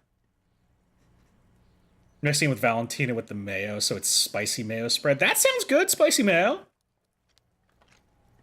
But yeah, that is like a weird after the fact thing, is if you have like a burrito that has like lettuce in it, or if you have a taco that has lettuce in it and you let it sit for way too long, it just gets soggy. So some people prefer like cabbage, like purple cabbage, as an alternative for some of that stuff, but not always. It really depends. And of course, I'm speaking more like a Tex-Mex style, which has like the cheeses and things like that. I've had more like street tacos before. It's weird that I'm talking about like cool food that I actually like as we're dumpster diving, but like I love more like classic, like actual more Mexican tacos where you can get like a barbacoa or like a chorizo or something like that on like a small little corn tortilla, and then you would get like a little bit of like cilantro, some diced white onion, and just a little bit of like salsa, maybe a little bit of avocado if it's available, but not always. And then that's it. You just pick that bad boy up and you eat it right there. Oh, so good. So good. Use rice as a barrier between the lettuce and everything. That's a smart move. That's smart. You can use the rice as an insulative barrier for the colder toppings. That's actually real smart. I might end up doing that, Fallen. That's a smart move. Big brain plays there. Pick at the rags. Among the threadbare kitchen towels, something catches your eye. A pair of denim trousers. As the legs of the slime-covered jeans begin to unspool from the garbage, a rank corpse smell fills the air. Oh no. Are these the victim's clothes? The smell is not nearly as bad as the cadaver. These clothes could not have been in contact with the deceased for more than 2 days after his death. Okay. Cadaver in odor is faint. If these belong to the deceased, they were removed when he was still in the early stages of decay. Oh, we got that queso fresco. Let's go! Queso fresco's good. I don't use it for many things, but getting that on some more Tex-Mexy kind of like burrito bowls of sorts, oh, so good. Drop them in here, officer. By early stages, do you mean they were taken from him no more than 2 days after his death? I think the clothes were taken off to get to that armor he wore, then discarded. They must have stripped him of it fast too, the scavengers, in a matter of days. Guitar-marked blue jeans. Pockets empty, or emptied. He wore them with a belt, too, a white belt. The loops appear stretched, but the belt is missing. That's it. Do you see anything else in there? I have another... Something slimy catches your eye. Reach for it. A drab, long-sleeved shirt, olive-colored, appears from the food waste, dripping with pus. Gross. Oh, you add it for like making an Alfredo kind of sauce? That's interesting. I could see that working. That's an atypical ingredient to make like an Alfredo, but... Your immigrants aren't from Mexico? Aw, that's a shame. Yeah, because sometimes like food stores here around my parts of the US, they'll have like kind of like a world kind of food section, and a lot of the time it's like predominantly like Mexican food or like Mexican styled items. So you'd have like specific brands for like tortillas or beans or other cool stuff like that. Maybe like certain types of like canned vegetables and different stuff. All really awesome stuff. But you know, I love my Tex-Mex food. I love my Mexican food. It's all really good stuff, honestly. And yeah. But I'm not really close to Mexico, like, geographically. Maybe more than others, but since I'm on, like, the East Coast side of the U.S., and Mexico's definitely more toward the West Coast, closer to Central, on the very south end, I'm very far away from them. You like the wider Asian selection? I do have some Asian marts not super far from me that have some really great stuff. One of my favorite things is Korean barbecue. Oh, Korean barbecue is so good. I think I might even have some tonight. And with Korean barbecue, you can get the cuts of meat from this Asian mart that I'm in, so you technically could do it at home, and that's just so much fun. We go the Tex-Mex out the ass. Hell yeah! Yeah, I'm gonna go visit Texas. It's gonna be fun. I'm gonna eventually visit a lot of places. I'd like to go to Nevada as well. There's a place I gotta go in Nevada later. We have an operation to go out there. Me and the other members of the phylactery. This is a military type overgarment. No label or serial number. This is the kind of ribbed shirt that's worn over light armor to conceal it in an urban scenario. Anything more? The rest of the rags are just kitchen variety waste. A yellow old mug that catches your eye. But other than that... Oh, and the barbecue, we should get some good. I love barbecue. Barbecue's great. And there's so many different kinds of barbecue I've had that are all good for different reasons. Your favorite curry place got shut down? Oh, I love Thai curry, honestly. Curry made by different cultures is so awesome and fascinating. Like Indian curry, Thai curry, Japanese curry, all different kinds of curry. They all taste great for different reasons. They survived COVID too. Oh, that's really gotta suck. I've thrown out towel, a mug, that's all. All right. We should go to Gart again and ask if he knows who put the clothes in the trash. It could be as simple as someone from the hostel cleaning the yard. Or that one. I'd advise against confronting that force. You think someone might be involved from the whirling? Someone in the whirling might be involved, maybe? Not really. All we know is the victim's clothes are in the trash. The lid was locked, and his establishment had the key. It's just a small loose thread. The lieutenant nods, then looks back into the trash container. Search the food waste. It's just organic waste, cold and slimy on your hands. Apple and potato peels, mostly. Unidentified sludge, and the occasional chicken bone thrown in for good measure. But hey, what's this? Help us out, there's nothing more here. What? A blue piece of plastic sticks out from the apple peels. It's shiny. Looks like the corner of something.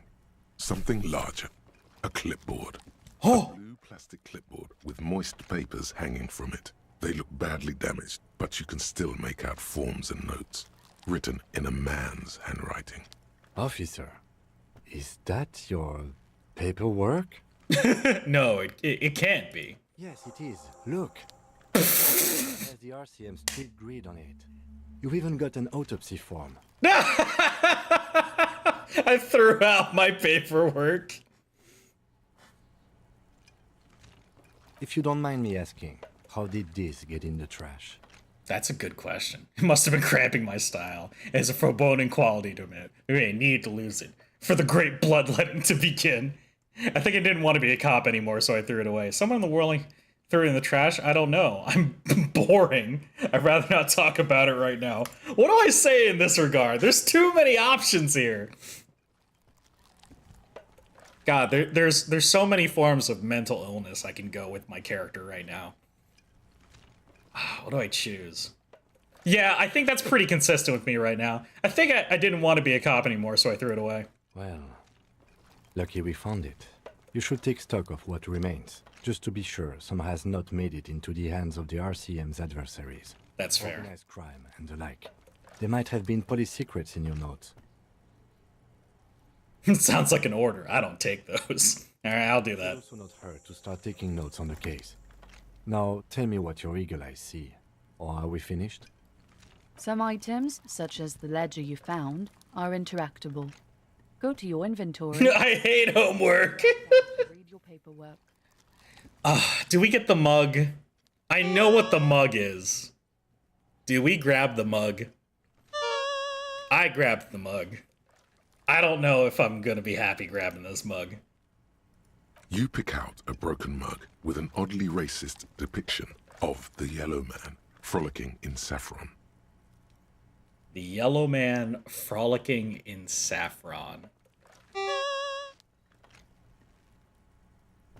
It is just as you think it is, folks. Hey, Ears! How's it going? Do I take the racist mug? An antique. Only in its social sensibility. You've acquired an interactable item. Activate this item further by going to You got popcorn? in your inventory. The container sounds a muffled gong. I thought it was just going to give me the option to put it back. Apparently I have it now. That's one thing off the list. I think we got... Okay. Let me look at this mug. Broken-eared mug somehow made its way to the Whirling Rags dumpster. Depicts a Samaran descent frolicking in the field of saffron flowers. Buck-toothed and grinning feeble-mindedly. Oh my god. It's just a racist mug.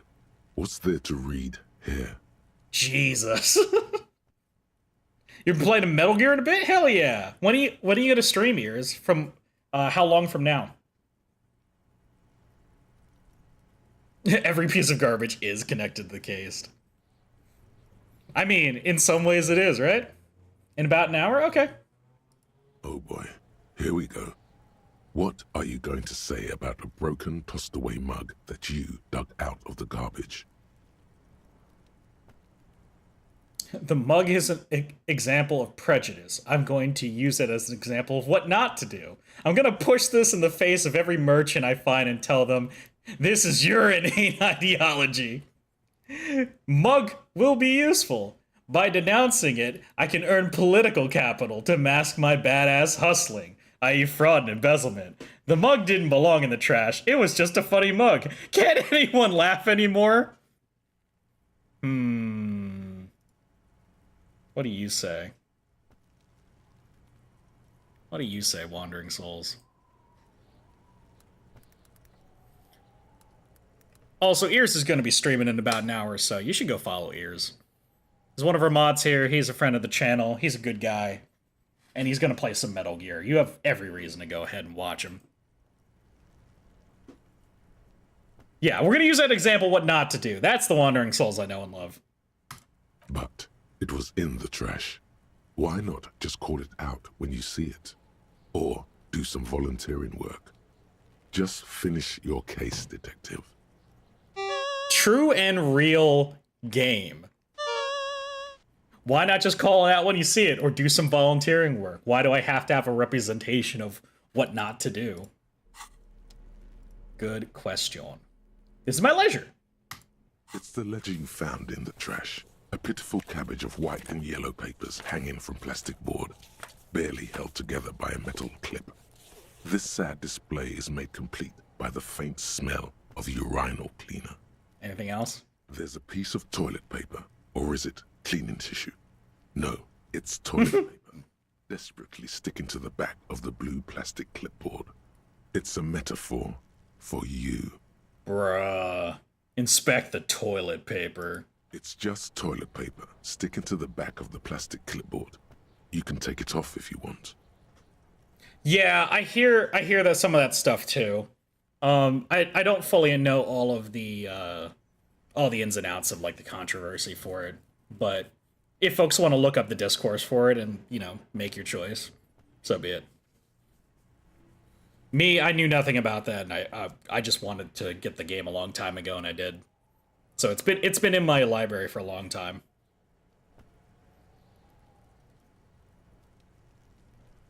Yo ho, yo ho. I mean, I will not directly support such actions, but I do not know what everyone does outside of stream, so. You can take it off if you want. Leave it there, it's cool. Maybe it's kitchen tissue, they look exactly the same. If you want it to be kitchen tissue, it can be kitchen tissue. It's not though. It's toilet paper. Take it off. Still wet, the toilet paper, I mean kitchen tissue, peels off the plastic easily. All you have to do is shake it off your finger and voila, the ledger now looks marginally better. Inspect the clip. An aluminium block runs the width of the board, biting down on the paperwork. Its crocodile teeth are the only thing keeping the papers together. A regular pencil, the tip worn down to nothing, has been attached to the clip. Run your finger across the aluminum. The surface is interrupted by a silvery sticker. It's rectangular, sparkling with iridescence. You don't know how you didn't notice it before. Yeah, aluminum. What, you want me to say aluminium? Is it aluminium?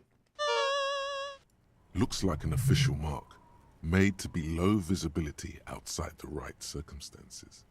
Lieutenant, is this one of your hologram watermarks you mentioned? What? Yes, halogen watermark used for adding information to RCM property. Interesting. What kind of information? Depends. Aside from an anti-counterfeiting stamp, Hey, Fungulus. mine has my station number and address. The information varies by date of issue. Your kill count. Yours was... My kill count. How do I read it? Any capable light with the right wavelength will do.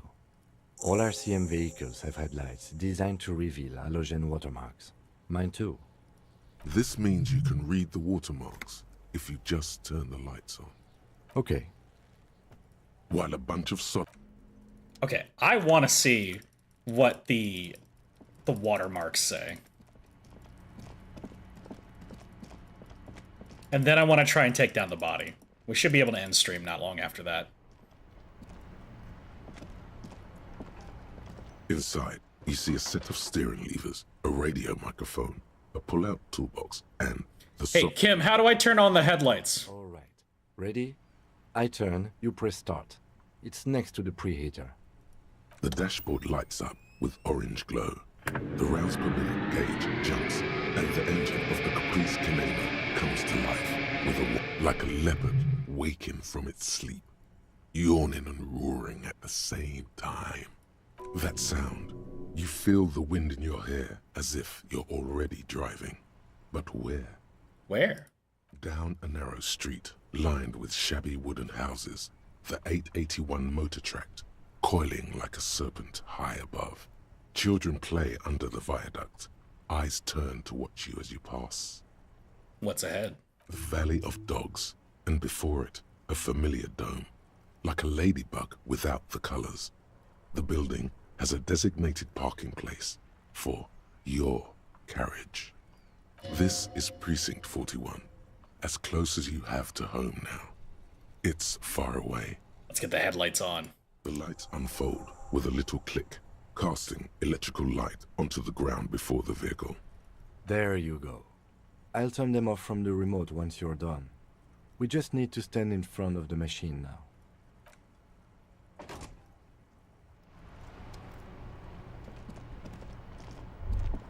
As you hold your ledger's clip under the headlamp, an iridescent hologram appears. A street grid and the veins of a great river. A familiar sensation washes over you. There she is. Revachol West. Around the borders of the watermark are dozens, no, hundreds of micro-perforations. Look at the shimmering street grid. The rectangular watermark is overlaid with the logo of the RCM, and yet the major arteries of Revachol are all recognizable. They shimmer in the Kanema's headlights. Where are we on this? Let me see. Right here. Segment of the coast jutting outside the Great Ocean. I'm sure I've seen worse. Oh yes. Coal City. Le Royaume. The burnt-out quarter. All of them worse than here. But the perforations. There are many of them. and they are divided into 3 separate rows. Tally up the different rows. The first row has 18 dots. Okay. What about the next one? The next is the longest. It runs all the way around the border, and then some. Count them individually. There are so many, it's hard to count. More than 150, at least. Maybe even 200. Wow. And the last row? The last row has 3 perforations. As you look at them, you feel your index finger reflexively contract 3 times. Seems like something I've done before. And something you'll do again before this is all over. What do these holes mean? Those are perforations. They represent your record as an officer of the RCM. They are your statistics, as it were. I should have guessed you'd keep a record. Officers often do. Let's take a look. Son, here is where we score your life performance. You better hope it's good. Thanks, physical instrument. The first row represents your years of service. 18 years. Okay, not bad at all. What did you do before you volunteered? I walk the land telling whores and liars of the end to come. There are 9,855 days remaining.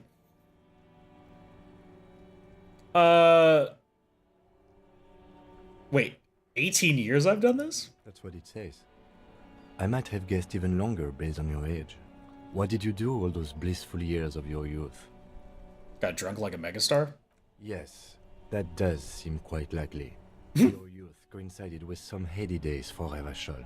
But let's move on, shall we? This next row, the one that wraps all the way around, is your number of closed cases. Closed is good. It means finished. You've got, let's see... Wow, more than 200. Is that a lot? It's quite a lot, even for someone who's been on the force for nearly 2 decades. Usually, clearing more than 10 cases a year puts you in the 90th percentile of all RCM officers. I don't think I'll ever re-become this person. What's the last number? You know the answer already.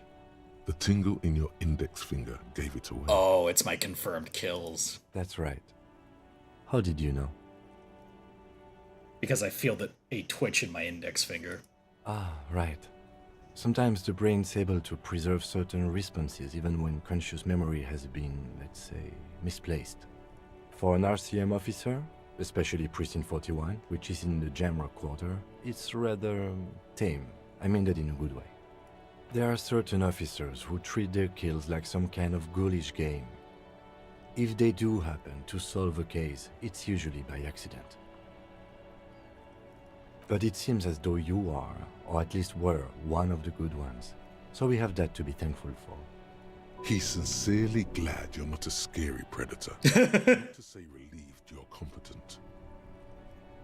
How do you handle the strain? Everyone has their own method of coping. Some more effective or self-destructive than others. Hey, don't look at me like that. Personally, I find it helps to keep up a few hobbies. Like tip-top racing. Par exemple. Maybe I should find a hobby. Why not gardening? You've already got the yellow gloves. Have you ever killed anyone, Kim? Yes. Thanks for this. The lieutenant nods. Right. I'll go turn off the lights. You can now see your statistics on your journal page, to the right of the task description.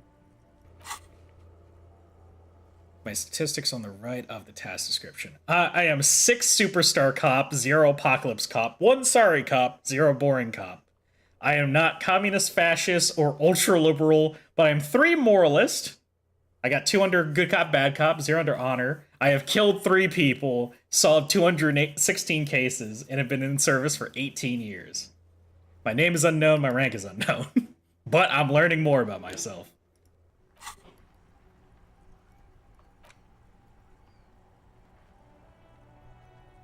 Also, we reached some kind of superstar. Or at least we will. Breakthrough imminent. There we go. Some kind of superstar. Yeah. They say the world isn't ready for a rock and roll cop. No one wants their state monopoly on violence to be mixed with celebrity worship. They claim to know it would be dangerous for detectives to rise to the ranks of demigods and have sexual encounters with barely legal cover girls. Oh my god. It would be insane, they say. To all this, you say, fuck off and die. Cool voice. You people have no idea how good these cops are gonna get. They're gonna crack 20 cases a day. In the future, cops will be like astrophysicists, or prime ministers, or prophets. And you're the first one. Is it the same stat every time, or do they change by stats to take? Like the items and stuff and some of these interactions are kind of like bog standard, but your starting stats help get you to like get XP in different ways, which can be swayed depending on, you know, your choices. So the fact that I was able to force that trash can open meant that I didn't have to do a dialogue sequence, which I would likely fail because I'm bad at socializing. Your case solved in kills. Oh, I don't know. I know the other stuff, like the type of cop I am, is based on our responses. But yeah, I think those are fixed because you're just kind of on this case right now. Logic -1, price of self-delusion. Learning cap for visual calculus raised to 6, for suggestion raised to 6, electrochemistry raised to 6, and composure raised to 6. Oh. That's not bad for getting a hit to logic.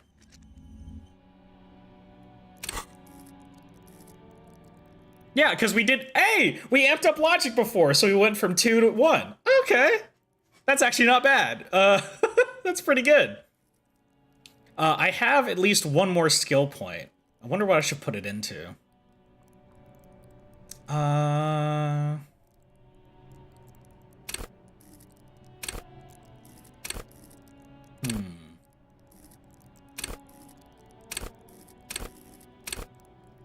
Put into drama.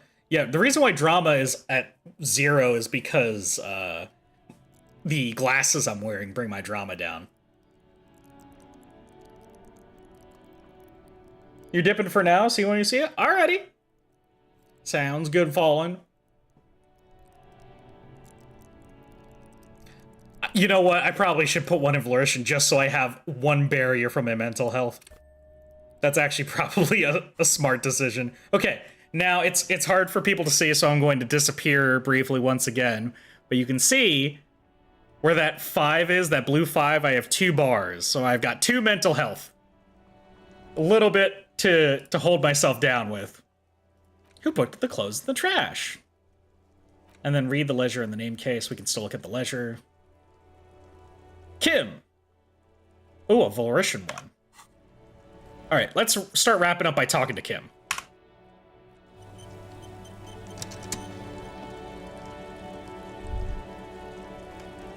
Why is the camera wonky? Yes? Okay. Tell me about the case. What do you want to know?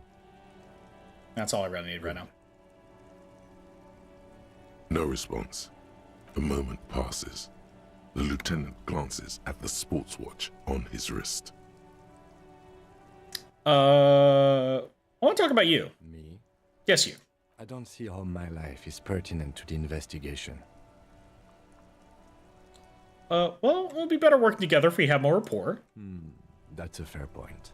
All right, for the good of the investigation, what do you want to know?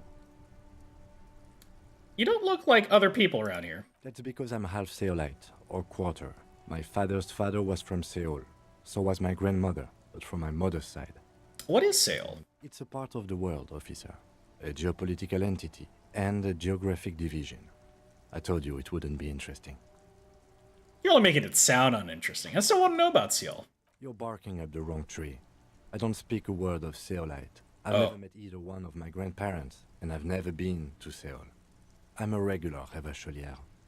Oh, he likes being a member of Revachol. Okay, okay. You're wearing glasses. That's correct. That makes him a Beano-clad. Completely uncopped material, if you say so yourself. No, glasses are cool. We're not going to call him a Beano. No. Are they? They're mostly just cumbersome. Tell me a secret about yourself. No. Oh. Oh, okay. The lieutenant nods. Do you ever talk with yourself? What do you mean? You know, when you're thinking, do you ever have conversations with, like, your brain? I have no idea what you're talking about. So you're saying your brain never chimes in with advice or warnings or anything? I can't say that it does, no. When I need to think, I just use my notebook. The lieutenant produces his small blue notebook and idly thumbs through a few pages. You're super lucid, yet psychedelic. You don't need office supplies to connect to your nervous system. You're special. I'm special, that's all. Good. Let's change the subject. Okay. Again, I'm gonna save, and I think we're gonna head over to the break room. Because I'm slowly running out of time for myself for today. I gotta start my vacation very, very soon. Dan_Slacker follows the Lich. Damn, Slacker, thank you for following the Lich. Welcome to the phylactery. But yeah, that's going to be it for today. I won't be streaming until sometime in about 2 weeks from now. So it's going to be probably not next Monday, following Monday, perhaps? Because I'm going to be on vacation for the rest of the week. So you're going to have to miss me in that meantime, but I hopefully will bring back some fun memories that I can go and share with all of you of my trip, and I will reveal the purpose of my trip and its ongoing fun very soon. Thank you, thank you.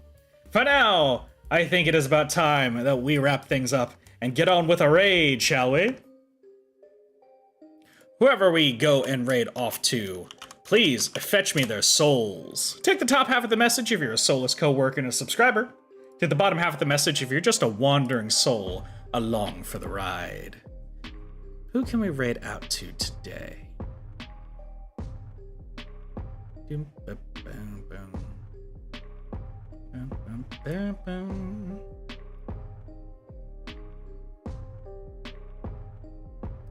know what? We're gonna go and say hi to somebody who's popped into our chat a few times, who happens to be streaming right now. It's Casket, who is having an affiliate anniversary. So please give them the love of the phylactery and fetch me their soul. And for now, I hope you have a great morning, afternoon, or evening. I'll see you all in about a week. Be good to people, be good to yourself. And bye for now.